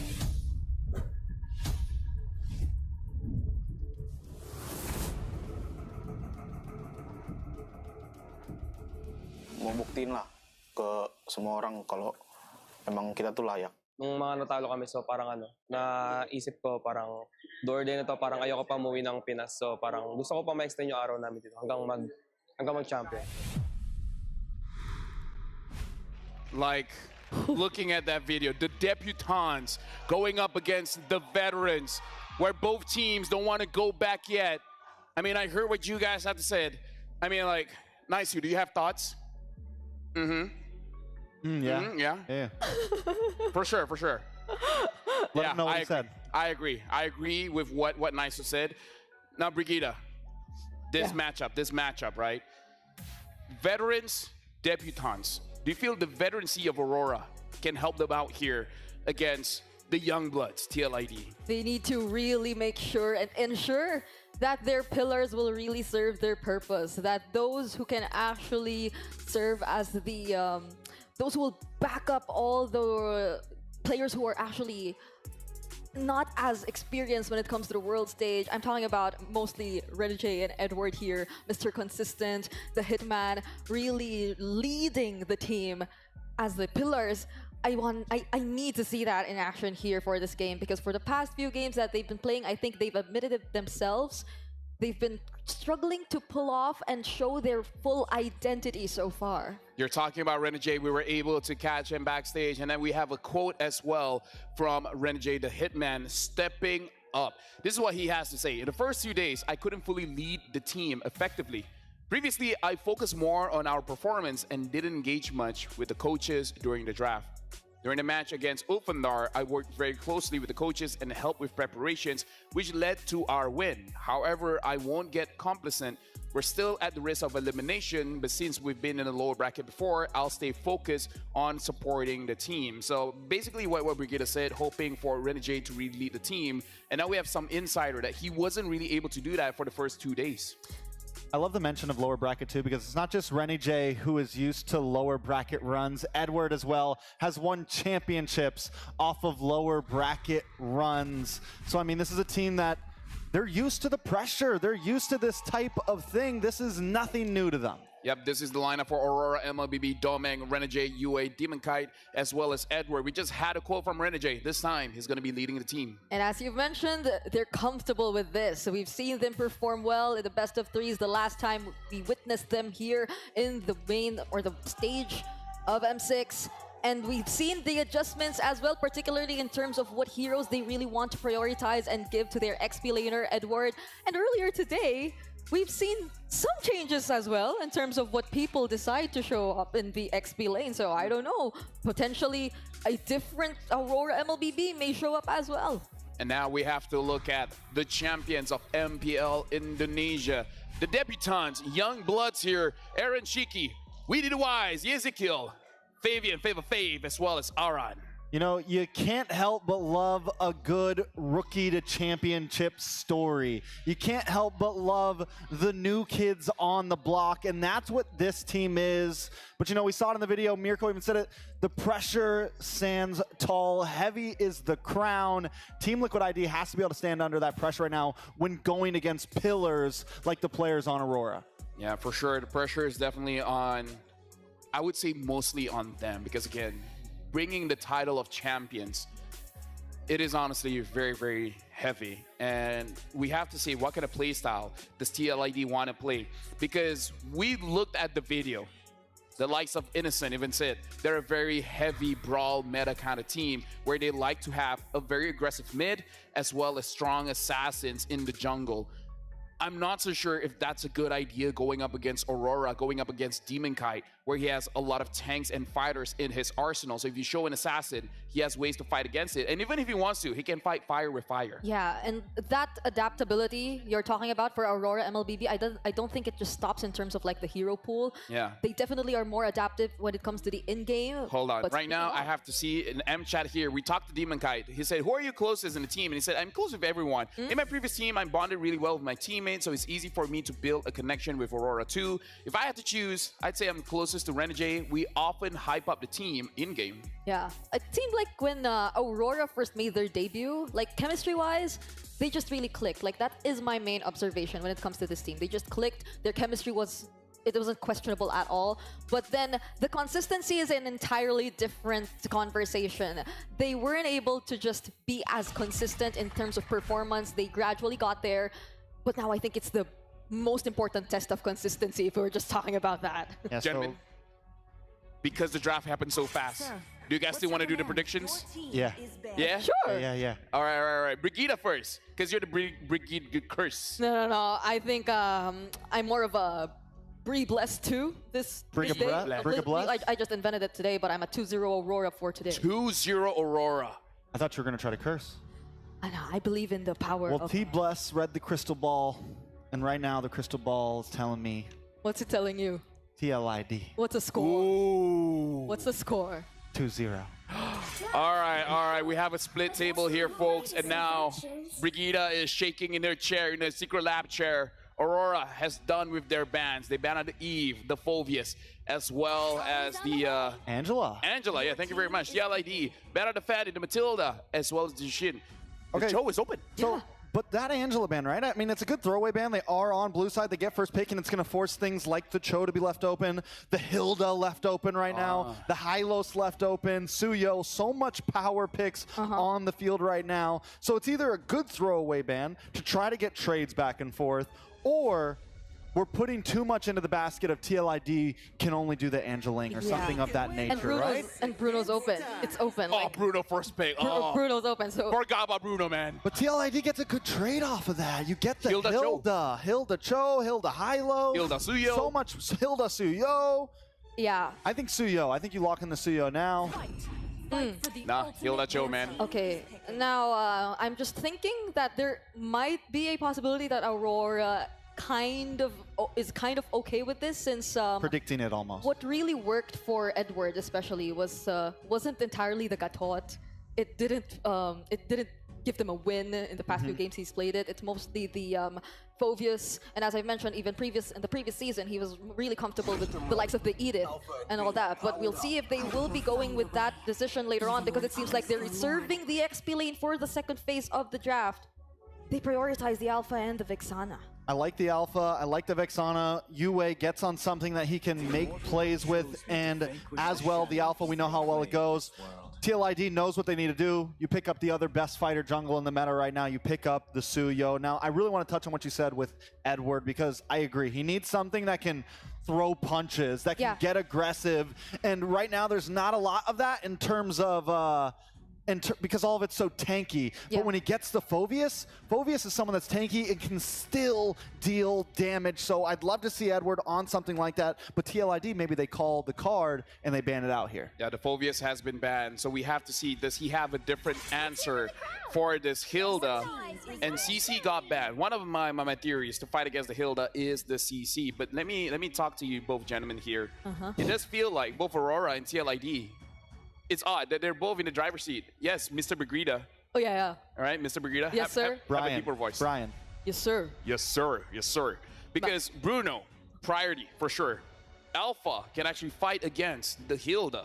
But if you look at TLID, amazing frontline. The Cho, the Hilda, the Suyo, it really does feel like both teams have considered the things that they're going to trade in the draft, and both teams have decided we're okay with this. Yeah. So does Rora ban into gold lane here? Like, do they take out the Granger, that possibility? I would say Beatrix. Yeah. Probably... Beatrix, good call. The lane, the heroes that could provide a difficult laning phase here for Aurora. What if we... Maybe even a Natan. What if this is the game where we see all those theories that we put out earlier in terms of what you could use against the Hilda? Like well, I mean, the glue's a decent answer, and they get rid of it. The Alpha, as you said, the Alpha does great against the Hilda in terms of jungle, but I feel like Edward is good enough to a point where he can at least stalemate. He may not be able to catch up in terms of rotations. Khalid's another answer. It doesn't exactly win lane, but it ties and rotations. Edward can at least be the proactive EXP laner that he always is, and get to those turtles, get to that mid lane. I don't know if I'd be surprised or what if the Barrett actually shows up here, as we've mentioned earlier for Edward. I mean, the resilience against this kind of lineup might work well for Aurora MLBB, and if they were to go for that, this might just be a front-to-back composition, really, for Aurora MLBB. Oh. And now they pick the Granger for TLID. What if Edward goes something crazy like Benedetta? You know, we Yeah, saw that- Benedetta that's last game. too, That's that his too. old school signature, you know. That's Joy? Joy EXP. We EXP. saw Chicken on it the other day, and it did work at least game one. I mean, it's not a good time against Hilda, but you can definitely get a Granger. And I mean, knowing Edward, like I said, for me, he's one of the most proactive, quick-moving EXP laners out there. Heroes like that do fit him, but does it fit the meta? And will it work against an ID champion? Hey, if you're going to do it at any time, it's definitely game number one. Yeah. Actually, so we're thinking about the possible heroes that will be used here by both Renegade and Edward. So we've put out some suggestions for Edward here. They do go for the Edith, but we're not sure whether or not this is the Roam or the AXP. But since the time reel comes out for Renegade, this is likely going to be the EXP for Aurora. For honor! One of Renegade's best hero here. Able to fight against a lot of what TLID is showing. TLID has not shown the mid lane. Quite a lot is still open. The Luyi is open. The Battle is open. Would be, right? Luyi would be gross, like good gross, disgusting right now. It would just be that wild card pick. Just send Hilda to the back line and then just sandwich them in. Hey, you don't even have to go. You just send whoever through the diversion and boom. Cho and Hilda, who knows? I mean, there's definitely a lot of possibilities with the Luyi pick. It could definitely be the thorn in Rora's side right here. But they might go for something simpler. A Valen. Valentina, take away. Get the implosion. Wait, who's that? Xavier! Xavier with the new Starlight skin as well. Xavier debut. Oh, I don't know how to feel about it. TLID is cooking. Are they cooking or are they burning? We'll see in a minute. Hey, you said TLID is going to win. This is something interesting. Thank you, Mr. Trex. Thank you, Mr. Brigida. But now we're sending to Mr. Ingan as well as Mr. Naisu. Thank you so much, and welcome to the most neutral English desk for this matchup. What is up, guys? I'm Naisu and Ingan, and we're here to bring you the match, the crucial one. How are we feeling about the draft? You can't say Aurora. I swear we're unbiased, we're neutral, but I have to lean towards Aurora. I mean, they have the Bruno, Naisu. You know what? I like TLID's draft. I know the panel reacted to the Xavier. This is one of my favorite heroes in the game. I'm just wondering also if this is actually going to work in their favor or work against them. Well, we're going to find out here because this is all about the status quo at stake for both the teams. We know what's on the line. We've had sweeps all day, but we're hoping for a great game 3 in this one as we jump into the land of dawn. It's Aurora MLBB and Team Liquid ID, both jungles. We already saw the build-up video. If you guys missed it, it was amazing. Favian, or like some like to say, Favian versus Demon Kite. You know, some adjustments had to be made early on throughout the Swiss stage, but they'll get things locked in here. Ingan, we have an M6 pass also for our viewers. Yeah, and you can complete all activities tasks during the event to reach level 75 for free. Get amazing rewards including Claude's Battle Emote, M6 Glory Avatar Border, Baksha's Battle Emote, and then the new special skin, Baksha Dauntless Shield, all for free. All for free. Grab it while you can. Now looking at this, you know, both lineups, I like that it was broken down, but so far, it's such a curveball, man. The fact that we have a debut pick in the Xavier for Ezekiel, you know, working against a set potential lineup that Aurora MLBB brought to game number 1, at least you have that range to work with. At least you have a distance. I mean, his whole point, obviously, is you don't want to just be caught into that implosion or into those setups, especially with an Edith here. Like, there's so many tools that Aurora can throw at Team Liquid ID, and you just want to be as far away as possible from that. And we know, we've seen the Xavier many times where you late game, you're a monster, you're Dawning Light's on a very low cooldown. But that's the question, can Team Liquid ID make it to that late game with this kind of setup? Early engage coming in from Aurora MLBB. Arando, quite tanky, has to use the flicker to walk away, evades a potential death, and Aurora MLBB just aggressive as they can be. Being aggressive, starting things off. Renegade taking a little bit of shots, of course. But this is the thing, you know, at this point, you want to be able to go ahead and set things up for this turtle. Get in the position. Witty doesn't have the level 4, but he's going to keep Demon Kite, poking him down a little bit. They do get that stun. There's the Dawning Light. The Dawning Light right now hurts, but Witty hurts more as he's going to fall down in the hands of 3 members of Aurora, setting themselves up perfectly for this turtle take. But TLID unfazed. still checking if they can get a hold of this turtle. Well, you saw it already. Ability to stop things and slow things down with Ezekiel. Able to keep them at bay. No one able to commit. It's going to be pretty much a reset. You can see Implosion back up. UA also waiting. They might go for this turtle at this point. Trying to slow it down. Dawning Light connects. Implosion for the Hitman. Connecting onto 2. Plus the Spear of Alpha coming in from Demon Kite to bring down 2. Plus the turtle.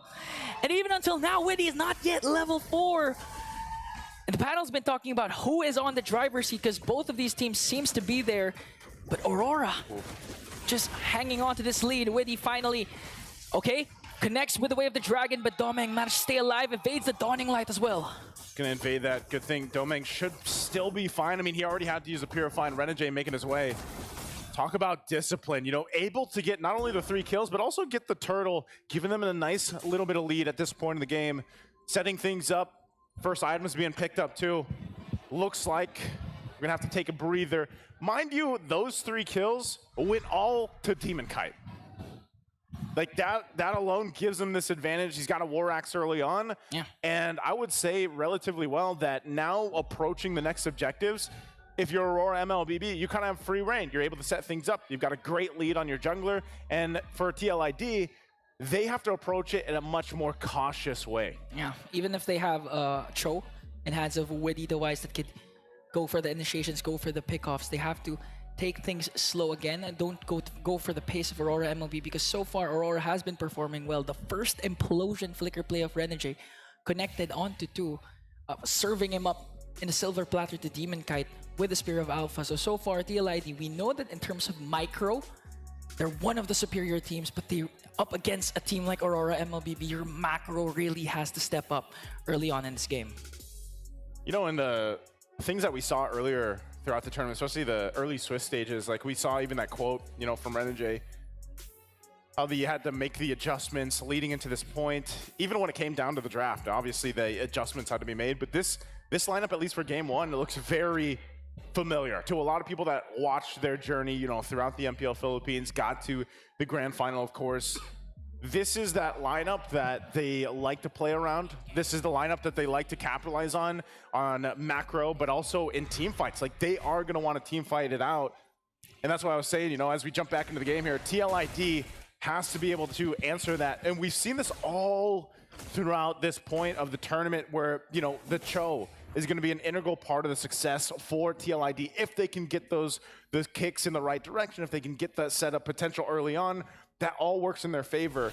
And then even with the Granger, man, you know, it was some of the panel that put this really well together, that Granger has been getting a ton of kills, but he hasn't been getting a lot of wins. You know, he hasn't been getting a lot of just overall wins.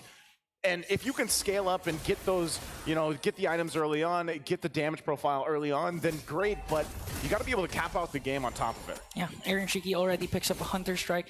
And I do agree, because again, Granger is skill-based. So in terms of getting pickoffs, especially if Widdy will get a huge Way of the Dragon. Speaking of that, Implosion connecting onto Fabian. Here comes the counter-attack coming in from TLID. The Dawning Light will connect. Aaron Shiki with the Detsunata. A knockout coming in from Widdy. It's going to bring down the Hitman, and they're going for more. Edward will fall down out and onto the backline, working on Demon Kite, getting gagged up by 3. Widdy is still here along with Aaron Shiki, and Enan. Spear of Alpha is there. They're going to get a kill, but TLID manages to bring him down as well. Oh, there's a whole lot of trading happening there. Of course, for TLID, they get 4 kills. They're gonna get an objective. They do get that turtle. A lot of extra gold going over here to top, but also the same on bottom from Domeng. So just trades all around. But even then, you know, Demon Kite's like, if I'm going down, I'm taking one of you with me. So he does get a kill. But ultimately, that was a fight started by Renegade. He wanted that fight. He started that fight up in the jungle of TLID, and then they got collapsed on. So that's a nice little swing to bring things back to pretty much a balance. You know, no one really just kind of building up off of that momentum just yet. They can adjust from it on both sides, but still, it took that lead that we saw where Aurora built up, even with Demon Kite having those early kills. Those 3 kills, now it slows down a little bit and TLID equalizes things out. Yeah, for the good thing for Aurora MLBB is that Domeng with the Bruno, we all know when it comes to the 15-minute, 16-minute mark, they're going to have a good time. But TLID, okay, they're going to catch Widdy. Renegade! They go in. Widdy's already gone. So a quick kill that time around, you know, this is what I was saying, man. They want to fight. Again, the Spear of Alpha. There's the toss-up, and Aaron is gone. Another kill. Another body added to the list. Now Aurora MOBB looking to go down the mid lane as a full force. They get a flicker out.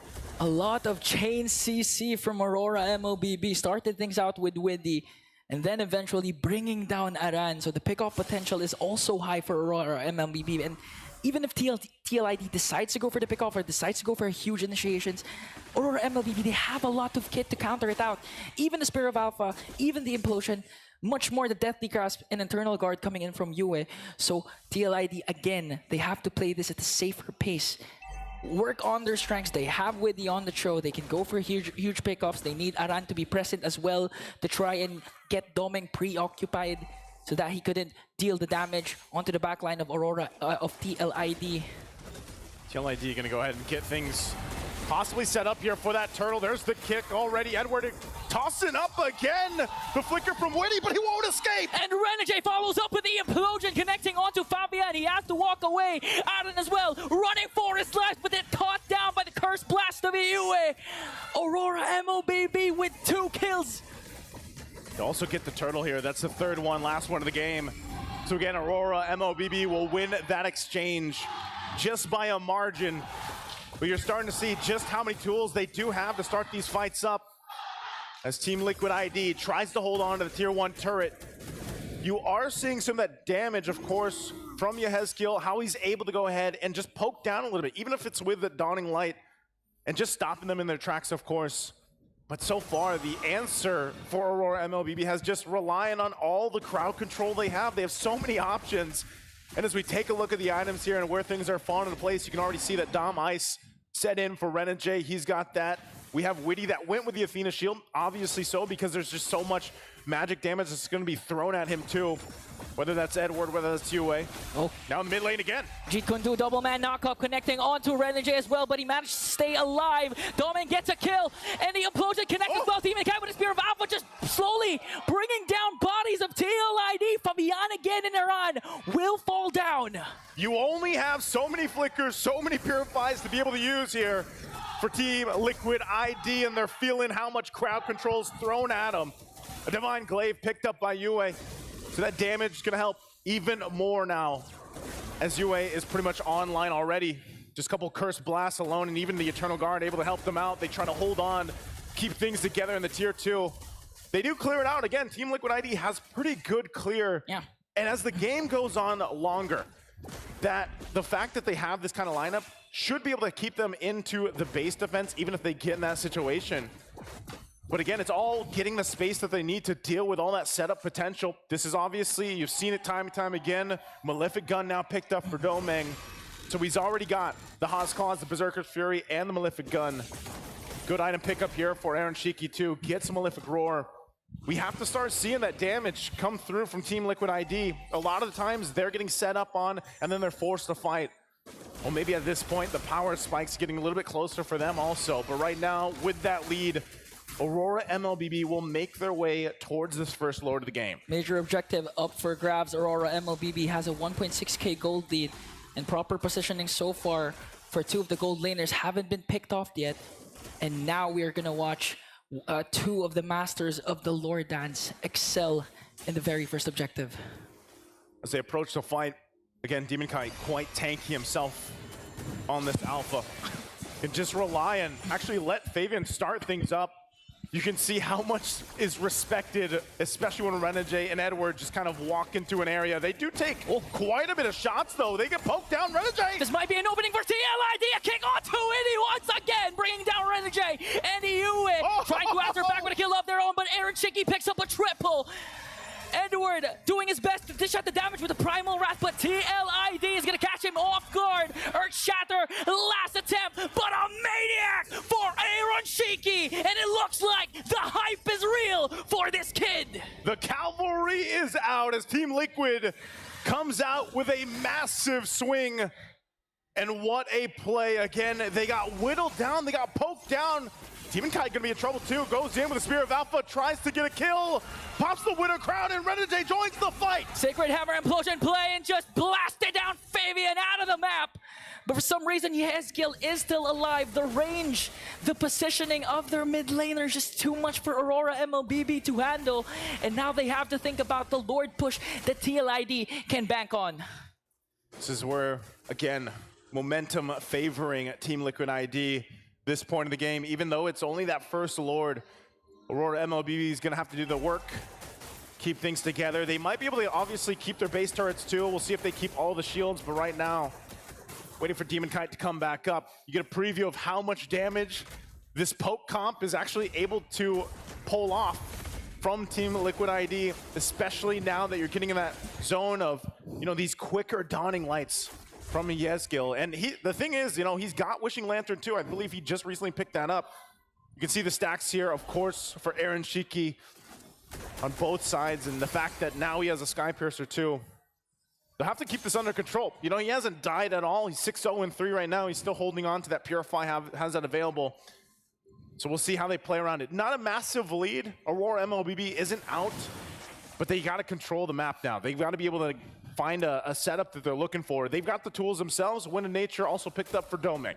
Yeah, Legend Zero, Mr. Consistent, needs to be aggressive here, needs to try and go for those damage dealers of TLID, because so far they have better position and they can dish out the damage. Just looking at the damage dealt, Yehezkiel is leading the leaderboards right now. And it's he can safely do so again, because the kit, the Mystic Field, even used to their advantage a lot of times, forcing Aurora's aggression to be halted, and at the same time dishing out the Dawning Light was just too much to handle for Aurora MLBB. Yeah, I mean, the crazy thing about it too is just being able to actually combine some of the usage with the Mystic Field. You know, it allows Aaron Shiki to actually move around a little bit faster on his own, and then poke, of course. Like, part of it obviously is getting the Destinata off, but even the Rhapsody, you're seeing how much it's hurting the front line now for Aurora MLBB because of the items that he's locked in. So this is going to make it a very interesting fight for this next Lord, as clearly they don't want to really start things up before it. You're 20 seconds away. You're not going to be able to move too much past, you know, this line of that tier 2 turret from mid lane for Aurora MLBB. And all Team Liquid ID has to do is set up. They go ahead, set up, they get things together. They're going to choose where this fight happens. And if that happens before they even rotate down for the Lord, just for a numbers advantage, they might actually go for it. So Aurora MLBB, they've got to play this very smartly this time around. As you can see already, Team Liquid ID makes their way to start up the Lord. It's all going to boil down to the setups that both roamers can do right now. But just look at the zoning capability, the poke of TLID, forcing Renegade and the rest of Aurora to back away. Widdy has good vision, has good position here. TLID is in full control of this Lord pit. They're in full control right now, and Widdy waiting on the side portion. Just on this bottom side, Aaron holding up the top. They can take this as slow as they want to. They still have poke. Another Dawning Light going to be used. The Lord does reset. Renegade though. Renegade connects with the implosion play. Might be a proper target though as they bring down Aran, but Widdy answers right back with the Wave of the Dragon connecting onto Edward. And now Domeng with a double kill. The next standard, bringing everything he can for Aurora, but gets taken down by the dynamic duo of Yehezkiel and Aaron Shiki. Again, working together. Great initiation started, but it will ultimately lead to a reset on the Lord. But both teams are really just fighting it out.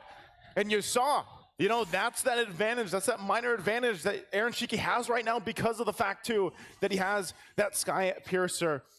And Domeng, he tanked a lot of Rhapsody shots, man. So that is definitely, you know, a fight started on the whims of let's maybe turn this tide and then get the Lord. But ultimately, it resets things. They get back in position. Aaron Shiki is going to go ahead and swap in, picks up the Wind of Nature himself. Domeng already used his. So now this changes the course of the fight a little bit more. As they approach it up, it'll be started up by TLID. As Aurora gets in position, taking again a couple shots with the Destinata. And they'll approach things out. Again, Edward might be the one to start things up as he has the flicker available. They already know. There's the conceal coming through. Oh, gonna get stopped in his tracks. Renegade. Oh, got bursted down. A huge play coming in from Yehezkiel. Earth Shatter, Flicker combination's gonna connect, but it's not gonna be enough though, because TLID on a rampage right now. 3 Auroras will fall down. Dawning Light connects, and it looks like they're not gonna go for the Lord instead, because Aurora has it. They're gonna go for the mid lane. No casualties for TLID. Yue and Domeng, they have to go ahead and defend into this. Again, they did get the Lord, so that might be able to buy them a little bit enough time, but they got to work with this push in. Okay, Domeng. Flicker, Ezekiel flickers in, pops his Purify, and the Winter Crown. Here comes CLID to try and take the game one away from Aurora. And the Cavalry will make it happen even after losing the Lord. They make the move, and they get the first blood in the series. Aurora MLBB had the tools, they had the crowd control, but they just took too much damage up front. The poke from Team Liquid ID was too much, and the Xavier, what a pick. What a usage of the Mystic Fields, the Dawning Lights, everything in conjunction with the Rhapsody and the Destinata. So difficult to approach here. The panel, you can break down this one. Tell us about game number one. Thank you very much for the good cast, Ingan and Naisu, but where do we even start? Before we even get into the in-game stuff, first of all, T-Bless and Brick Curse, when he's blessing, he said TLID, when you cursing, you said Aurora. This kind of makes the universe easy to dictate what happens in the game. I know, I was manifesting a Briggy Bless. Doesn't work like that, Brig. It doesn't work like that. Doesn't work like you that, don't get to Briggy. choose. Sorry, Briggy. Now let's talk about the game. Brigitte, how about we start talking about the poke? The poke from Ezekiel as well as Aaron Shiki, man. That was... Whew. I mean, we already mentioned about how Aurora MLBB, they might be a little more systematical in terms of approach when it comes to pulling off their lineup. Very much reliant on Renegade and Edward in terms of the setups, but they start things off based on whatever Edward and Renegade will be doing in the map. So whenever we see that TLID, on the other hand, go for an engage, it's not entirely Witty doing all of the setups himself. He can just go for the targets and add to the pressure, which were already put on there by both Aaron Shiki and Yehezkiel. Yeah, and Witty had some trouble kicking into gear there, but it almost felt like he was just the bait every time. Yeah. It almost felt like, fine, you can kill Witty. We have answers anyways, because Aaron Shiki and Yehezkiel, but Aaron Shiki in the beginning, I mean, was just, this guy was online so quickly, and I think Roar just underestimated the damage he was going to be putting out. Can we just say, it's like Witty, Fabian, Aaron, just give us targets. Because look at the KDAs here. Aaron Shiki, 907. Yehezkiel, 5-0 and 11. Everyone else had a lot of deaths. They're just like, just bring them out of position. We just need vision, that's all. Yeah. Once we have that, we got you, fam. It's not like TLID had the best early game or what. It was more of like they waited for a particular spike, a particular timing for TLID. By the moment Yehezkiel had his hands on the Wishing Lantern, it felt like endless pokes here and there for Aurora MLBB. And there were certain times wherein Renegade still was confident enough to go for the implosion plays, but the counter sets with the Mystic Fields, that was already a huge problem for Aurora as well. I feel like because this is Xavier's debut, we have to talk about his emblem setup as well. Inspire, Mystery Shop, and then the itemization, Glowing One, Enchanted Talisman, and then Wishing Lantern. That was really the 3 items that he got. Maybe he went for Divine Glaive after that, but those are the core items for you to play like Yehezkiel. But dude, that Dawning Light. Yeah. At that point, it's like, yo, Weedy, all right, let me do your job for you. Let me check that bush. I think that bargain was extremely important because it's already kind of a mid to late composition, and with the aggression that Roar brought early on, they did get some nice pickups. They were at about a 1.5k gold lead on that first Lord. It was huge for Yehezkiel to be able to really pop off as soon as possible. Let me just say as well, Leo has gotten it right. He said, one of these days we'll figure out Bruno. It looks like yesterday was the day where people are starting to figure out Bruno and how to take him down. TLID is like, oh, Bruno has a lot of range. Guess what we have? More. Just more range. It was a first big Bruno. Everyone in the front lines, you guys will die for sure, but we'll out damage them eventually. It all goes back to when Kelra picked the Layla, right? Yep. And we saw that range is key. It's been the same thing with the Granger being able to poke more. And now TLID is just showing even more possibilities, even more answers. And this game, Yehezkiel was the answer, MVP on a debut pick. Screenshot this. Screenshot it if you want to bring Xavier in your ranked games. At least play like Yehezkiel. Yeah, I mean, Yehezkiel, he did more than just poke. I think the Aurora MLBB and their inability to narrow or close or actually make the map smaller for TLID was also because of the Savior's ability to just defend and constantly put out the damage onto the members of Aurora MLBB. So in as much as they were trying to rush things and take down the turrets as fast as they can, there was just too much defense. And again, range coming in from Yehezkiel and Aaron Shiki as well.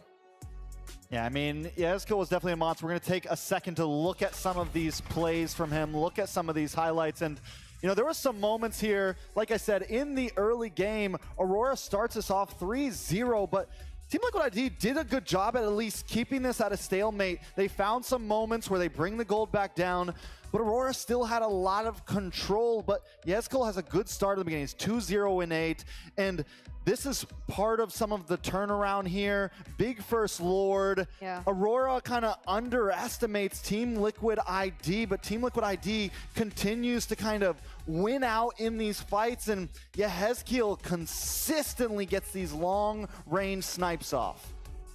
Felt so hard because ideally, you would think that you just have to create the space for Doming, but there were so many factors to consider for TLID that made that job so difficult for Aurora MLBB. Even when Renegade, even when Edward tried to be just as aggressive, look at this last moment. No, I mean like... TLID just forced their way in. I mean like, here's the thing. Create space for Doming, but still get outranged.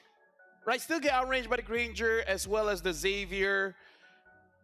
But here's the thing. I said that this series, if it's going to go 3 games, it might be a reverse sweep. Both of y'all said 2-0. If somehow Aurora wins the second one, then, you know, there's still a chance here, Brigida. Yeah. Can you see my smile? Not over just yet. Stop smiling. Thank you very much. Anyways, will we see a Xavier again? Because there might be a chance here that Aurora just like, okay, you know what? Ban out the Bruno and then just play something else. Maybe the Beatrix here for Domang, or one of his specialties, bring back the Moskov. I think it's more of being a little more careful in terms of priorities, at least in the first pick, if ever they are on the blue side, because the Bruno priority is very much understandable. But I think it's also somewhat of a restriction for Aurora MLBB, because typically you would expect those first picks to be, or first 2 picks at least, to be flex heroes. Yeah. Heroes you could either see in the roam or in the XP lane, such as the high loss. But we know for a fact that it might not be the game plan for Aurora MLBB this time. So it's probably why we see a slight difference in terms of their priorities when it comes to the draft.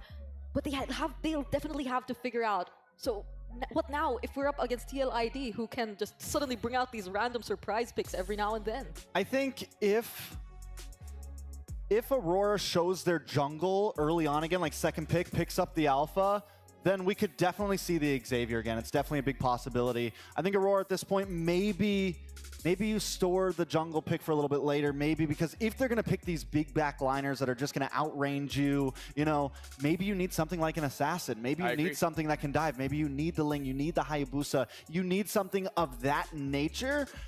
Or the Joy, you know, something like that. That's also a big possibility. I mean, so Aurora might need to hold on, but if they bite that bait again of picking up the alpha or even the Suyo up front, then we could definitely see an Xavier again. You know what else do they need?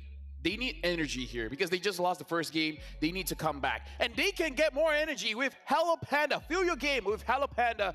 Crunchy biscuits that Trex has finished, filled with creamy strawberry, the ultimate snack to keep you energized. Level up your day and visit Hello Panda's website for more. Heck, if you want better predictions, Trex has shown. Hello Panda gave him the T-Bless. This fuels me. It was because I ate the pandas. Maybe that's why. You only got 3. I only got 3. You got 0. Hey, you know what? Malaysia won. I'm happy. Oh, yeah, that's true. You know what? Feel the T-Bless. Feel the T-Bless. But now, I believe we have an interview here. It looks like it is with I feel like it is Clara Mongstar. Yeah. You're a bit short. I couldn't see you.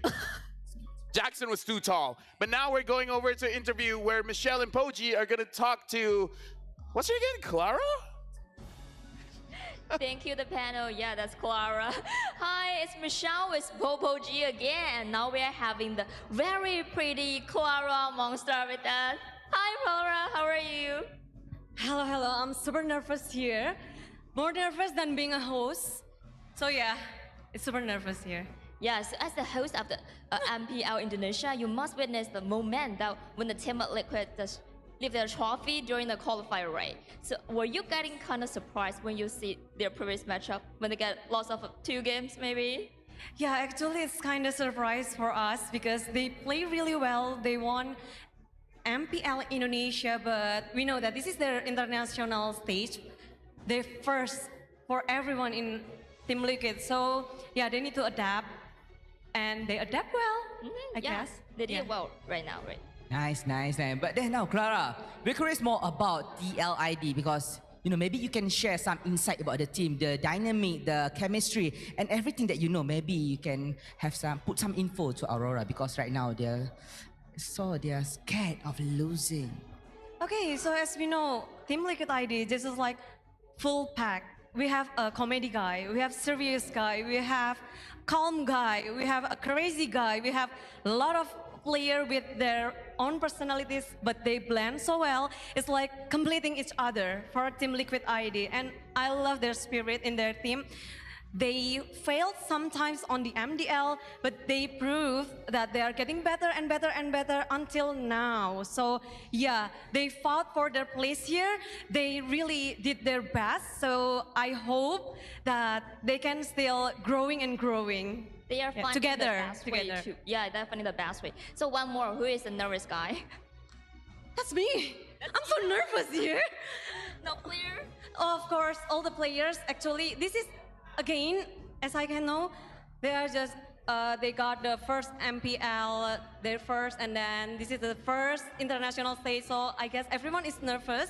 But now I think they are more calm and confident now with the first game. Yeah, they can do it. They can do it now. Sure, they're getting better? Yes, of course, they're better now. Alright, maybe. Oh, sorry. quite nervous. Okay. Clara is beside me.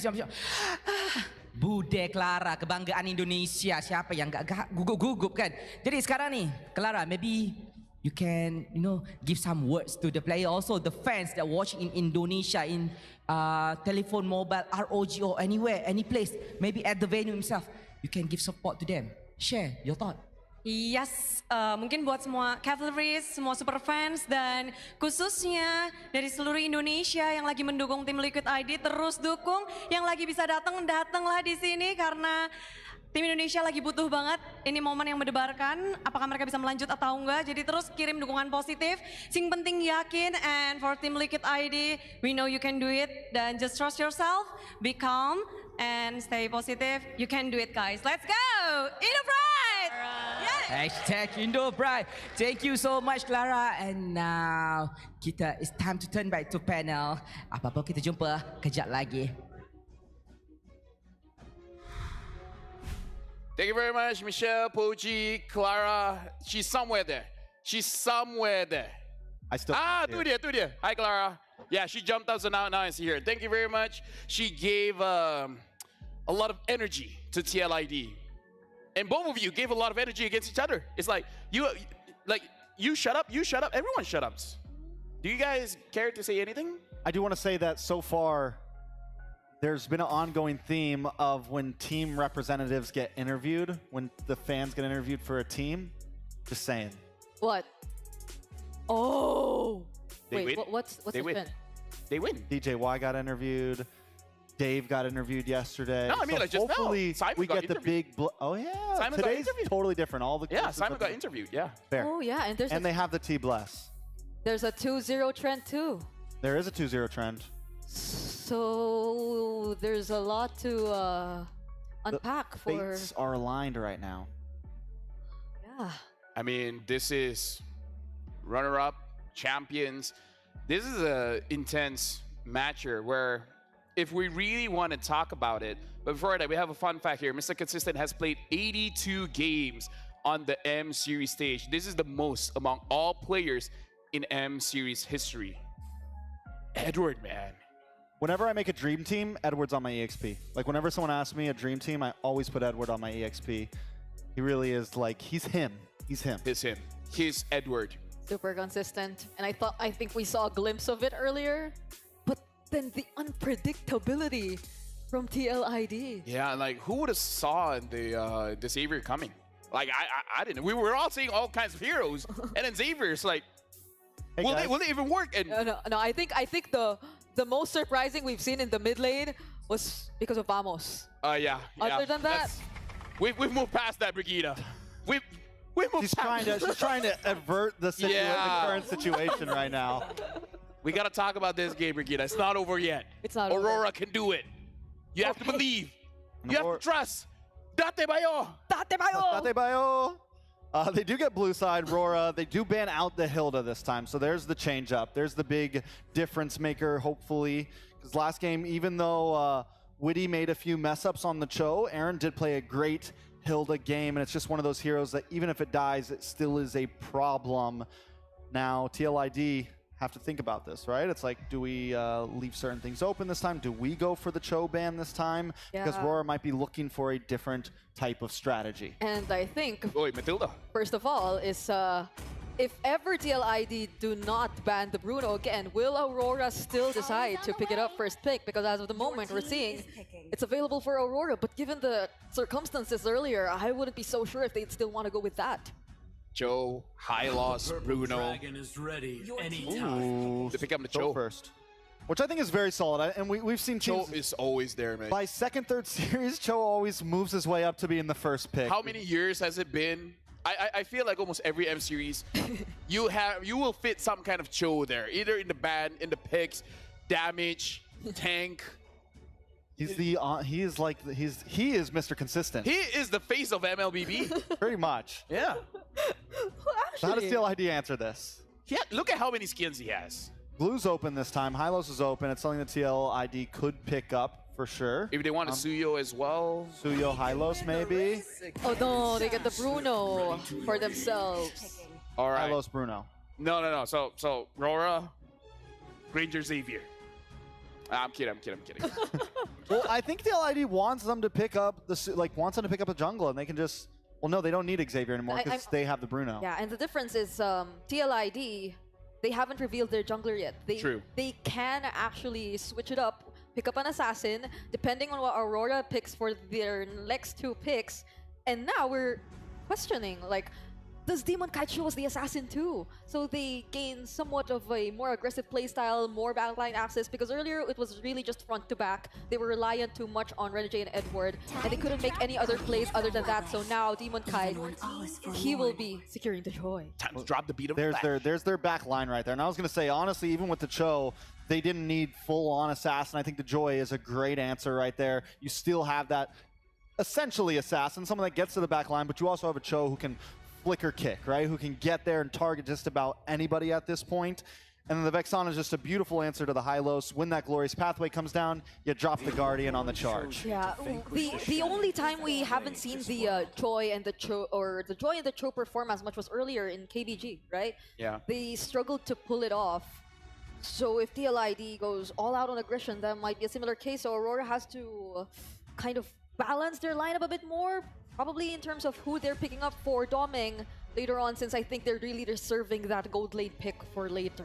They already showed the Vexana as well, so there's not going to be a lot of cheese. The only one that can really throw out the damage against Aaron Shiki is going to be that Joy and possibly their gold laner. So I feel like TLID looks like they are focusing on Mr. Consistent, taking out that Edith. They're like, it's okay, you can have the Granger, you can have this gold Aaron laner. Shiki's just like, I can handle any gold lane. Fine, we're good. I'm Aaron Shiki. I like it. Now, they still might ban out the Granger, very possibility. On the side of Aurora, they need to ban out mages, right? Take out the mages. Do we think we see But Xavier? after Xavier, wouldn't that make you? It's like, what do we ban? All of a sudden, they pick up something like a Lilia. They pick up an Odette.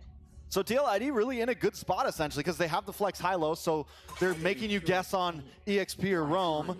And then do we even ban Mage, which they decide to take that risk? And yeah, we ban out the Valentina. Yeah, they go for pretty standard mid lane bans for now up against the Hazekill. I think you'd have to respect how deep his hero pool is right now. Oh, yeah. I wouldn't recall like the Savior that much last season for Hazekill, honestly. It's been like a year.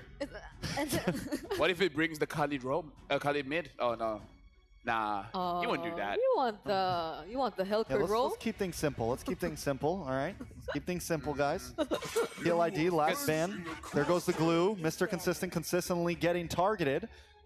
And then after this, TLID can pick up, like say a Gato Kacha and just narrowing down the choices for EXP even more. Yeah, so like at this point, it's mostly just the CC, the Khalid, CC, yeah. that's available for Edward if he ever wants to go for the meta XP laners. Because earlier you were suggesting tricks like, what if we shows up the Benedetta or like What if this Joy is EXP? Or what if the Joy is That EXP? is really a possibility, right? Especially if, but it's tough because they don't get last red side pick, right? Yeah. So it can always be countered. If they had red side, they would get to know where the Hylos is going to be, and then they would get to go, right? So last ban, Arlot ban from the side of Rora, covering their own bases, which honestly that could have been a good pick for Edward, maybe even. But they know that TLID is gonna pick up someone tanky here. They don't need to show mid because again, Ezekiel might have something even crazier. Something even crazier something even crazier. What is even crazier than that? Cyclops. Cyclops mid. Oh, actually, yeah. Or what if they make Naisu happy? Don't and, get on this train. Don't go down this rabbit hole. You're on Aurora's side, okay? Oh yeah. Okay, actually, yeah, you're right. I'm on Aurora's side. Okay. So they show us the Now we're back to the basics. Now it's Lu Yi. Back to the simplicity. That was what we called in game number 1. Yep. That's what we wanted in game number 1, and I think this still works very well. It may not work as well against the Joy. It's going to be hard to proc the duality against some of these heroes, but still, Lu Yi, you have the diversion. You have a lot of possibilities. So what do they pick now for their XP and their jungler, depending on wherever this Joy is about to go because of BTK? They need a gold laner for sure. That's the major thing. They need a gold laner for sure. So they go for the Terizla and the Rizzler. The Rizzler. The Rizzler. I was thinking of Terizla. I was hesitant. I shouldn't have been. I should have just speak my mind. But then again, every time I do that, I get into trouble. There's some, I mean, Terizla, he's not bad. He hasn't had the greatest showing so far in M Series. Yeah. If anyone's going to pull him off, it'll definitely be Edward. Yep. But the thing is he doesn't have the longest range for the dive, right? Yeah. And now with Malefic Gun, it's much harder to lock down onto a Bruno, and Edward's not going to be able to do that exactly. I thought you were about to say he's going to get the Malefic Gun, and I'm like, wait, that doesn't work that way. Does that work on his penalty zone? If that works, that long would be range amazing. penalty zone. Well, I mean, I feel like it's more of a response possibly to all the diversion plays. I mean, there's a flicker. Belly boy. No visibility, but yeah, they get the Balearic. How do you feel about that, Brig? This Joy, this Cho, is not going to have a good time. They have so much heroes who want to go for the dive. I was also saying about the flicker penalty zone, but now... Mr. Brigida, breathe. Mr. Trex, do what you're doing. Ingan and Naisu, do what you're doing. We're going to do what we do here. Thank you very much, panel, for breaking down the drafts here. This is looking a little risky. As we get a look here once again at the draft here, Ingan, how you feeling? Man, I've seen the combination of the Lu Yi and the Belleric. We've seen it in our own MPL, in the hands of Smart Omega. And I'm thinking TLID has a really, really good draft for game number 2. TLID's definitely got a draft here. The upper hand possibly with this one. Will this be enough? Aurora MLBB, one of the teams from the Philippines on the brink of elimination. Faced off against this, faced off against match point. Can they take it to game 3? We're gonna find out. We jump into Land of Dawn again. Broken down here with this. If you look at the lineup that Aurora brought, they want to go in, they want to dive, they want to do all those things, but there's one hero that could stop it all.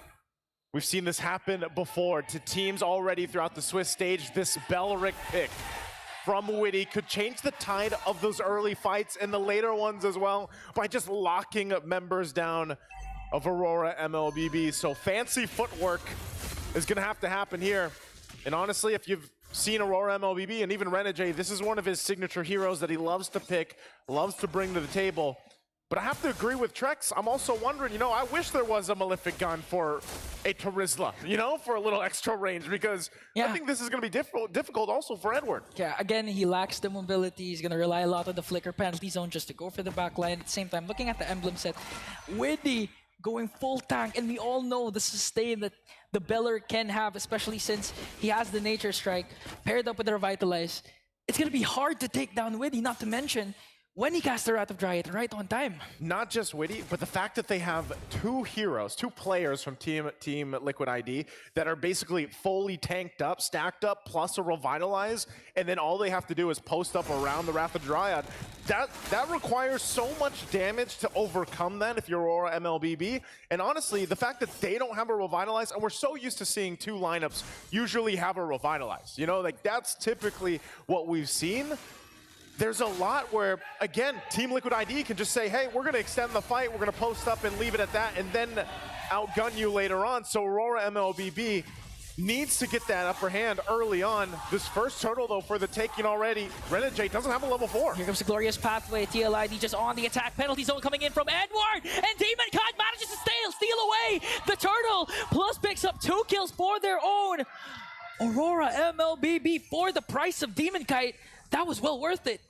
2 kills, a turtle in the hands of Aurora MLBB will give them that early game lead they need. You know, 1,000 and some change above now Team Liquid ID. Surprised that they were able to make that happen. Again, there was no level 4 available in that fight from Renegade, but they made it work. And so now for Team Liquid ID, they'll have to go ahead and adjust for that next turtle later on. But the same can be said for their roamer. You know, Winnie didn't have his Wrath of Dryad ultimate, so still, great start here for Aurora MLBB. They'll play into it. And when we look at this lineup again, when we think about where's that moment in the game where they're able to get that power spike, where they have that advantage against the lineup that TLID has, well, really, it takes time, obviously. Wow, early flicker already from Yue. So that's an important battle spell burnt already. But they're going to need time, especially for Domeng. He's got to build up quickly. We know that Aaron Shiki, when he gets that, especially the Malefic Gun of the Bruno, it's done so well. Yeah. And Domeng's choice of even down to the guns, you know, will play a crucial part in this. Look at the top side. A little bit of focus there, cutting the lanes. They might try to make a play up there. Oh, Aran forced to use the glorious pathway defensively alongside his Vengeance. Looking for the cross-map play. Here comes the diversion play. 3 members of TLID just going to wait for the perfect opportunity to strike. Nothing there right now. It's going to get spotted out. Demon Kite's going to be fine. And this is, again, something that anytime you have the Loi Yi across from you, the team facing against that has to constantly keep their head on a swivel. Where are they going to come from? One of the advantages, of course, on that macro level of play. Now with the second turtle coming up, nothing happening up before this. This is where you see, you know, this is where the lineup of TLID should shine in these small crevices. You can see Yue still doesn't have a flicker. So he's pretty exposed here, and Renegade just trying to give the information with Domeng around the corner. Okay, they're still not going to commit the kick, but the glorious pathway is there. Demon Guy trying to work on the back line as TLID gets the turtle. Now counter engage. Here comes Edward with a penalty zone. Domeng on the other hand going to take down 2. And again, the counter attack of Aurora MLBB is just too much for TLID. Man, you don't need a Malefic Gun when you can do that. Mr. Consistent, able to get a great penalty zone to lock down multiple members, utilizing the flicker there. And great response too. Perfect area to shoot off if you're Domeng. So now they're going to get a little bit of extra gold, obviously, here on the bottom side. The objective did go to TLID, but still, you can see this lead slowly building up. Oh. And this is where they start to take things, of course, from Fabian. Demon Kite, he's going to play with the advantage, especially the fact that he has this Joy. We've seen how elusive Joy is in the jungle.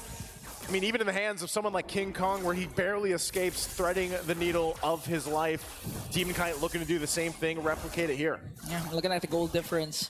Huge advantage, 2.6k already for Aurora MLBB. And you're not going to wonder why, because TLID, they can't seem to find the trade.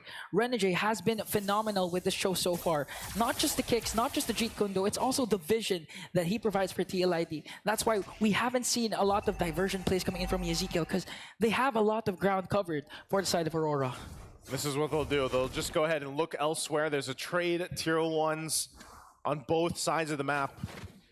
TLID still kind of waiting to see if they want to push further in to the top side, but they're going to get the information that they go ahead and regroup. Once again, mid lane probably going to be the focus for both teams, because eventually, obviously, the turtle's going to come up and they want to go ahead and have that favor. But this is the thing with Witty this time around. He's not able to just kind of set things up. You know, there's no forced initiation. Like, their forced initiation from TLID is entirely up to the fact that how do they utilize the diversion. Domeng? Okay, Flicker? Domeng, first to flicker out. Get chased by the Glorious Pathway as Renegade uses the flicker as well, plus the conceal. Oh. Here comes the last turtle objective, but a lot of resources has been expended for the side of Aurora MLBB.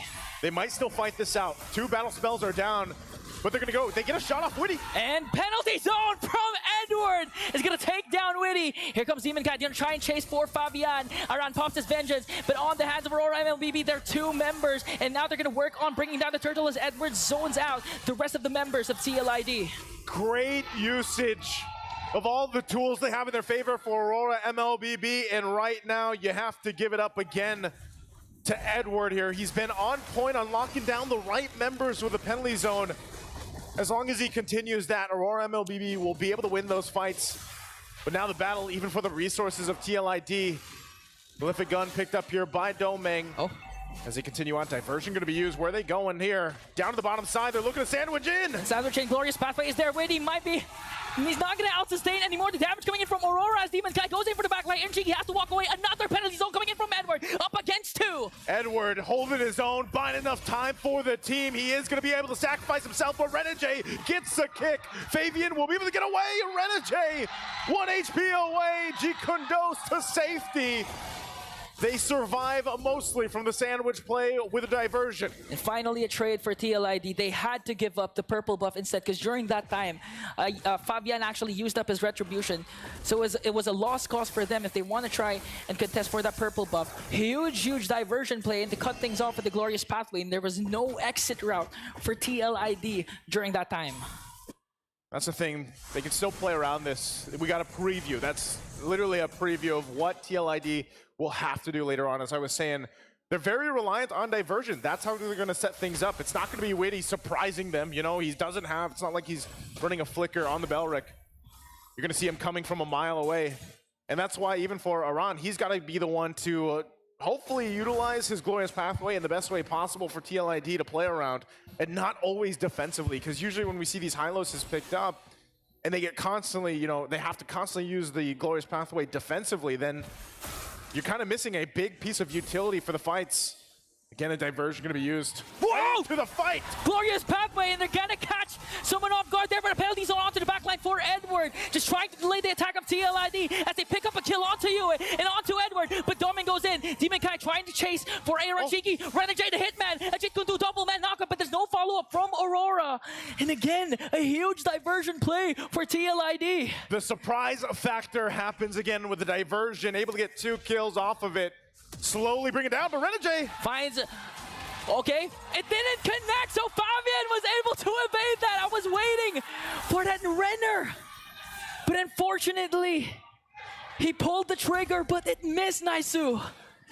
Oh man, that would have been such a clean play from Renegade if it ended up happening. But ultimately, they know, hey, that's the flicker down, that's an ultimate down. TLID might be able to go ahead and get an advantage on this Lord now. Those are crucial things that are needed for Renegade to set things up. So now the responsibility shifts to Edward, possibly even Yue. They're gonna poke it down a little bit, but TLID takes their time.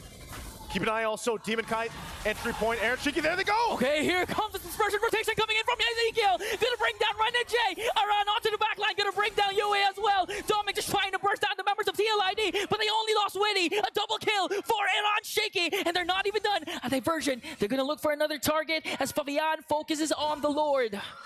Again, a smart play Team Liquid ID now, how many times have they pulled off a diversion to make things work? But that time around too, they just fought with Aurora MLBB, and that'll get themselves the Lord now, completely diminishing any gold lead that Aurora MLBB built up in the previous 8 minutes or so.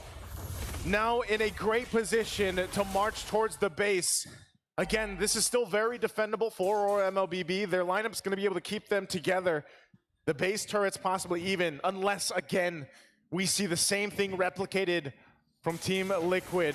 The diversions have been on point. They're looking for more in the mid lane, putting pressure on Edward alone. Oh! But there's a pre-fry from Aaron Shiki. Wasted attempt for Aurora MLBB. Then they're trying to go for the hitman. Forcing Use to Conceal to walk away. And now during the previous class, you've seen the effect of the Luyi. The dispersion rotation damage paired up with the yin-yang reaction just caught Aurora MLBB off guard, bursted down 2 members right away, and again, Yezgiel is playing out of his mind for TLID. Doming's gonna lock in. You know, he's been doing good at like having the space that he needs to work with, but how much space do you really need when you've just got to always worry about the diversion play? They are gonna get rid of this Lord. They're gonna lose some of the buffs, of course, but they hold on to what they can. And now Aurora, they'll find themselves in a position where even approaching the next Lord, they have to be careful about it, because if they get overextended, if they put themselves in a position where they're relying on Renegade to set things up, there's most likely an immediate reaction coming out from TLID. So for Renegade, as he holds on to the most crucial battle spell for him to set things up like we've seen before, he's gonna hold on to that flicker, find the right mark. And Edward, this might be the moment too where leading into that next Lord where they maybe switch things up a little bit. Maybe Renegade holds on to it, waits, and lets Edward be the one to engage. But at this point, it's just trying to control this side of the jungle and not get overloaded from Team Liquid here. Okay. They're gonna go for a bottom lane turret, another diversion play, setting themselves up perfectly. Oh no. Onto the top lane, they might catch Demon Kite, but Demon Kite is well aware of that. That's why he popped his ultimate just to walk away. And now 40 seconds in before the next major objective is up for grabs. Aurora MLBB, they need to make a play here. They need to activate Renegade to go for a huge pickoff and gain the advantage, the numbers game, when it comes to going up with this Lord. You know, Doming, like I said, he's not too far behind in terms of gold and everything else against Aaron Shiki. He is in good fighting form. He's also got a little bit of defense. You know, he's got the Wind of Nature available. And so, again, as they get ready for that next objective here, it's really just kind of a standoff. It's a stare-off while they try to get what they can. Most likely, Demon Kite will continue to have a hard time, you know, locking in these buffs. Does get the purple, but positioning could be in their favor, but this is the thing. It's like TLID wants to let them think they have that favor. They go in with the diversion. Iran goes up top. They're fine again into a still. Battle spells all ready and available for both sides. It's gonna be started up really quickly. There's the kick. A kick and a penalty zone paired up, plus the flicker going on to the backline, but TLID manages to out-sustain the damage. A kill onto Renegade plus Edward. A lot of Aurora members are falling down. Demon Kite gets the Lord, but TLID wants to go for the kills. They just gotta disengage. Oh, Aaron Shiki won't be able to slide through that wall. Doesn't help with the Cyclone Eye either. The Lord was taken for Aurora MLBB.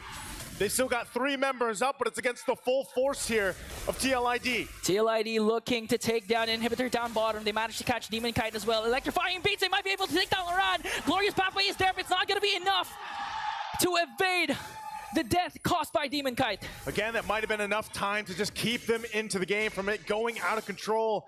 Demon Kite makes his way up to the top while TLID has to deal with the Lord. They're going to try to get something out of this. As UA drops the Eternal Guard, there's diversion. Where are they going here? Back to safety to go ahead and get ready for this small push in from Aurora MLBB. Aurora MLBB slowly diminishing the lead that TLID established. Looking at the kill scoreboard, 14 minutes in, 11-11. They were able to at least take down some outer turrets as TLID made quick work of this Lord. But again, this is where Aurora MLBB shines. The pressure, the hitman, Renegade. Will he go for a Jit Kundu initiation? What can Aurora MLBB do at this point? Take their time, honestly. At this point, you know, they don't want to overstep. It's great that they managed to stay in the game. Demon able to go ahead and secure themselves that Lord here, buys them some more time, gets to where they need to be. Again, Domang didn't go down. You know, he is in a position to be able to go ahead and even knock down some of the health bars of these tanky frontliners from TLID.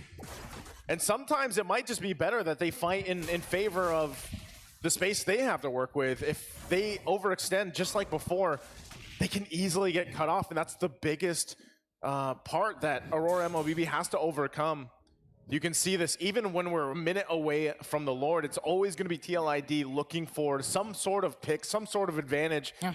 And Aurora, they just have to go ahead and calm things down. You know, readjust, recoup, and then get ready for the next fight, because they don't want to overextend over a certain line on the map here. Yeah, and that's the thing. TLID loves this stalemate at times because, again, they can abuse the presence of the diversion. They can go for the macro instead, and approaching the 15-minute, 16-minute mark, we know that Aaron Shiki with the Bruno is already activated. Lock Item Bill has the Wind of Nature for added sustain, has the Purify as well. Even Aurora MLBB is having trouble going for the backline because, again, it's the same story for game number 1. Aaron Shiki, Deathless, Yezkiel, Deathless. That's the biggest thing here. The fact that they have 2 Purifies too, that's what's making it so difficult. Again, anytime one of these players picks up the Cho pick, you really have to respect how much work is done from these roamers, or even the occasional time we've seen in the XP lane. It really takes a certain amount of finesse and just even courage to get some of these plays off, and knowing that, hey, I might be putting myself in a bad situation, but it's to just simply get a Purify out or something else. Maybe even the Revitalized. Lord's going to be started up now. TLID staying around the fact. Again, playing into their strengths. It's going to go for a little bit of a reset. And we see them both get squared away here for this one. They might actually commit to it. Renegades positioning, crucial. Has an immortality, so he is going to go ahead and be a threat. They can't just quickly get rid of him. Lord goes in for a little bit of a reset, not a full one. Still held here at half health. Renegade goes in. They might go for the diversion back top. Edward goes in with the penalty zone onto Aaron Shiki, but Aaron Shiki managing to out-sustain it. Oh! Fabian gets the Lord. A kick. Demon Kai going in for Fabian for the kill, but Aaron Shiki picks up one as well as Doming trying to bring down 3. Here comes the Wind of Nature coming in from Aaron Shiki, popping Doming to mortality and gets caught up by 2, and a shutdown for Aaron Shiki. Fabian gets the Lord, and now they're able to go ahead and march in.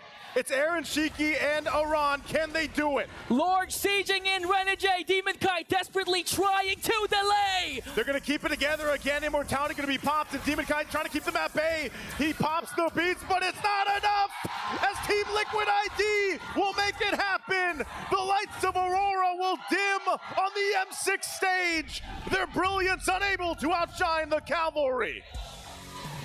The MPL Philippines runner-up fail to see the light at the end of the tunnel and will bow down to the champions of Indonesia, TLID. A day full of sweeps here.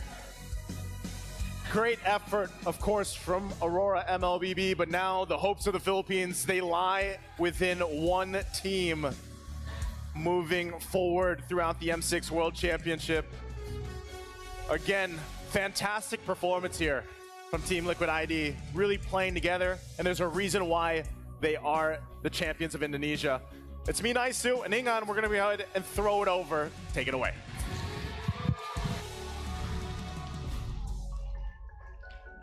You okay? I am. It's okay. And Trex, for today, people that get interviewed had a good shot. They did good. They did good. And it's very heavy for me to say. But folks, ladies and gentlemen, M6 is a new era for MLBB. Like, story changes. For the first time in the knockout stage, there will not be 2 PH teams. I mean, PH can still win, but of course, it's just one representative here. TLID survives another day. It's okay, Trex can kick it out. It's honestly, I mean, and I love the way you put it, though. You know, it is a new day for M6. 6. It is game never over, and it shows that even if old champions don't return, even if new players are rising, there is always hungry new players ready to go. And I think TLID winning that match just shows that there is always fresh rookies ready to take the crown, look for the throne. And it is just huge. It's poetic in a sense. And Aurora, there's players that we've grown to know and love, and just the fact that they are here under this new name and they made it this far is huge. But today they had to give it up to the new kids on the block. And now looking into the stage, we have Aurora, we will soon have TLID, and of course we have Rose. With that being said, we're throwing it over to the stage for the final bow for Aurora. The Northern Lights served as one of the Philippines' beacon of hope. Aurora MLBB, on its first season, managed to qualify for the world stage. Unfortunately, their quest to be greater than ever ends here. So Aurora, I would like you guys to give a final bow in 3, 2, 1. Once again, everybody, this is Aurora MLBB, and we hope to see them come back stronger next year. Thank you very much. And the team that has managed to see another day tomorrow, Team Liquid Indonesia, Aaron Shiki. An amazing, incredible game. Hello, Aaron. How are you?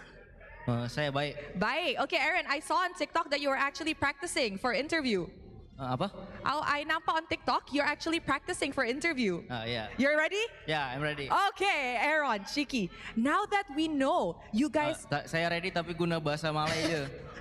Bahasa Inggris tak ready. Okay, I'll speak in English first and then I'll talk to you in Malay, Ken? Okay. Okay. Now, we know that you are actually new in the international tournament, right? Are you nervous? Kita tahu Aaron baru je masuk international tournament, tapi awak rasa nervous tak? Nervous sedikit. Sikit? First time lawan Onyx. Onyx? When you went, okay. Now, we know that your journey also is not the easiest. You meet so many big teams, strong teams. Was it hard for you guys? Apa? Kita tahu perjalanannya bukan mudah, bukan senang. So, adakah rasa susah sikit sebab kita jumpa Onyx, jumpa Aurora? Is it hard? Tak susah, sama aja. Cuman nervous sedikit je itu masalah. Nervous sedikit. Okay, now apa reaksi Aaron? What was Aaron's reaction when you found out you were going up against Aurora? Apa reaksinya bila nampak match up versus Aurora? Kita orang udah pada pede menang kalau BO3. Oh, he's confident that they will actually win if it's a best of 3. Now, Aaron, what else are you guys preparing for tomorrow? Because today you guys won, meaning tomorrow you guys will play another round of Swiss stage, right? So, who do you want to meet? Esok main lagi di Swiss stage. Mau jumpa siapa? Saya mau jumpa Vamos. Vamos! He wants to meet Vamos! Why? Kenapa? Why you want to meet Vamos? Sebab si Zorn suka recall. Because Zorn likes recalling. I like that. Okay, if you could say anything to Zorn, what will you say? Halo Zorn, jom makan nasi kandar. Oh, okay. Hi Zorn, let's go eat nasi kandar. Nasi kandar is one of a Malaysian dish, correct? Yeah. Okay, Aaron Shiki, what do you think of the game just now? How did you feel going up against another Filipino gold laner? Yes, Doming. How did you feel like going up against Doming? I think it's GG. It's what? GG? Yeah, GG. Oh, that's it? That's all you feel? Yeah. Okay, now, you see Bude Clara? You see Bude Clara there? Bude Clara has been shouting for you. Now, I want you to say something to the Indonesian fans or to all of Team Liquid fans. Buat fans Team Liquid sama fans dari Indonesia, thank you yang udah support Team Liquid sampai sekarang. Love you guys. He said to all the Indonesian fans, thank you so much for supporting Team Liquid from before all the way until now. You know what, Aaron? Your practicing paid off. I like it. I will interview you more, okay? Okay. Okay, thank you very much there, Aaron Chicken. Congratulations for surviving another round of Swiss stages. And with that, let's throw it back to the panel to break down what happened in this game against Aurora MLBB. Well, he said he wants to meet Vamos. Trex, do we want to make that happen? I mean, we are doing the draws. We're later. doing the draw. Do you want to let it happen? I mean, how do I say this? The direction was to ask someone else to do the draw, but if we're there, how are they going to stop us? That's true. You could just do it. Brigitte could do it. Nah, I'm not gonna be there. You guys are gonna be there, so you can like just get the orange. Ball. It's orange? It's orange, right? LaFell's colorblind. Oh, it's orange. Talk about the game. Personally, for me, I'm going to have the panel's thoughts. I really feel like it's the draft because TLID came into this game against Aurora. It's like surprising enough, but it doesn't stray away from the basis. It doesn't stray away from the fundamentals of the game or how TLID wants to play. Yeah, I mean the Louis Belleric combo, it's not the first time we've actually seen it in action. But to pair it with TLID and their kind of play style, it actually caught Aurora MLBB by surprise. I mean, the intention was there. Definitely Demon Kite, they didn't really stray away from the fundamentals. We always see Demon Kite looking for the backlines, and then Red J looking for the targets, just providing enough space for Doming to hit the targets. But there seems to be some inconsistency from Aurora MLBB. Can I just say, even Edward tried to carry that one. He even has a war axe, right, Trex? He does. He has a war axe. He tried to carry. He was like, if I got to do the damage, I'll do the damage. Yeah. And we saw him outputting some decent damage overall. And I don't think Rora's draft was exactly bad. I want to give it up to TLID for just executing their drafts, executing their win conditions so well and getting to where they need to be. And in this game, Aaron Shiki decides to go for that full damage emblem set because he just knows, I'm gonna go deathless, boys. Which means this full damage emblem, these items I'm gonna get, I'm capitalizing on it all. Aaron Shiki played 2 games and he didn't die in those 2 games. King Aaron Shiki, man. Like, he's making a point that the hype is deserved. Definitely. I think this is a statement going up against the next standard, if you would call him. There was a significant difference in terms of what we saw from their play styles, from their performances in this entire series. Aaron Shiki, he just felt so comfortable and confident heading into the game. It's like, yeah, TLID, the rest of the members, they did their fair share of making sure that Aaron Shiki had little to no problems in terms of executing his role. But even all alone, Aaron Shiki, in terms of looking for the positionings, finding the right targets, sustaining the entire team fights, it's an entirely different story for TLID. Yeah, I mean, in TLID, the thing is they were able to wait out that beginning game until Aaron Shiki came online. And then you got to give it up for Yehezkiel as well. He wasn't as much of a damage dealer as Aaron Shiki, but his plays are what made the team. And throughout that game, I was biting my nails when I saw some of those diversion plays happen because they were risky, they were crazy. They would literally be within 10 feet of each other, but he's still throwing a diversion out there just to throw them off a little bit. But it pays off. The insanity, the chaos that TLID brought in that mid game was, I mean, it was perfect chaos. I mean, like, in my head, it's almost like the team asking him, Yehezkiel, do you have your ult? Yeah. He ults first and he's like, yes, I do. And they're like, well, okay. Someone say ult? Someone say ult? It's almost like, no. Oh, well, since you already committed, we might as well go in. But Aaron Shiki, the MVP, 90,000 damage, 9-5. Did you see how he pressed the basic attack button? Oh, my goodness. King Aaron Shiki, first of his name. I think we need to give it to both Yehezkiel and Aaron Shiki, really. Like, for this entire series.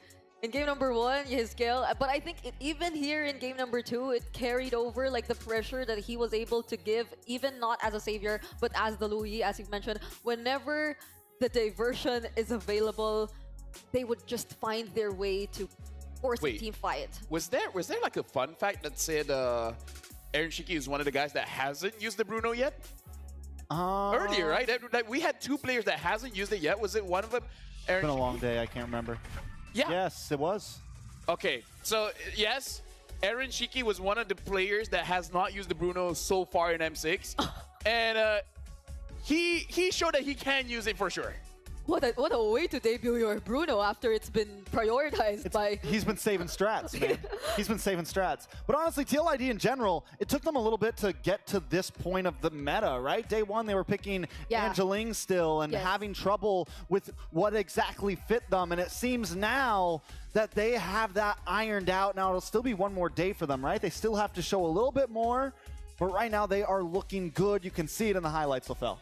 Oh yeah, again, looking at the highlights, we have to give props to TLID. This is, I would say, a mistake coming in from Domeng, where he was very confident with his Wind of Nature, but look, he used the Wind of Nature earlier than Aaron Shiki. So his Wind of Nature timed out first, so that Aaron Shiki can get a kill after that. I don't think he knew Aaron Shiki was in that Yeah, bush. he didn't So know. he goes in, and I think just the surprise of Aaron coming out, it's like, oh no. And then you auto just Wind of Nature, and at that point, it's a guarantee wrap. This is like 2 games in a row where TLID were just so decisive whenever they gained access towards the base. And so for teams who have a difficulty closing out games, I don't think we can say the same for TLID. That's why they're named TLID. Team Liquid, I'm Decisive. Also stands for Indonesia, but that's the second version. You know, a lot of teams today in general have stopped getting scared to try to end the game early. Yeah. These aggressive teams, because in the past it's like, we don't want to try to push it. Let's play discipline. Let's wait for second lord, things like that. But a lot of teams are learning that if I got a 4 or 5K gold lead, I'm going in for the end, because when games get to that late state, anything can happen.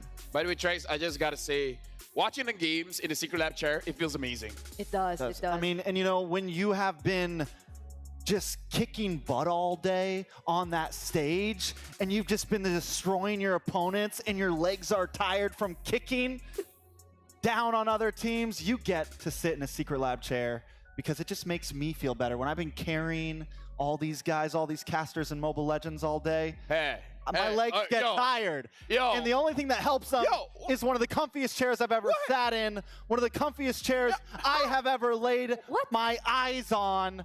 It's Secret Lab. So thank you, Secret Lab, so much. Even Inga's not agreeing. I need this right now. Naisu, come in. Look, he said he carried all of us. Yo. Look at how big Naisu is. You think he carried Naisu? In Mobile Legends. Dude. Nah. I mean, to be fair, you sat in a chair. You feel good? I feel great. Right, thank you very much. He feels greater than ever. Thank you very much. Secret Lab, let me just tell you, Brigida has been jumping on a chair for quite a while. Okay, stop doing that. I mean, it's good that you prove it, but I don't know if that's what we want to show. But why? Shout outs to Secret Lab. Now, I feel like a lot of people really like you. So, Trike, save me here. I got you. So, we got to do some draws in a little bit, right? Yep. Any matches you really want to see, Brigida? Before that, while you think about the matches that you want to see, for you guys here, thank you for supporting M6. We have a QR code behind me, so make sure you guys scan the QR code, because your feedback is incredible for us. It helps us grow. It helps us make sure that Mobile Legends Bang Bang is one of the best esports in the world. Any matches you want to talk about? I want to see. I want to see BTK versus Vamos or SRG. Why? Why not? You think about what you did. As we're talking about, MLBB has been nominated for the Players' Voice Awards at TGA 2024. The first round of voting is now live until tomorrow, the 5th of December at 12 noon GMT +8. Simply scan the QR code down there. Let your voices be heard at TGA 2024. Let MLBB be the greatest game. And Brigida, why do you want me and T-Bless to not have a good time? Why do you want BTK against Malaysia? I can't be the only one. The only one what? You have FNOP. You have FNOP. They're the first team or second team technically. He has 2. Don't be selfish. We should both are almost eliminated. You're already guaranteed knockout. You're already there. And there's a chance it's... I'm looking forward to the draw. That's all I can say. I'm looking forward to the draw. While you say that, how about we go backstage? We go backstage, see what's going on there. And unfortunately, Aurora is the third team to be eliminated today, alongside with S2G as well as KBG. You hold on tight to that Secret Lab chair, Secret Lab pillow. take a look at Brigida. This is what you guys can experience as well at home. You can be sad, but at least be sad in the secret lab chair. Be comfortable when you're sad. I personally have a secret lab chair myself. I don't. I don't. My chair at home's actually falling apart right now. Yo, I wish secret lab. I had a secret lab chair. If you guys can give these guys your chair, I already have the comfort. Let them feel it. But now, let's look at the play of the day. It's been a 2-0 day so far, and all the plays are looking very, very decisive. Now, this is the main. Oh, it all starts with Aurora against TLID. This has to be the first one. This has to be an Aaron Shiki This highlight was a here. play that I was thinking about all day. You know, Aurora, I think they were underestimating. They had the gold lead, but they sit in that bush a little too long. And the poke damage from Aaron Shiki was online at that point, and that's what just sets everything up here. The maniac. The area was too narrow. It's like the entire range. And you see that? You see the damage? Let me just say, I feel like Aaron Shiki was not chasing for that maniac. But because Edward was there, he was just like, why not? He was already aiming for the Lord. Look at him. Aiming for the Lord. And I said, oh, Edward's there, so might as well go for it. Yeah. It's 2 consecutive days where we've seen either a Savage or a Maniac. Yeah. It's getting real. Is M6 the M series that has the most amount of triple kills and above? Because so far, yeah, almost every single day, that's like Maniac doesn't feel that special anymore. No. No. It's like, another one. Another Maniac. Another one. Another one. Another one. Another one. Another one. What? Anyways, yeah, M6. We're starting off in Swiss stage. And I mean, I think it's just going to become more and more. You've said it a bunch of times, LaFell. You've said that big damage, burst damage is the meta right now, and that continues to be true. Trex, we gotta get ready, Trex. We gotta head on back because we have to do the draws here. So you can do the closing. You guys, good luck with the draws. Thank you so much for staying with us up until the very end. We'll be heading into the draws in a bit, but for now, we'll be heading into a short break.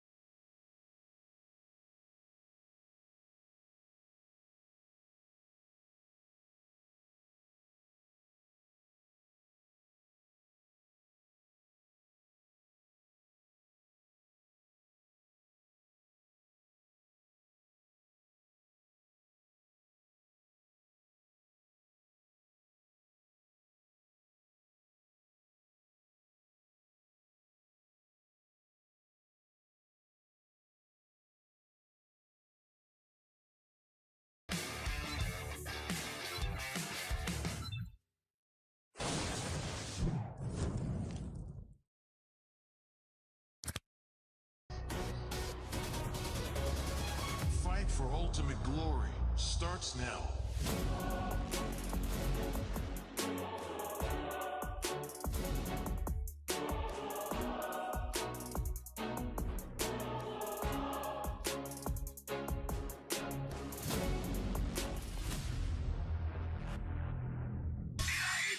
Mobile Legend M6 スイスウォッチ。明治。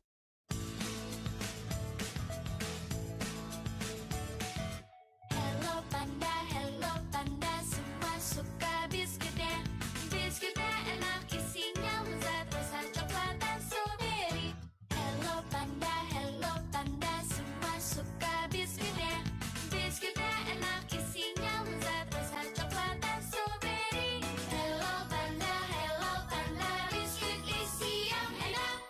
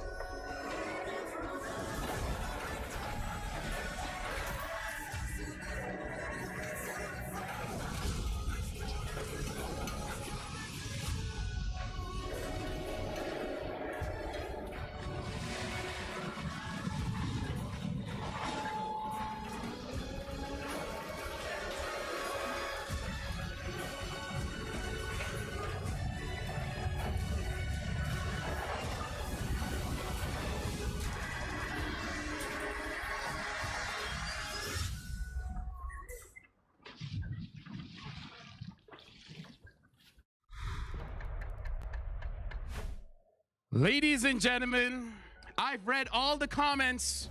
I've seen all the posts. My name is Lafel, alongside with Trex. The only thing that I'm gonna say is, what's the worst that can happen? What's the worst that could happen? What's the worst that can happen? I mean, there's a few things that could happen. A lot of things that could happen. I mean, okay, look. We're in the bracket where if you win, you go knockout, and if you lose, you get eliminated. What's the worst that can happen? You tell me, Lafel. Hey, here's the thing. You guys keep talking about me, so we have a professional drawer here. We have Moon. Come up, Moon, from Toda. So first of all, salam tangalo. Doing good. All right. Moon, how you feeling? I'm feeling good. You're feeling good? Now, let me ask you. You're about to draw the very first team. Do you know how to do the draw? Yeah, I know. Okay, let me just show you. This is how you do it. You just pick up the ball, and then you just buka like this. No, don't do it. The first team is SRG. I think you do the draw lah. No. You put it on the wall. It's out now. That's how we're starting. What are the chances? That's how we're starting, Lafel. Moon, kau expect kau draw SRG? Let's move it. Let's give him a little bit of space. We need to be able to see the wall. Bring it in a little bit, guys. Hold on. Moon, did you thought that your first draw would be SRG? No, I don't. I think it will be BTK. Oh, you think SRG will be going up against BTK? Well, Trex, that's a bit of a something. All right.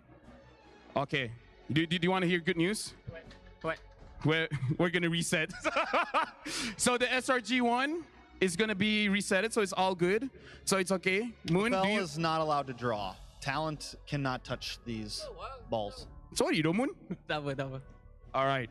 Now you're just gonna twist things around. Close your eyes, Moon. Close or do whatever. You have anything to ask Moon? Huh? Anything to ask Moon? Who do you want? You want to pick BTK first? Yeah. All right. First draw. My draw was SRG, by the way. Oh. Yeah. BTK. Okay. Macam yang aku predict lah. He said just like he predicted, he was gonna first take BTK, and now BTK is going on the bracket. So Trex.